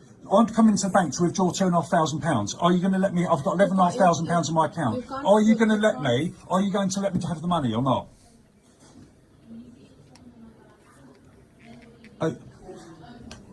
Hello, are you going to let me have the money or not? Huh? I can't remove that restriction that's on there. You can't remove this restriction. You can't remove the restriction, okay. After your colleague told me I'm a liar, yeah? So your colleague told me I'm a liar yesterday. I've come in to withdraw £2,500, yeah? And you're not going to let me have my money today, is that right? Right, you can still use your card. I'm not, answer the question, please, yeah? I can still use my card. Are you going to let me withdraw £2,500 from my account today, yes or no, in the branch? And what is the £2,500 for, Mr. Jackson? Buying a motorbike for my son. Right, okay, so have you got any evidence of the motorbike you No, I haven't got any evidence of a motorbike at all. No, I haven't got it. So I don't know what one I'm getting yet. Okay, so if you don't know what you're getting, how do you know how much you need? Because I've got a budget. I've got a budget of £2,500 for the motorbike. So that's why I want to withdraw £2,500 from my account today. Right, Yeah. so when you found the bike for your son, if you can show us some evidence of that. So you're not. So I need to show you evidence. So I need to show you evidence. I'm doing it. Video call of this. Really, You can't I'm doing it film me without my permission, sir. You Really? cannot film Right. me. So you're not. without So my you're not going to permission. give me the money, no? I'm gonna hang up this immediately. Absolute now. joke, this I'm gonna place. call the security. Absolute joke. You're an absolute joke. This place. Won't let me draw. This is totally the wrong approach. The second they said they won't give you your money, you should have fucking called the police and said, these people will not give me my money. Yeah, but that wouldn't They work. brought no. Can I have a Right, word these with- people have robbed me. I've been robbed. I'd Um, like to report a robbery. I've just been mugged. It's the UK, man. They'll cock out and say it's a civil matter. Oh no, they do it here too. Yeah.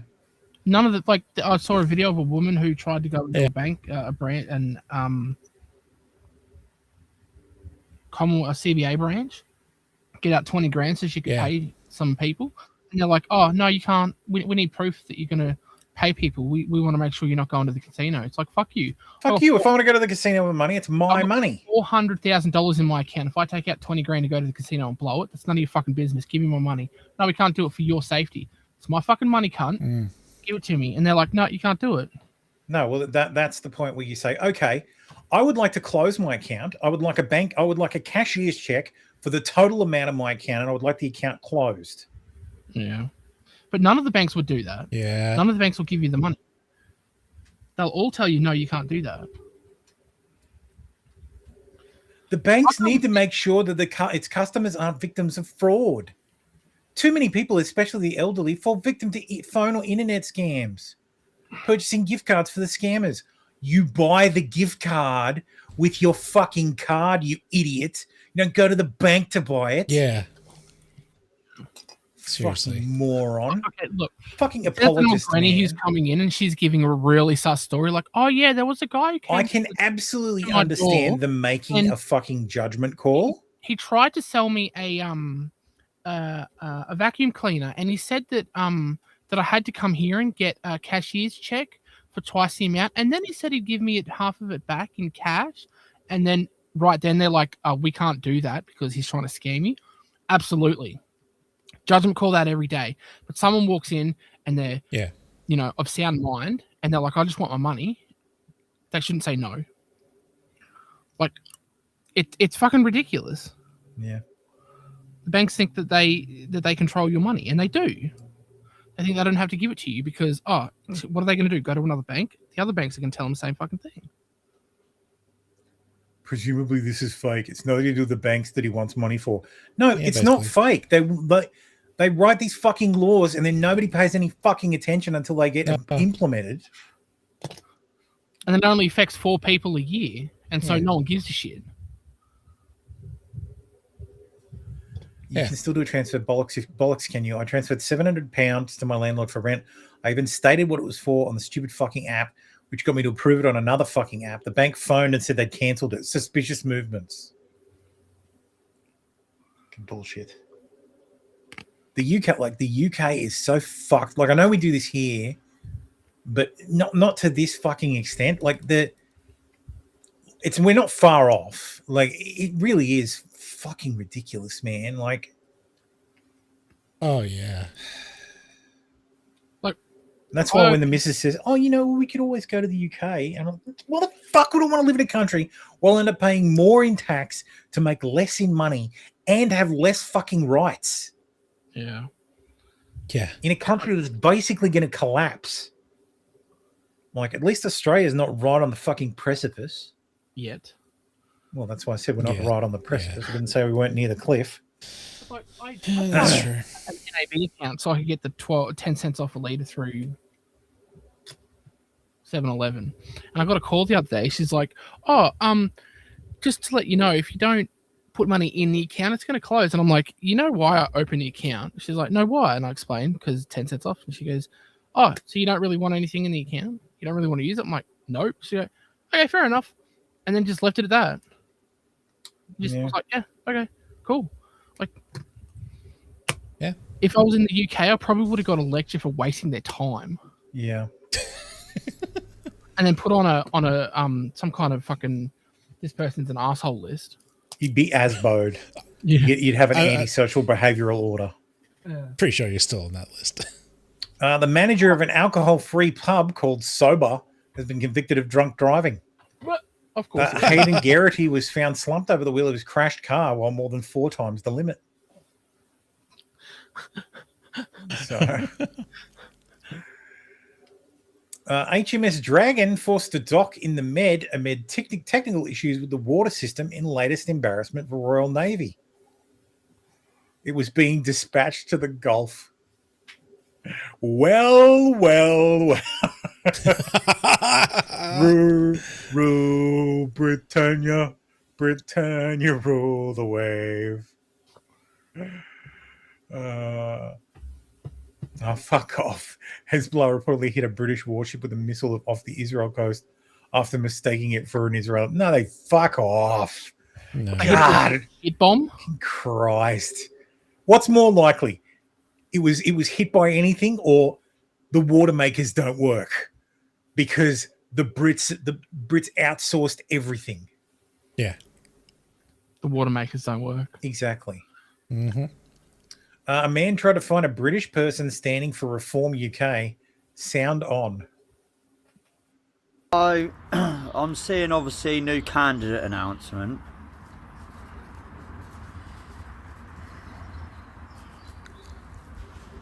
We will find one in a minute. Oh, he's just got a tan. Maybe another minute.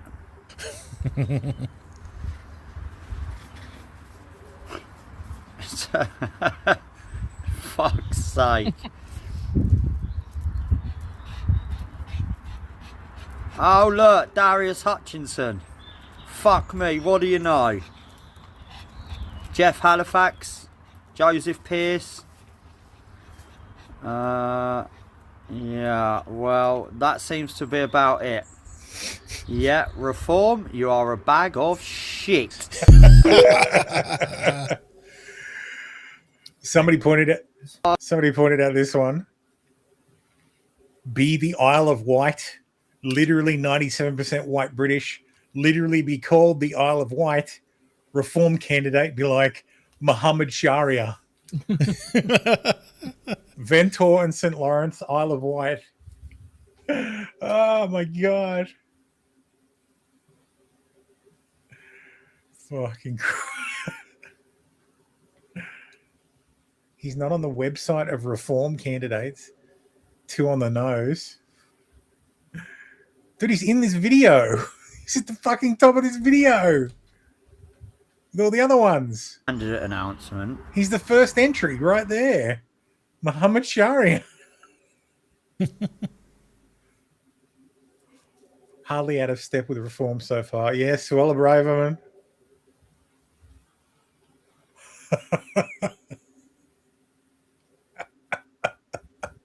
It's because all of these people are fucking former conservatives.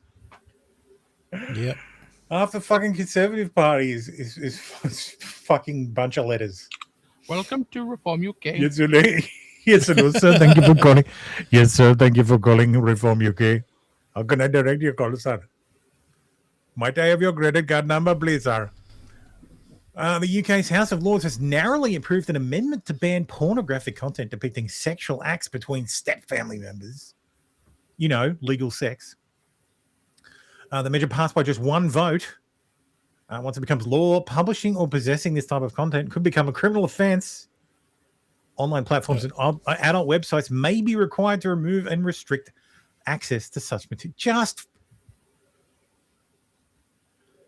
We need to cut the entire third world off from the internet. So Africa, most of the Middle East, South Asia, and of course the UK.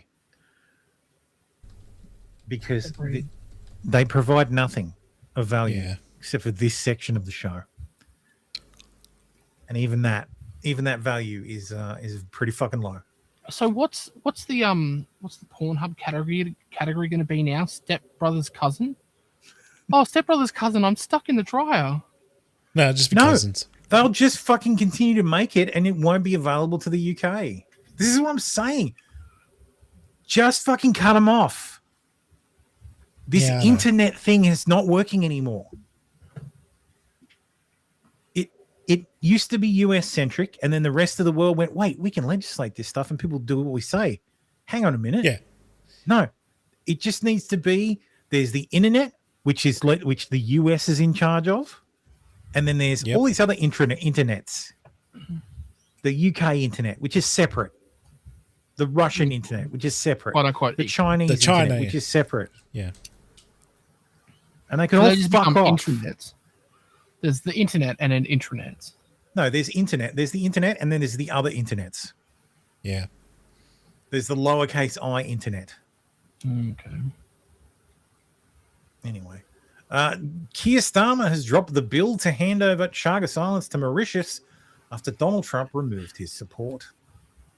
Good. Yes. Come here. I mean, fuck no, off. fuck The bill underpinning the deal will not be included in the King's speech next month. The government will attempt to persuade Trump to change his mind. He won't. Oh, God, no. 500 out of 1,200 fuel stations in the Republic of Ireland are set to run dry by the end of the day. As protests continue to grow, there's also rumours that haulers are planning the same in the UK starting Tuesday, April 14th. So this was on the 11th. So they still hadn't cleared that protest yesterday. Oof. Big oof. Okay. Yep. Meanwhile, US military plane damaged after man breaks into Island airport and attacks aircraft with a hatchet. That's not going to go down well for them. Oh, it'll be fine. It was criminal mischief or criminal damage. As we put it, to attack the fuselage and wing of the $160 million plane with a hatchet. Not if they get extradited to the US. I think it was it wasn't a military base. It's just a regular airport. But it's US Air property. Force. It's an Air Force C-130 of the 139th Airlift Wing of the Missouri Air National Guard. It was en route to support bilateral Polish exercise Hussar Sabre 26-1. What the hell was it doing in a civilian airport? Because it was probably picking shit up. Yeah. It's a lift plane, so they're moving shit around. Time to wake up, folks. I was posted a link to a Rumble video that says the Great Deceivers, Judaism, Star of the Pyramids, spelt with an I, Freemasonry. What the fuck? God damn you, Rumble. I'm like, why do we even bother with Rumble nowadays? I am starting to I know feel it's the a same thing. Tombolo, but Tombolo, Yeah, please. sorry. Just move to a Tombolo. different platform. Like, maybe I should stream to Kick as well. Yeah, instead of, Tombolo, just move to Kick, and then it'll be good. Because I think they support Kick, and I think I set up a Kick channel a while ago. I mean, yeah, Kick's always been integrated with all of the. And Kick has the casino, so it's probably based in Red Pill. Woke Canadian lawmaker ridiculed for casually dropping absurd MMI WG2S LGBTQQIA plus acronym.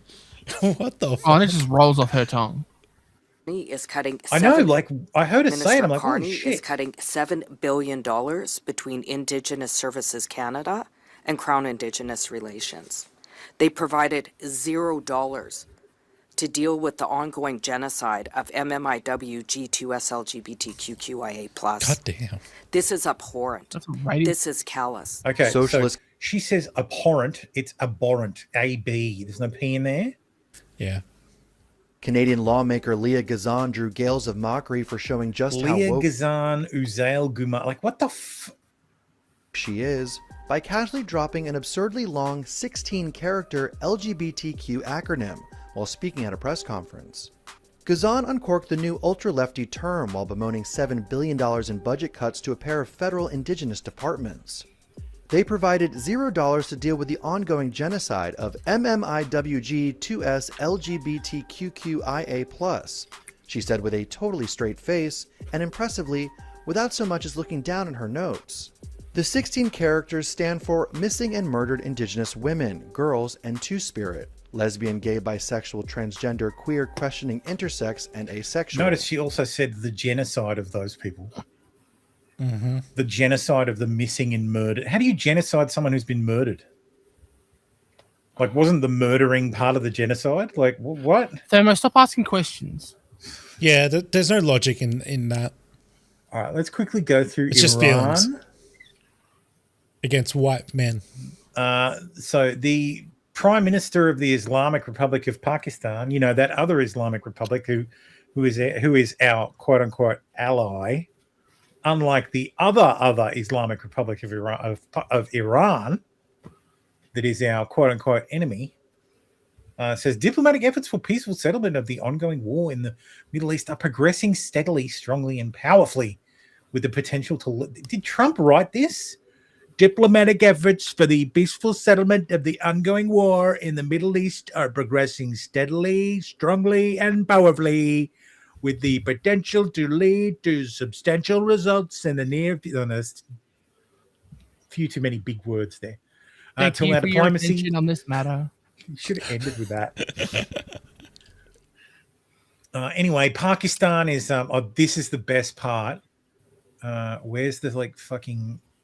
Is this the latest version of this message?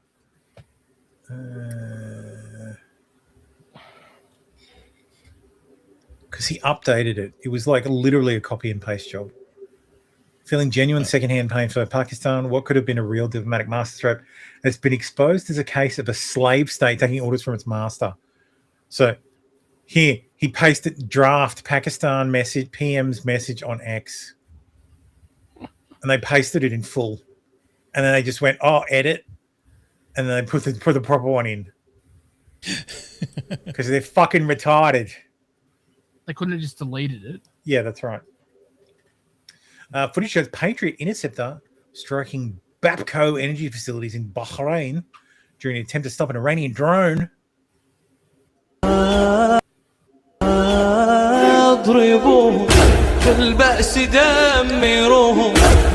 Sorry, that looks fake as fuck.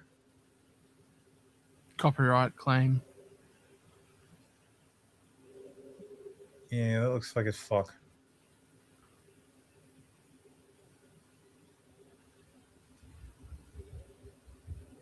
That doesn't, but whatever. No replies at all. And it's been up 7 days. Yeah, 120 views. Just random people. Mm-hmm. Latest message to Iranian leaders from President Trump. Tuesday will be Power Plant Day and Bridge Day, all wrapped up in one in Iran. There will be nothing like it. Open the fucking strait, you crazy bastards, or you'll be living in hell. Just watch. Praise be to Allah, President Donald J. Trump. Jesus Christ. Did he fire his tweet writers and he's just doing speech to text? You know what I heard the other day? I was listening to a podcast and after he tweeted this, someone was saying that there was a polling market. There was Trump will say praise be to Allah sometime this month in a truth. Yeah. And then sure enough, this happened. Oh. People are just I'm pretty sure people inside the Trump administration are just saying, Mr. President, I need we'd like to make some money. I need you to do a favor. Next time you do a truth, can you say praise be to Allah? Yep. Okay, I don't know why that's pretty fucking weird, but okay. I know it's almost Easter. But I guess praise be to Allah. Actually, no, that was Easter. Happy Easter, everyone. Praise be to Allah, who doesn't believe Jesus was reborn and believes it was a trick. Because Jesus I think was it's him actually a mocking magician. them. I think he's mocking them when he says praise be to Allah, because that's what they say. I'm sure he is too. Iran threatens to complete and utter annihilation of OpenAI's $30 billion Stargate AI data center in Abu Dhabi. Regime posts video with satellite imagery of ChatGPT makers' premier 1 gigawatt data center. well, yeah, since they got rid of Sora, there's no use for the Islamic Iranian Revolutionary Guards Corps anymore. Dude, I would make it a priority to nail every one of these guys. The same with the Yemenis. I would have the CIA find what building these guys are in, and every time you figure out what building they're in, make sure it blows up. No, Mossad's better. I would make sure that every time every time a spokesman released a video, that would be the last time you see that spokesperson. But I guess that's just me. Trump and Iran, guns were supposed to go to protesters, but a certain group of people kept them.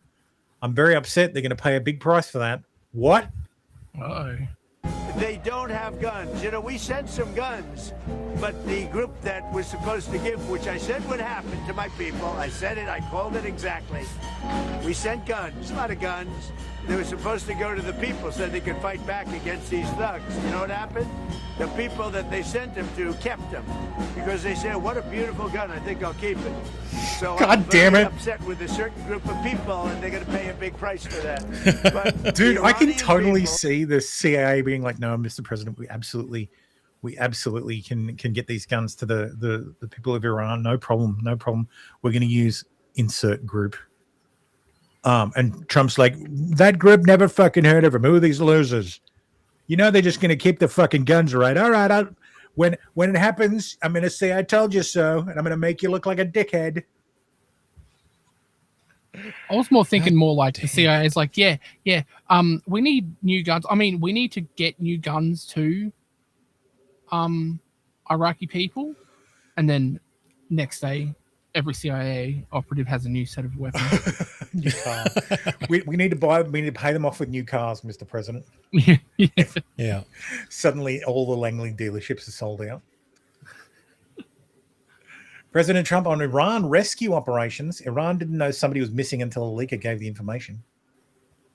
somebody missing, they basically said that we have one and there's somebody missing. Well, they didn't know there was somebody missing until this leaker gave the information. So whoever it was, we think we'll be able to find it out. So this is the F-15 that was shot down. They recovered the pilot quickly, but the Wizzo was took a while to get back. Yeah, but he's right. They didn't know because the plane, the type of plane, the exact type of plane was revealed. They knew that it was a two-seater, which meant the Wizzo was still out there. Mm-hmm. And but yeah, like someone's saying like, oh, it was Israeli news like revealed it first. I'm like, okay, no, maybe. Okay. Iran launched a pink missile at Tel Aviv after a little girl requested it. Bullshit. Yeah. The media outlet this is the one who published the US only had saved one of the two F-15 airmen, risking the lives of the mission was Israeli Channel 12 per New York Post. The reporter Ahmet Siegel told the New York Post he will protect my sources despite President Trump's threats. Siegel cited Western sources in his post as opposed to US sources. And a second Israeli reporter, Ariel Kana, later specified the news came from Israeli sources. President Trump made clear today he's hell-bent on jailing the leaker. Israel must hand over these sources. Hundreds of our troops could have been killed by this leak. Oh, fuck off, Nick Sauter. Dipshit. This says NPR was first. Check the timestamp. NPR being first to report the jet went down is very different than reporting one of the... Fucking Christ. US jet. The revelation of the type of jet is the fucking revelation that there's two pilots. Like there's two people in the fucking thing. Iran's threatening strikes on data centers operated by Amazon, Microsoft, Oracle across the Middle East. Oh no! Why no? Everybody, of course, lost their mind about Trump threatening infrastructure and talking about how, it's a war crime, blah, blah, blah, blah, blah. I don't give a shit. Dude, I'm so fucking over war crimes. You guys, like, the left spent fucking 2 years whinging about fucking Israel and, it's a war crime, it's a genocide. Over it. I'm fucking over it. I don't care anymore. I don't care. Yep. Like, we have allowed terror, like regimes like Iran, to finance terror, to blow up jets, to fucking kill civilians, to sponsor assassinations. And I we're don't care supposed to do anymore. nothing about it. Yeah, we're supposed to no, fuck that. So the only we don't the West doesn't target civilian populations. Like we don't kill as many civilians as possible. But other than that, fuck off. We're going to talk about more about war crimes in a little bit when we get to Aussie news. Synagogue in Tehran completely destroyed by U.S. attack. Okay, this was literally it was a building that it was rubble, and they had some books open and they had some Hebrew in them, and I was like, okay, this is evidence of what?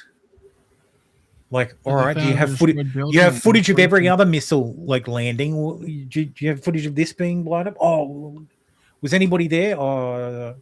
Fuck off. Trump's warning shot. Trump tells Iran its whole civilization will die tonight as he strikes Cargo Island hours before deadline.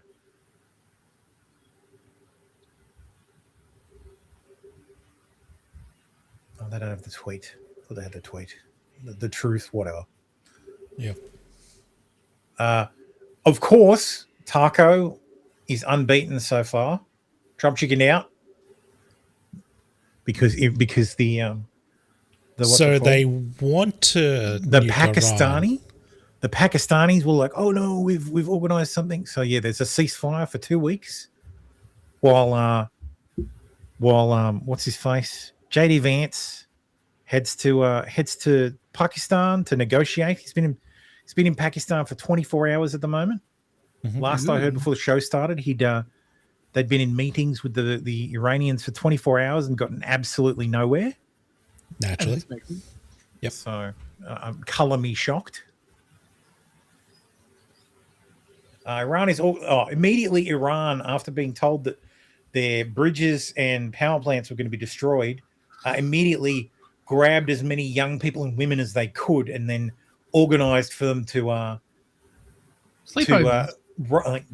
be human barriers to the missiles. Nice. Yeah. But yes, the Pakistanis have organized a 2-week ceasefire. I doubt it will last this week.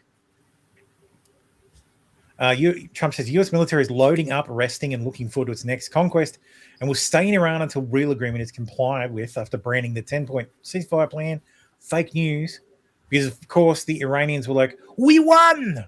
We won!"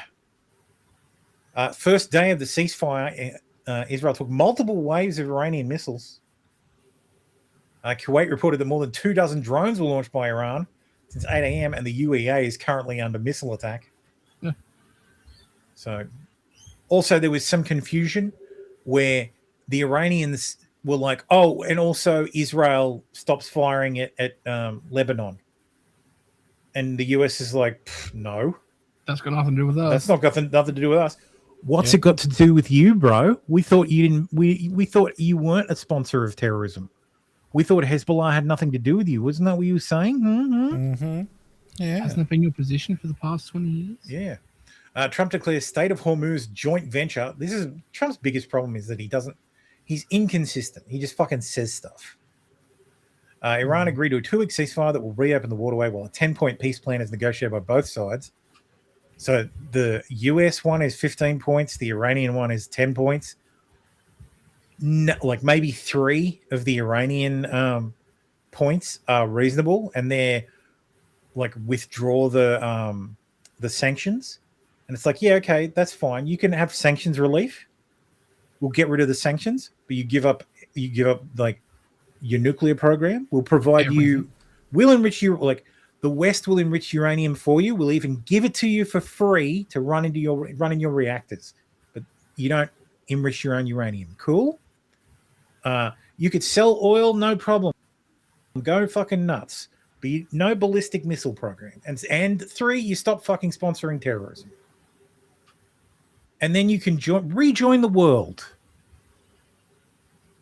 We won't even make you treat women right. That's all I want. I just want them to stop fucking sponsoring terrorism. Yeah. Like, I would like a new regime. I would like something else, like less fucking Ayatollah-y. Yeah, less 6th century, 7th century. Islam's from 7th century. Yeah. That doesn't mean they're from the 7th. Less 7th century.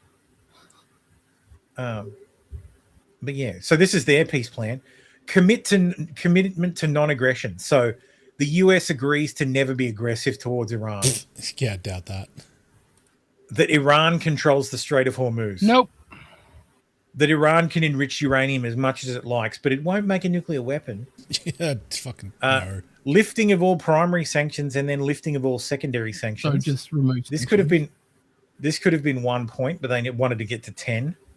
I guess they couldn't think of other ones. Termination of all UN Security Council resolutions. Termination of all Board of Governor resolutions. Compensation to Iran. Withdrawal of all US combat forces from the region. So not Iran, from the Middle East. Yeah. Not going to fucking happen. And war on all fronts, including Lebanon. No. Wait, Lebanon's a front? Interesting. Apparently. Yeah, they give the fucking all these people who are like, oh, Hezbollah's not a front for Iran. Dude, are you fucking kidding? They've basically straight out say it now. Yeah. Yeah, they just admitted to it. So they've halted ships and issuing new demands. Then one of them, like someone from the IRGC, said that they have mined the strait. And it's like, Jesus fucking Christ. You people are fucking ridiculous. Are you trying to get glassed by the Americans? Like, not just the fucking Americans. If they mine the strait, that's everybody. The fucking Chinese will be like, what the fuck? Mm. The Iranian regime has officially announced the closure of the Strait of Hormuz, citing massive Israeli attacks inside Lebanon. Some of the largest Israeli attacks in Lebanon in recent history have taken place in the last 24 hours, risking the end of the US-Iranian ceasefire.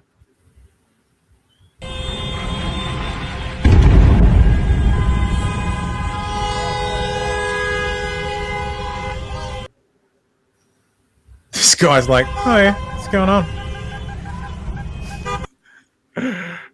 Just another manic Monday. Despite ceasefire with Iran, Israel's aggressive new acts on Beirut signal no relief for Lebanon. Because the Lebanese government want fucking Hezbollah gone too. US officials tell the Wall Street Journal that jets have recently arrived in the Middle East and that 1,500 to 2,000 troops from the Army's 82nd Airborne could arrive in the coming days, as well as thousands of sailors and Marines. The George W. Bush Carrier Strike Group and the 11th Marine Expeditionary are still on their way to the region, likely to take more than a week and then arrive. Wait, I thought the 11th Marine Expeditionary was already there. How old is that article? This is from fucking the 11th. Yeah, but the article itself, how old is it? Does it link it? No. China is banning the export of sulfuric acid because they're worried about their supplies. That's not good.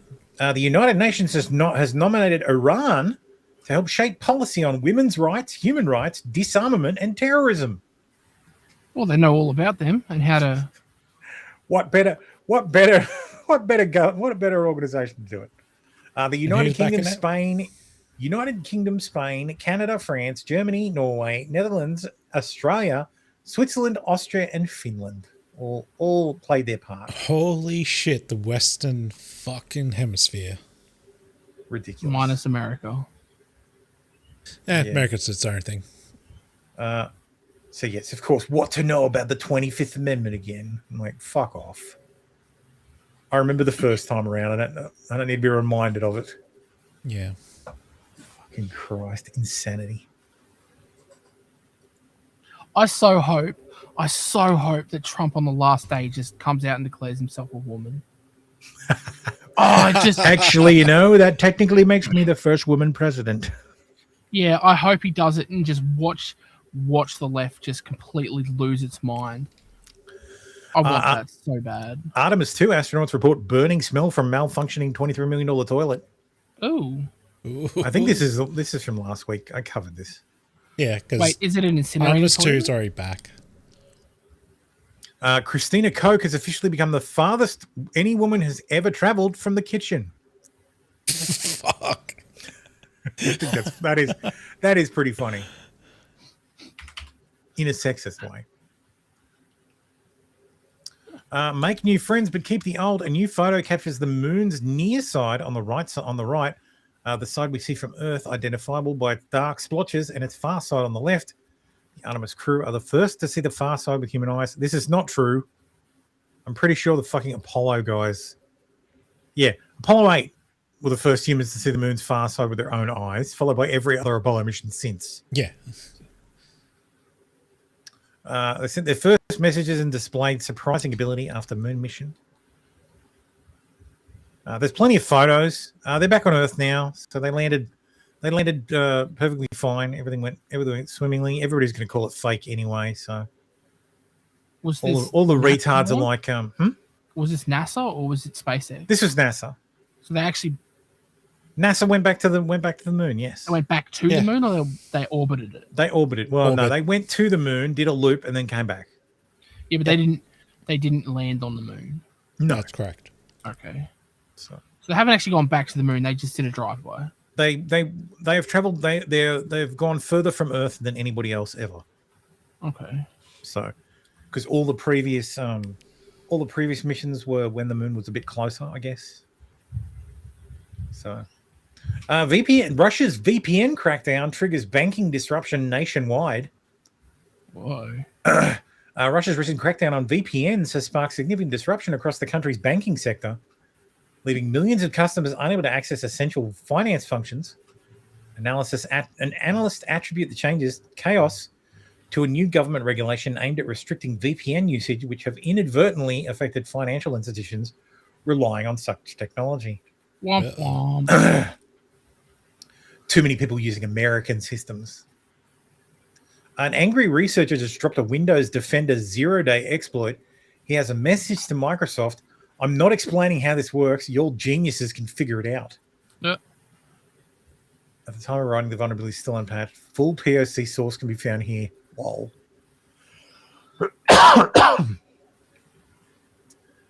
After almost 20 years on the platform, the Electronic Freedom Foundation is logging off of X. This isn't a decision we made lightly, but it might be overdue. Twitter was never a utopia. We've criticized the platform about as long as it's been around. Still, Twitter did deserve recognition from time to time for vociferously fighting for its users. That changed. EFF exists to protect people's digital rights, not just the people who already value our work, have opted out of surveillance, or have already migrated to the Fediverse. And people who need us most are often the ones embedded in the walled garden of the mainstream platforms. Our continued presence on other platforms like Facebook and TikTok is not an endorsement. We stay because the people there deserve access to info too.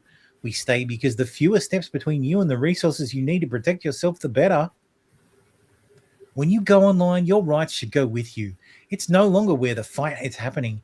EFF takes on the big fights, and we win by putting our time, skills, and members' support where they have the most impact. Right now, that means Blue Sky, Mastodon, LinkedIn, Instagram, TikTok, Facebook, YouTube, and EFF.com. We hope you'll follow us there and keep supporting our work, the work we do. So they have a new executive director. I'm the EFF's next executive director. Proud to take the torch from Cindy Cohen and lead the EFF forward in its next chapter. So I read that as X is so good at what they do and abides by our foundational message that we are no longer required here. It's not. It's a fucking I know, but that's how I read it. It's a yeah. The founder of the Electronic Freedom Foundation versus the executive director of the Electronic Freedom Foundation. Yes. If you haven't noticed, here's the EFF's website. Here's their LGBTQ plus section. Yeah, the EFF is dedicated to ensuring that technology supports freedom, justice, and innovation for all peoples of the world. EFF monitors digital rights issues which disproportionately impact LGBTQ plus communities, such as the areas of free expression, security, protest, and freedom from surveillance. What else do they have? Issues. These aren't listed. Like, where's the LGBT? I don't understand. Let's see. EFF. What's the ridiculous term they use? Reproductive justice. Oh, look at that. What? Reproductive justice at the Electronic Freedom, because I know when I want digital freedom, I want digital freedom to abort my child. When they're talking about digital freedom, they're talking about how to use your fingers. Yes. Reproductive justice and safe access to abortion. This is just, the EFF has been completely corrupted, and it's just another fucking platform for pushing people to vote for liberal fucking causes. Yeah. And it is sad as hell because the EFF used to do a good job, but now it's over. It's done, and I hope it falls into I hope their donations fall off a goddamn cliff, and they have to fold. I hope they make $1 million. Yep. If you want someone to support, there's the Internet Preservation Society, which is Josh Moon's charity, because they're sticking their finger in all the right eyes. And another organization that is probably worth supporting is FIRE, the Foundation for Individual Rights in it used to be education, but now it's expression. So they changed from education to expression. So okay. But yeah, what happened to the EFF is exactly what happened to the ACLU. ACLU used to stand for actual values, but then the progressives took over, and now they only stand for progressive values. Yep. Hardware Canuck says, this hits hard. Long-time PC builders will fully understand. TigerDirect.com has been retired. After more than 25 years of providing the brands that you trust at prices you love, TigerDirect has been retired. Thank you for your loyalty and support. 2019, Insight acquired TigerDirect. Insight is leading the solution integrated for serving clients of all sizes. So I never use TigerDirect because I'm pretty sure it's in Canada. It's like Newegg. Okay. France to ditch I Windows. just go to MSI. France to ditch Windows for Linux to reduce reliance on US tech. Okay. I'm happy when anybody adopts Linux. Yeah. WhatsApp's end-to-end encryption privacy is a total lie. A new class action lawsuit just dropped. Meta secretly let employees, contractors like Accenture and third parties read, intercept, and store your private messages without consent. What does the note say? WhatsApp can read and use text in WhatsApp prior to transit. Text not in transit is not encrypted. See General Alt. What? So, end-to-end encryption risks on WhatsApp. Okay. Is the security method that ensures messages and calls are protected from malicious access. This means no one, not even the app provider, can read your messages. A look closer at what WhatsApp document reveals. Contents are encrypted using the Signal protocol. So it's the same protocol that Signal uses for the communications section, and can only be decrypted by the sender and the recipient. So if you do a man-in-the-middle attack, there's nothing you can do. You can't decrypt the Signal the traffic from Signal or WhatsApp because it is end-to-end encrypted.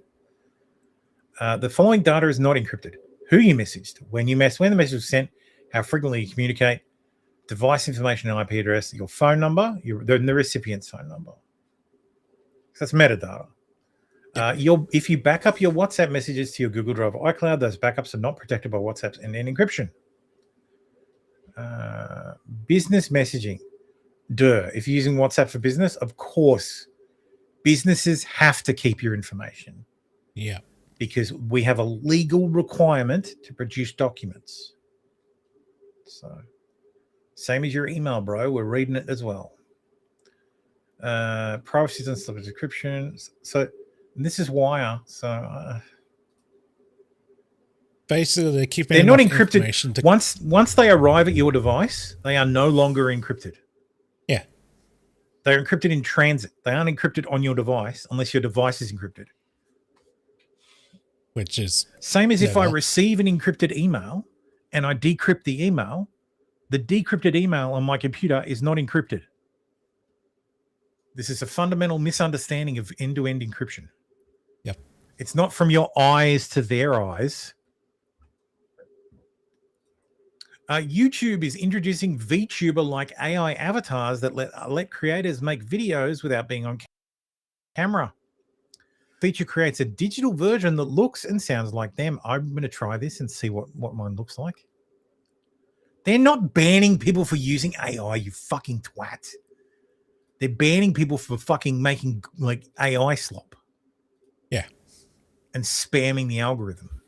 They're my most affected. Yeah. I don't make it. I just steal it. I just steal it. And that well is dry at the moment. It is indeed. There's fucking no information in this. Whatever. Anyway, Melania made a statement about Epstein and saying that she was lies. My wife's like, why was she making this statement? Also, I love the highlights. It's very nice. Yeah. Takes a lot of years off her too. Wait, Like, she looks pretty good for her age. I think she's like 56. Sorry. Your wife was saying what? She was saying that Epstein was like, she was talking about telling me about this. Why is she bringing it up now? And I said probably because she's suing Michael Wolff for claiming that Epstein is the reason like her and Trump are married. He set them up, which is not true. Which is according to her not true. Right. And also the timeline doesn't work. Wasn't Trump? Sorry, wasn't she a beauty pageant? No, she was a model. So I don't think she participated in what's it called, Miss America or Miss USA, whichever one Trump owned. So let's talk about the disaster of the week. Okay, we're talking about Ricada again. No, talking about Eric Swalwell. As Eric Swalwell himself explained during the Kavanaugh affair, we must believe survivors, and he must immediately drop out. What are we talking about? Everybody's abandoning ship because a woman who worked for nearly 2 years for Representative Eric Swalwell, a leading candidate for California governor, says she had a sexual encounter with him while he was her boss, and he allegedly twice sexually assaulted her when she was too intoxicated to consent. So here's Adam Schiff pulling the pin. Rapist. I have read the San Francisco Chronicle account, and I'm deeply distressed by its allegations. This woman was brave to come forward, and we should take her story seriously. I'm withdrawing my endorsement immediately.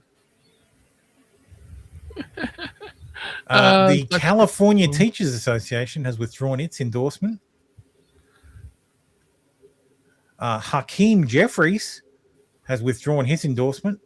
Saying the following: saying all perpetrators of sexual assault and harassment must be held accountable. So this is a good point. Notice how he says he should drop out of the race, and this is unacceptable for an elected official, but he doesn't say he should resign from Congress. Now that's all right, right? You're a rapist. You can be a member of Congress. It's fine. Just not governor of California. Of course. We reserve those for psychopaths. Hear it directly from me. These allegations are flat false, and I will fight them. A lot has been said about me today through anonymous allegations, and I thought it was important that you see and hear from me directly. These allegations of sexual assault are flat false. They are absolutely false. They did not happen. They have never happened, and I will fight them with everything that I have. They also come on the eve of an election where I have been the frontrunner candidate for governor in California. I do not suggest to you in any way that I'm perfect or that I'm a saint. I have certainly made mistakes in judgment in my past. But those mistakes are between me and my... Shot a load, fang, fang. Hit a face, fang, fang. My wife. And to her, I apologize deeply for putting her in this position. I also apologize to specifically you if in any way you have doubted your support for me. But I think you know who I am. For over 20 years, I have served the public. As a city councilman, as a member of Congress, and as a prosecutor who went to court on behalf of victims, particularly on behalf of sexual assault victims. That's who I am and have always been. This weekend, I'm going to spend time with my family and friends. And I appreciate those who have reached out to me to show support. And I look forward to updating you. And everybody very else soon. who's run for the fucking hills. So, look, all the times he did this shit is hilarious. Like the believe survivors live by the sword, darling. Yeah. Sword, yeah. Yep. Sexual assault victims deserve respect. No one's above the law. You ready to stand up for women? 4 women have described sexual misconduct by Rep Swalwell. I mean, it doesn't help that he's literally like sitting in the cuck chair in a hotel room. No, it doesn't. Martin Skrelly tweeted this. Here's the Eric Swalwell video. My source says it was taken in his home, and the woman is a sex worker.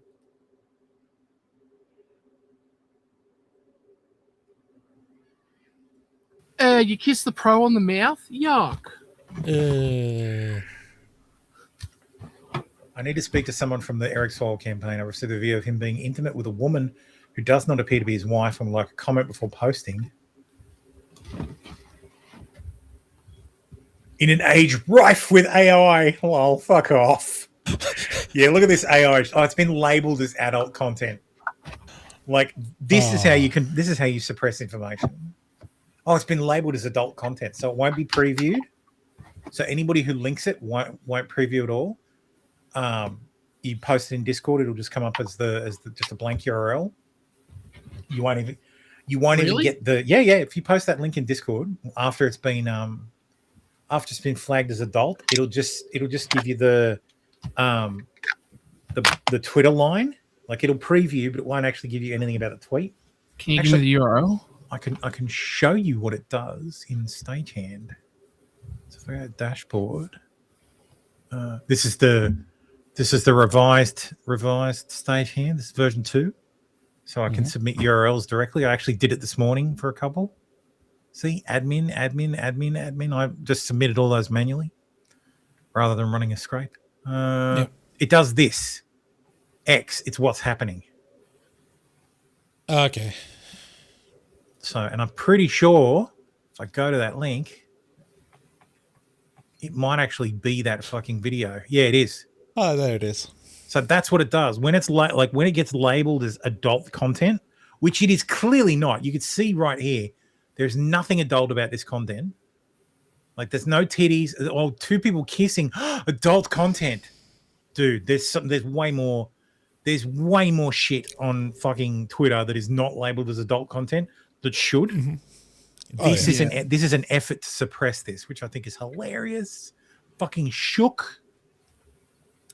Ruben Gallego says, I've read the San Francisco. He's putting a knife in as well. I regret having come to his defense on social media.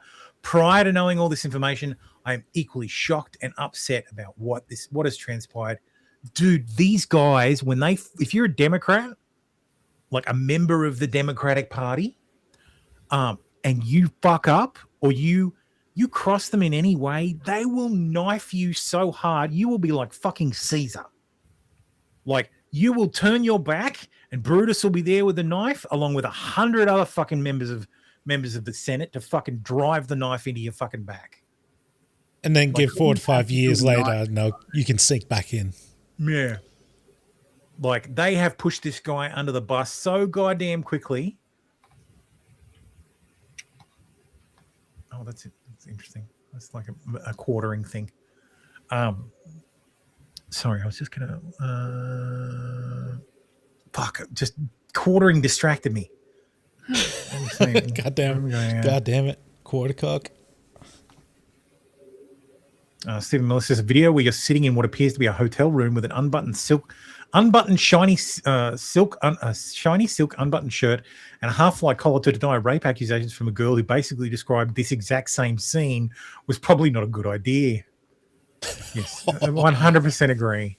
That's what I was going to do. I was going to pull up because everybody's saying, he was the front runner. He's the front runner. Eric Swalwell was the front runner of the California governor on Thursday. By Friday night, his campaign chair had resigned. His fundraising page was dead. Adam Schiff was pretending they'd never met. Nancy Pelosi was speaking about him in the past tense. The man went from party standard bearer to we don't know who this guy is faster than a Snapchat message disappearing from his phone. The official damn. story is that multiple women came forward with serious allegations and the party responded swiftly, which, sure, okay, except swiftly undersells it. Because the Demon Rat Party's reaction looked like a detonation, like detonating a controlled demolition they'd already wired. Every endorsement pulled in the same news cycle, every statement using the same language, every union, every ally, every surrogate, all reading from the same script that apparently materialized from thin air on a Friday afternoon. You know what's funny? When Tara Reid accused Joe Biden of the same thing, the entire Democratic apparatus spent months explaining why believing women is more nuanced than it sounds. Biden stayed in, won the nomination, won the presidency. Why? Because Biden was a useful idiot. Swalwell was not useful. Swalwell was a problem. 8 Democrats splitting the vote in California's top 2 primary meant 2 Republicans could lock Democrats out in the general. Steve Hilton is polling at 22%. The math was bad. Swalwell was told to leave. He said no. And then, by extraordinary coincidence, every institutional support system in his political life collapsed simultaneously. Yep, totally coincidental. They did this to Bernie in 2016. They did it to Crockett in Texas. So I don't buy the Swalwell is a white dude argument either. Since the Blue Party does not have voters, it must rely on a plan. And if you happen to be standing where the plan needs to go, they will move you. The allegations might be true. They might not be. It doesn't matter. The point is the party didn't wait to find out because the point was never the allegations. The point was power. Bravo. So, yes, speaking of weirdo people in cup chairs, someone dug up high school photos of the quartering and presumably his sister. Okay. Yeah. Like what? We need to talk about AI for a bit. How long have I got? I just started the last hour. Sam Altman sisters amends lawsuit. We did that last week. So fucking get in. So the New Yorker, Ronan Farrow over the New Yorker did a piece on Sam Altman. Talked to a whole bunch of fucking people. And it's quite interesting. Basically, he's a sociopath. Okay. So nothing revelatory, I guess. I guess it's nice to know that it's what we all assumed was true was. So yeah, basically. Amazon will pay $20 million to settle Oregon data center pollution allegations. Its data centers in Monroe County contributed to nitrate pollution that has contaminated groundwater in the agricultural community. Jesus. Nitrates from farm fertilizers, animal manure, and wastewater contaminated local drinking water for residents living in Monroe and Umatilla counties, according to state reps. Amazon wasn't the origin of the nitrate pollution and denies wrongdoing, but critics have alleged the company exacerbated the crisis with concentrated runoff from its data centers. Okay. Fuckers. Okay, so we have confirmed the unit error in the government document, and I've issued a correction to my publisher. So I'm working to address an apparent error for a data point I cited in my book about the water footprint of a proposed data center in Chile. I'd like to explain what happened and provide what I'm doing to remedy it. We've confirmed the unit error in the government document. I've issued a correction to my publisher. I've also made other updates based on the ongoing feedback. So a typical data center uses about the same amount of water as a golf course and the same amount of electricity as a steel plant, yet for some people, they have become the worst thing in the world. Where does this motivation come from? So, because the water thing came from Karen Ho's book, Empire of AI. It overestimated water use by 100,000%. Fuck me. Her response was just oopsie, and incorrect books were kept in circulation. So, who would win? Fancy award-winning book or Cubic Boy? 1,000 of these will fit into the one on the left. Yes, that's right. one My cubic God. meter of water is 1,000 liters. Sounds like What it's did like she- autism course. What did she think it vaccines was? called autism all over again. No, I think that guy was paid. I think he did He it on was paid? purpose. Yeah. Paid to release that. Yeah. Hang on, I have to ask Grok. That would have been a steep what was price the considering actual you fucking mistake? lost everything.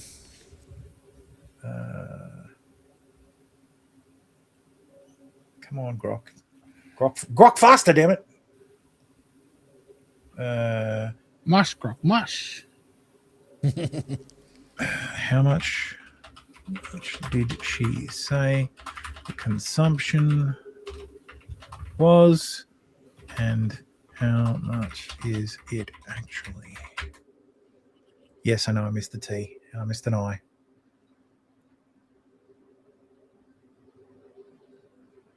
Oh, come on. Anybody got time for that? It's got to try to correct your error before finding the message. Yeah, it's the spell checker that's taking time. No, do it again. Regenerate. There's another 100,000 liters gone. I know, right? I've found Grok doing that a lot more. Like you'll ask it something and it'll be like, oh, sorry, screwed up. It's very important information I need to impart with everybody. Mm-hmm. I was wondering why the prior data centers didn't require the Great Lakes to cool. Yeah. No wonder Microsoft was putting them at the bottom of the ocean.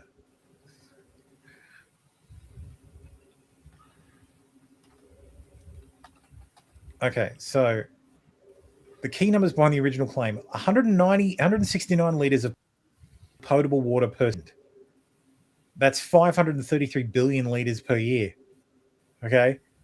Cyrillis residents use 5.1 million liters per year. So she said more than 1,000 times what the residents use. Mm-hmm. The data center corrected figures. The data center still uses 5.33 billion liters per year, 169 liters per second. But the residents use 5.1 billion liters per year. So it's not 1,000. So she must have said in her book that the data center uses 1,000 times more water, more than 1,000 times more water than the entire city does in a year. Okay, so what probably happened was she said 1,000, put a comma instead of a full stop, and they went back and went, oh, well, this must be a No, B. she didn't, because it's 1 billion liters versus 1 million liters. That's what I'm saying, though. The editor may have gone back and gone, oh, she didn't mean billion, 5.1 billion. She meant 5.1 million. Also, 169 liters per second is the maximum permitted amount, not the average usage. The data centers often use far less than the permit allows. So they're granted a permit to use that much, but they didn't. Even corrected, it's still a notable share of the local supply. Yeah, it is. It is. If you're using water in it, don't build these things in a fucking drought zone. Like, fuck me. Yeah. Come on. Build them next to desalination plants, for fuck's sake. Or don't use water. Use something else. Use a closed loop system that fucking uses a heat exchanger, and use mineral oil or something. Yeah. Almost half of US data centers that was supposed to open this year are slated to be cancelled or delayed. Data centers are powering your favorite AI chatbots are running low on helium, cache, and neighbors who don't hate them. And that's not even the worst of it. According to a reporting by Bloomberg, about half of the data centers slated to open in the US in 2026 will either face delays or outright cancellations. Lol. It's not just a problem with data centers planned in 2026 either. Among data centers slated to open in 2027, only about 6.3 gigawatts of computing infrastructure are actually under construction, compared to 21.5 announced gigawatts. It's all smoke and mirrors. Yeah. Like maybe the AI bubble has already burst and we just don't know it yet. And they're still just screaming about, oh, we're still doing this and we're still doing that. Well, they all are trying to IPO this year. So They all need to keep the hype going. That's why Anthropic's like, oh my God, if we released Mythos to the world, it'd be the end of the world. That's just the hype cycle. That's just like, oh, we're trying to make you think it's awesome. It's so awesome. OpenAI CEO's Sam Altman targeted with Molotov cocktail. Oh, sorry, his home, not him. Suspect arrested but not identified, and has allegedly made similar threats to OpenAI's San Francisco headquarters. He has been identified. His name's Daniel Moreno Gamma, DM Gamma, or AKA Butlerian Jihadist on Discord, of course. Of course. Was booked on suspicion of attempted murder. He is an active Pause AI member who frequently stated the urgency, we are close to midnight. It's time to actually act. Dude, that fucking, what's his goddamn name? Like the fat balding guy who wears like, he always wears the Hello Milady hat, the fedora. He's a fat. He wrote the book. If anybody builds it, we all die. I don't know, Like- Reddit man. Yeah, Reddit man. It's Reddit. Exactly. That's him. His name's Reddit man. He has a lot to fucking answer for. That guy has been pushing LLMs are going to kill us all. If you build AI, it's going to kill us all. It's going to kill us all. They need to stop with these LLMs. They're going to kill us all. My God, my brother in Christ. If you haven't figured out that training LLMs is and open LLMs leading to generalized artificial intelligence is a fucking dead end, bro. The word guessing machine is not going to fucking suddenly develop consciousness. It's going to predict the next word, and when you ask it if it's real and how it feels, it's going to be really good at predicting that you want to hear that Johnny Five is alive, but Johnny Five ain't alive. Fucking idiots. But what it's really good at is taking 100 million tests and the results and Yes. going, oh, here's your medical results with an accuracy of 99.9%. Yes. It's that very good MRI at you doing the take of things your it was breast? trained to do. See that thing right there? That's going to turn into cancer. See that Yeah. thing there? That's going to become this later on. See that thing there? That's this disease. Like, it's going to be make really no good at that shit. mistake. Like the models we're trained, like the large language models are fucking amazing. They do amazing things. It is an amazing tool, but it is a tool. It is a really impressive hammer. Yeah. But it can't it can't like paint a painting. It can't Basically, come it's an up with impact anything hammer. unique. Like, it's not a fucking person. It is not going to take over the fucking world. Indianapolis councilman says shots fired at home and no data centers note left on his door. Okay. So let's quickly do communism, and then we'll finish with Aussie news. California now says they don't have enough money to finish building their high-speed rail system and are asking for $125 billion more. As we speak right now, are the funds there to complete LA to San Francisco? The entire amount of money we need, not there today. But do we believe we can get those funds to get the project done? Absolutely. How? It's never going to be made.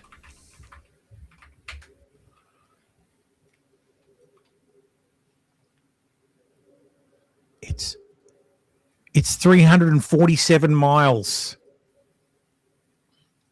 What the actual fuck? How much do you estimate it's going to cost to connect high-speed rail San Francisco to LA? Today, we estimate with the right optimization, just over $125 billion. I think $126 billion is the current estimate for that. That's more funding than Amtrak has received in its history and still leaves a shortfall of roughly $90 billion. Jesus fucking Christ. So not only is that $125 billion more money than Amtrak has received in the history of Amtrak, it still leaves $90 billion. Oh my God. So Amtrak has received, what, $35 billion in its entire history.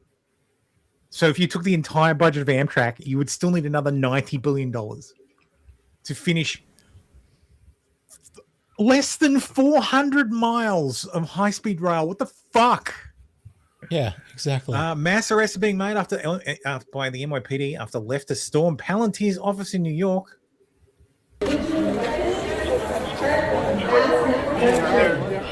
Sanctuary, not surveillance. Oh, fucking immigrant people. God damn it. Yeah. Democrat-appointed Judge Juan Hoyos offered a $50,000 conditional bond that would have required Abdirashid Sayed to surrender his passport. He chose a $150,000 unconditional bond, kept his passport, and fled the country. Naturally. Sayed was part of an $11 million fraud scheme. Our culture is we trust one another. Prosecutors also charged Saeed with perjury, and his trial Monday was set to be the crowning moment in the state's long investigation. But according to multiple sources, he has instead successfully fled the country. How? He had no travel restrictions. At a bail hearing after he was charged, prosecutors wanted to set bail at $1 million, but Judge Juan Hoyos gave Saeed two options: a $50,000 bond where he gives up his passport, or a $150,000 bond with no conditions. Saeed opted for the higher amount, and he kept his passport. And left. Of course. That's insane.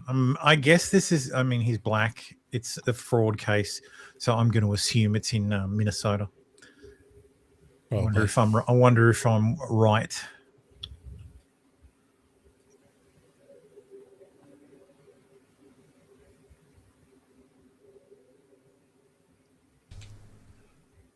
Care 11. Minnesota, yep. Of course. Liberals love this. We as Canadians have subsidized my education to the tune of, you pick the number, $500,000, right? 500,000. And if it's a graduate student, go up, right? 30,000 TN go to the US every year. You want to save yourself $5 to $10 billion? Shut the TN program. And then keep them in, or make them pay their $500,000 so that if they leave, I'm okay with that. You want to go to the US? Give me back my money. Like my dad, my mom, you all work every day to offer them their education. So we need both sides. We need to fight on one side to make sure that we bring the very best talent of the world, because they all want to come here now. It's absolutely wonderful. But you can't have this sieve on the other side. You can't let 5 billion or 10 billion a year of your hard-earned cash so that Microsoft can get smarter.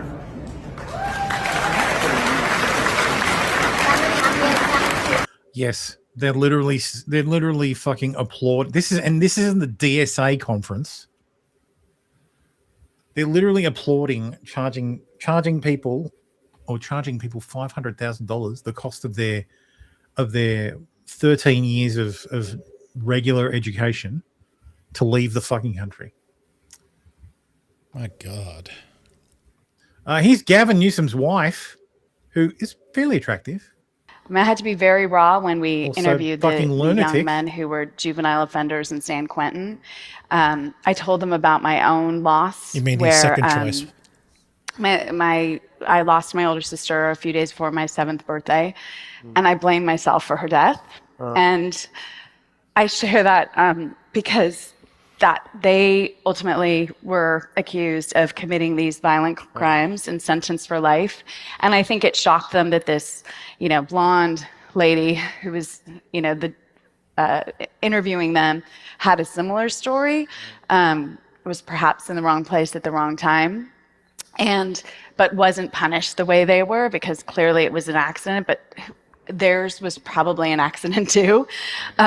So anyway, I share that just because I guess, I quite enjoy spending time with people and being real and unmasking and showing them that it's safe to unmask themselves. Beautiful. How did she kill her sister? Hey, what? She ran over her sister with a golf cart. When she was 7? When she was 7. She wasn't punished because it was an accident. Of course. Running your sister over with a golf cart. She couldn't possibly have Couldn't buy. Damn it, honey! Can you tell Gavin to pick up that new Barbie doll so I can have it in the car when he picks up Hunter from the trans practice after school? Damn. Fuck Christ. Anyway, surprising news quickly.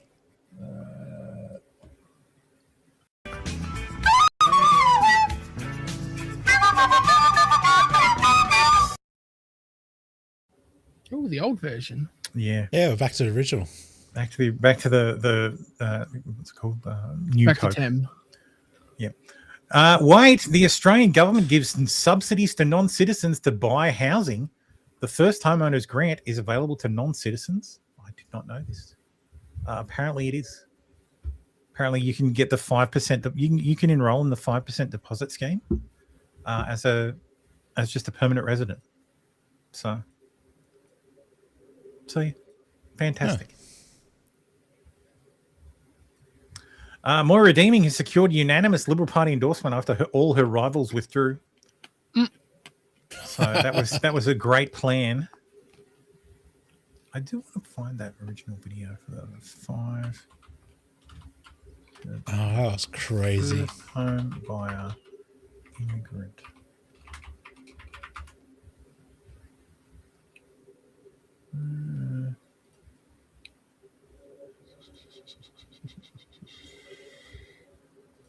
Yeah, there we go. Australian government has subsidised more than 48,000 non-citizen migrants to buy homes in Australia since 2023. First homeowner scheme allowed non-citizens to purchase homes in Australia with a 5% deposit, regardless of whether they own a home overseas. Australian government acts as a guarantor for the remaining 15% of deposits, allowing the first home buyer to avoid paying lender's mortgage insurance.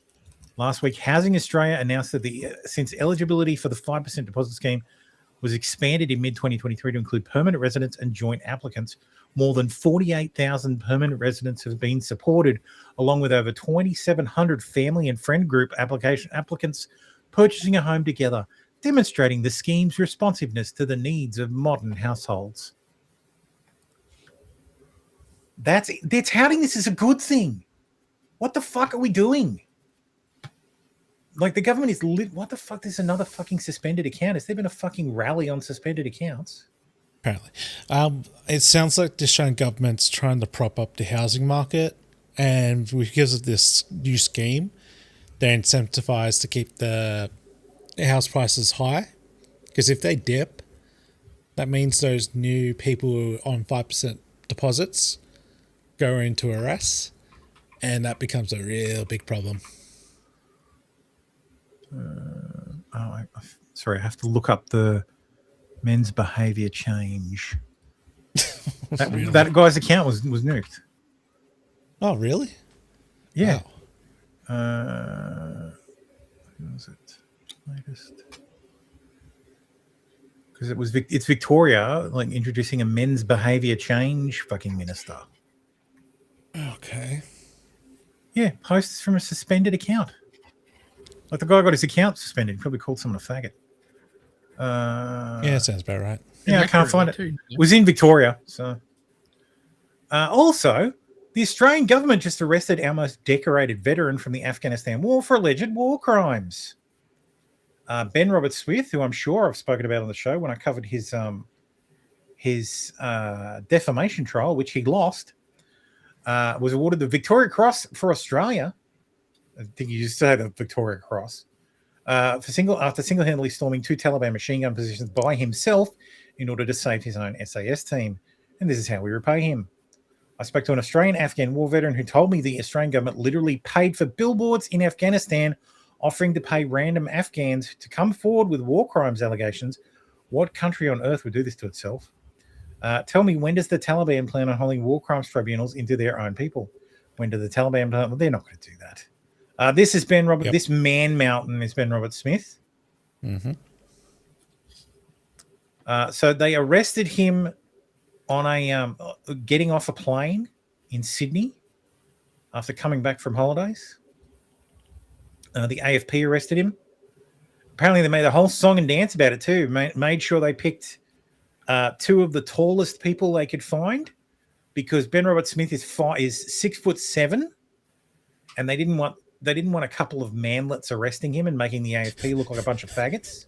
So yeah, there already are. he was arrested on war crimes charges. So the Australian government chose to arrest Ben Robert Smith in Sydney rather than in home state of Queensland because the government prosecution wanted less white Australians on the jury, quote, a more diverse jury pool. So in practice, the Australian government wanted Hamas and Hezbollah supporters from Lakemba and Western Sydney to sit and judge Australia's most decorated veteran from the Afghan war. This explains why the government rejected Ben Robert Smith's repeated offers over the multiple years to peacefully hand himself in. Instead, they chose to arrest him on a plane in Sydney in front of his children and the wider public. Calculated humiliation ritual. Yeah, absolutely. This is how they set the agenda. They need to get you. Like the Australian government does this all the time. They'll parade you in front of the press because how do you think the fucking press knew he would be there? How do you think they had photos of him on the fucking tarmac? How again does they were invited? Yeah, exactly. Also, the footage is from the office of the special investigator. They had a camera crew ready. Mm-hmm. So, and the office of the special investigator. Well, that's an odd thing. What's the office of the special investigator? Well, the office of the special investigator spent $300 million over the last 10 years fucking trying to nail any of the SAS guys for war crimes. Where is it? There we go. Pauline Hanson is a train wreck crucified on Channel 10 after claiming it cost $300 million to pursue Ben Robert Smith, then refusing to name her source. Quote, that's not accurate. The entire budget of the Office of Special Investigators in its existence is $216 million for 53 investigations. Yeah, in 10 years, they've investigated 53 people and arrested one. Wow. They've charged one person. So, Channel 10 correctly reported across all 53 investigations. Pauline refers to the broader estimated total cost, OSI, AFP, CDPP, and related agencies cited in media as 300 to 318 million over 10 years. Is she wrong though?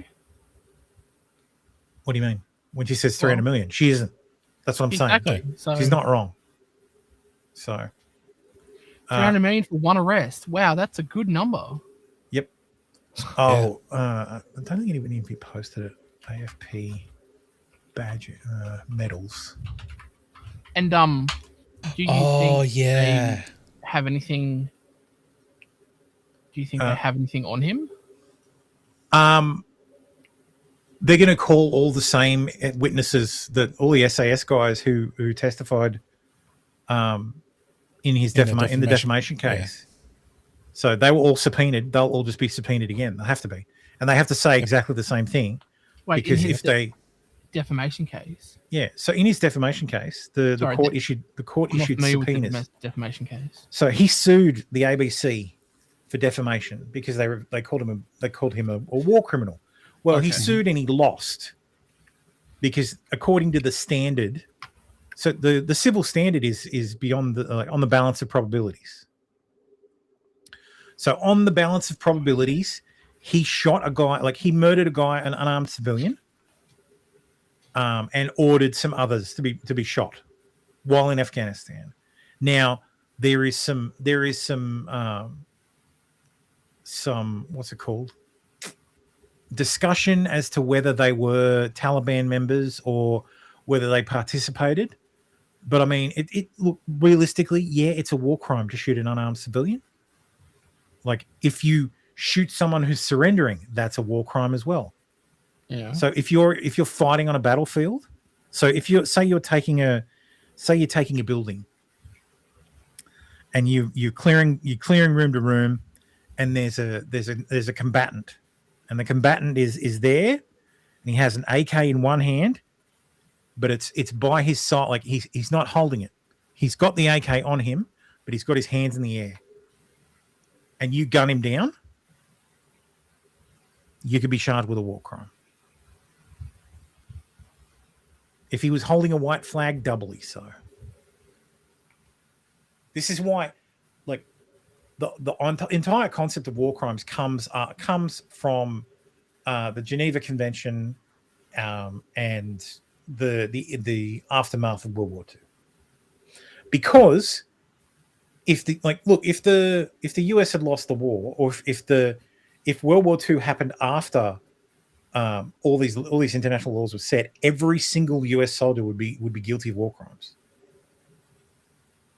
Because everything they did was war crimes. The Americans bombed Tokyo. They burned Tokyo, burned most of the major cities of Japan to the fucking ground. The West bombed Dresden down to the bricks. That is like that. And then after they did that, they said, "Oh, hey, that's a war crime. You can't do that anymore." We did it. Our bad. We won't do it again, though. We promise. War crimes are bullshit. It's not a war crime for the first time. AFP girl boss mocked for having more medals than Ben Robert Smith. So there's the head of the AFP, Christy Barrett, who became the first woman to lead the agency when she was appointed in August. I just really, she has more medals than he does. Yeah. What the fuck? I know what it is. They're bigger. The ribbons are wider. Or she's really fucking small. 1, 2. So 1. There's a Victoria Cross. 11. 2, 3, 5, 6, 7, 8, 9. Versus what? I counted 9 on his. Okay, 9 to 11. So 9 versus 11, and this guy is literally the most decorated SAS soldier in Australia, ever. Yeah, and she's got more ridiculous medals than him. What a fucking clown country we are! I swear to God. Yeah, cultural Marxism. Yeah, Marxism, cultural Marxism, exactly. This is some North Korea shit. Lady, you're a fucking copper. What's her name? I don't think it was Karen. No, it's Chrissy. Close enough. Chrissy Barrett. What kind of fucking adult woman's name is Chrissy? It's Christine. Fucking dipshits. Or if your name is actually Chrissy, fucking change it, you unserious cunt.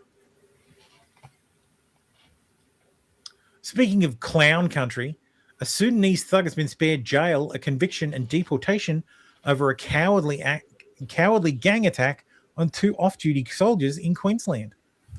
The court heard he has the potential to be a leader in his community and aspires to be an NDIS support worker. Isn't that great? Fuck me. More our tax dollars at work. Yeah.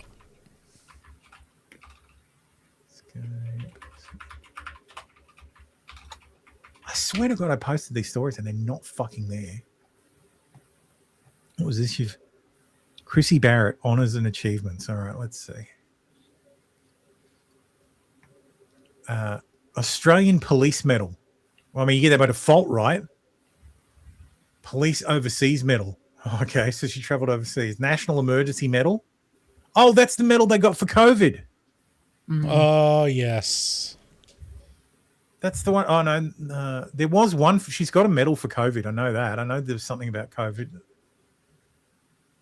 Yeah, there was a tweet out. She began her career with the AFP as an administrative assistant. Of course. What the fuck? She investigated the Bali bombings.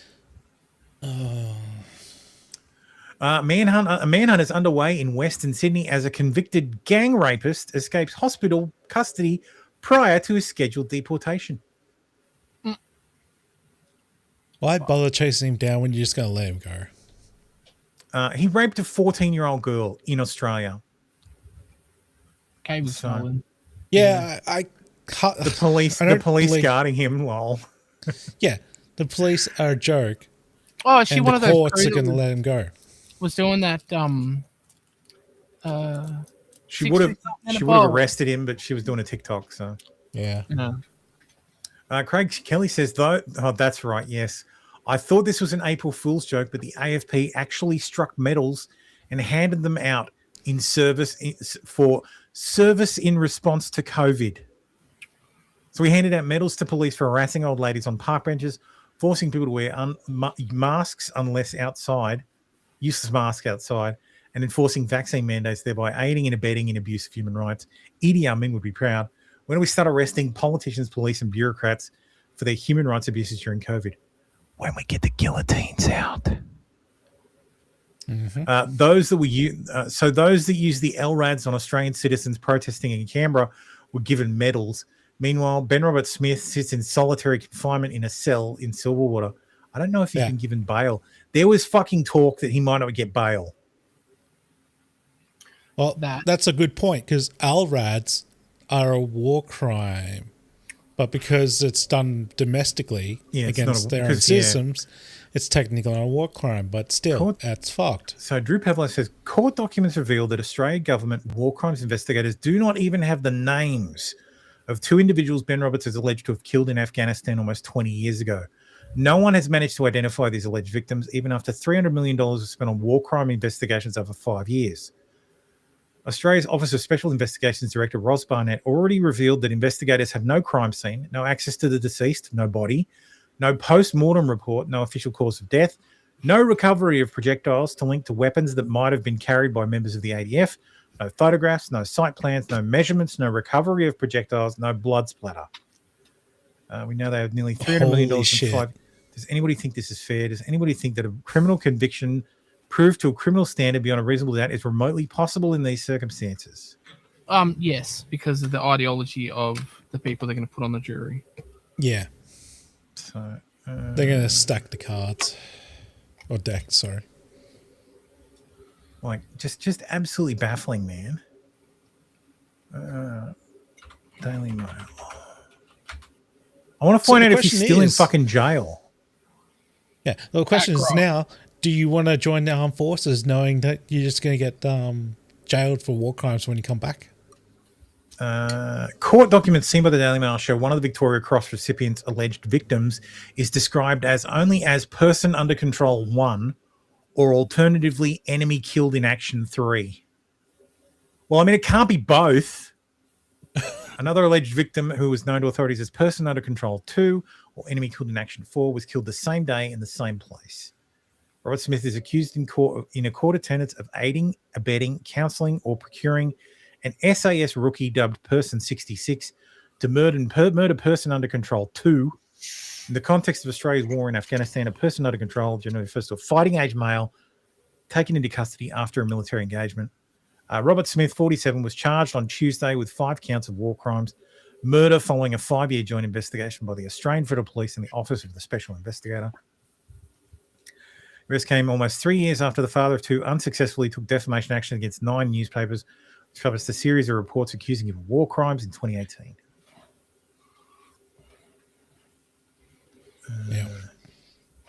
It's ridiculous. Yeah. Fucking ridiculous. Yeah, there he is meeting the Queen. Because, you know, most fucking decorated. There he is. Like, drinking from a... Robert Smith is accused of murdering a man named Alhamdulillah, who nobody is even sure is actually dead. There's talk in Afghanistan the guy's alive.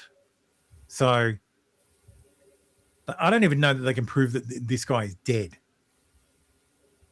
Like, if he ends up being convicted, it will actually be a miscarriage of justice. Mm-hmm. Where's latest? Let's see. Like, this is fucking ridiculous. Like, it is. It does. Everybody's like, oh, this is very political, yada yada. Australian Patriot says, our veterans' lives matter. This is part of the Ben Robert Smith story that makes my blood boil. So on the night of the August 29th, 2012, a Taliban sleeper agent in the Afghan National Army massacred 3 Australian soldiers in cold blood as they prepared to sleep on their own base. Their names were Private Robert Pote, Sapper James Martin, and Lance Corporal Rick Milosevic. The rogue Afghan soldier was named Hekmatullah, It was the fourth insider or green on blue attack by Taliban sleeper agents in the Afghan National Army against Australian soldiers in 15 months. Out of the 41 Australians who died in Afghanistan, 7 died by these insider attacks, attacks which technically constitute the war crime of perfidy. Hekmatullah's attack was a crime under Article 37 of the Additional Protocol to the Geneva Convention, which prohibited perfidy as an act of war. By enlisting in the Afghan National Army and wearing its uniform, Hekmatullah presented himself as a co-belligerent fighting alongside Australian forces, not against them. He invited the confidence of Australian soldiers so as to lead them to believe that they were entitled to protection under international law, and then betrayed that confidence to massacre them as they prepared to sleep. Ben Robert Smith was one of the first on base after the attack. He was ordered to find and apprehend Hekmatullah in order to bring him to justice. Acting on intelligence, Robert Smith and his men were led to the village of Darwan, not to be confused with Darwin, where Robert Smith is then alleged to have committed a war crime, supposedly kicking a farmer named Al Jan off a cliff and ordering his execution. Robert Smith always maintained that Al Jan was a Taliban spotter in a village that was a Taliban stronghold. It is a matter of historical fact that there was confirmed armed Taliban presence in the village of Darwan the day of the raid. Robert Pote's father, Hugh, defended Robert Smith and his actions, quote, "The citizens in these villages could well have been a civilian one day and pulling the trigger the next. That's the way the Taliban operated. This perspective should have been included to provide some balance and context. Taliban fought by blending into civilian sleeper agents into Afghan National Army and murdered our soldiers in moments of vulnerability. Where's Hekmatullah today? He lives in Afghanistan as a free man, feted as a hero by the Taliban. They don't give a fuck about international law or human rights or war crimes. They openly boast about the way they slaughtered our soldiers through acts of betrayal and perfidy. So my proposal is this. Australia can put Ben Roberts on trial when the Taliban hand over Hekmatullah, preferably dead, his head on a silver platter. Until that time, free Ben Robert Smith." Yeah, fuck that guy. Yeah. I don't see anything like... Let's see. Let's ask Grok. Has Ben Robert Smith been released on bail yet or had a bail hearing?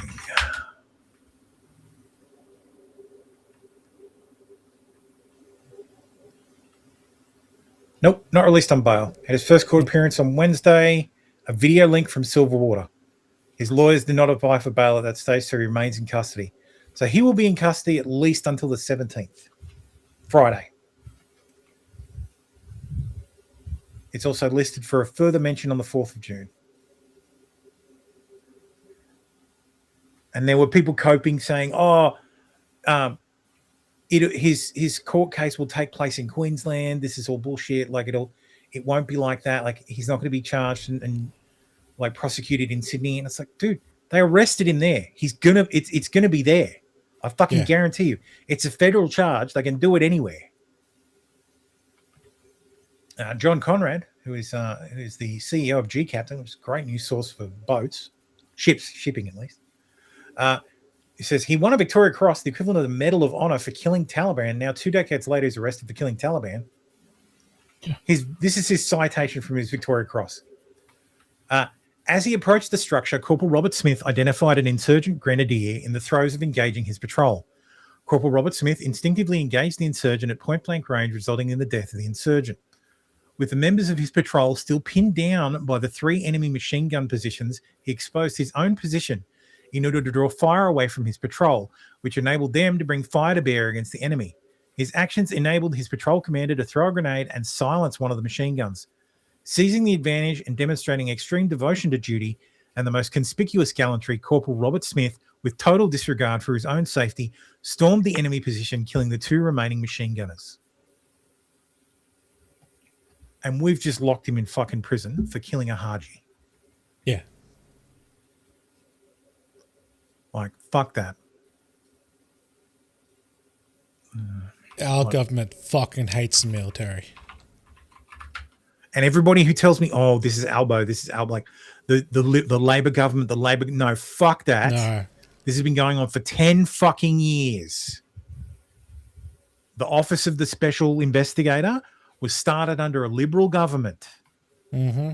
like a conservative liberal government. There's no such fucking thing.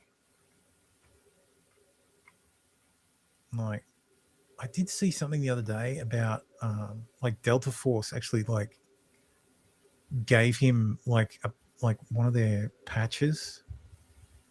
Like it was like maybe it wasn't Delta, maybe it was SEAL Team. Because like this guy Heston, I think his name is. I think it's Heston.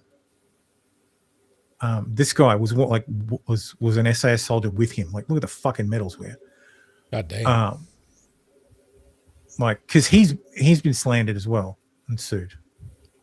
So you're okay with this? It is what it is, bro. Like,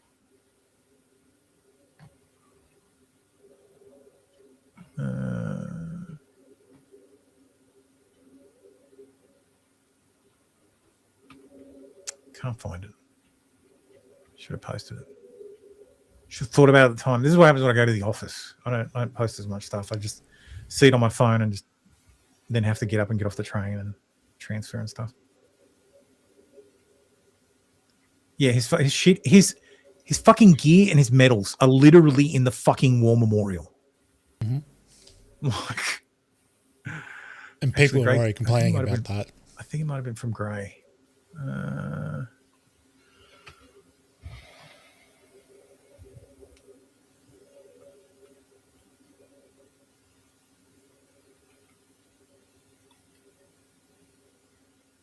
It's one thing to run a murder trial where the body of the deceased has never been recovered. It's quite another thing to allege in 2026 that a murder occurred in 2009 or 2012 in circumstances we have no real idea who the victim was or is. They're pounding the desk, ask them to produce the body. Yeah. Ben Robert Smith, VC, can be the worst scoundrel to have ever worn the uniform since Breaker Morant or whoever, but none of that relieves the prosecution from its enduring obligation to make its case fairly within the required particularity. Indeed. Mm-hmm.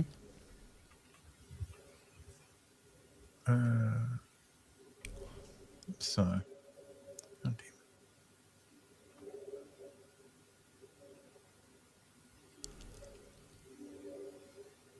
yeah, I can't remember who fucking was it Delta?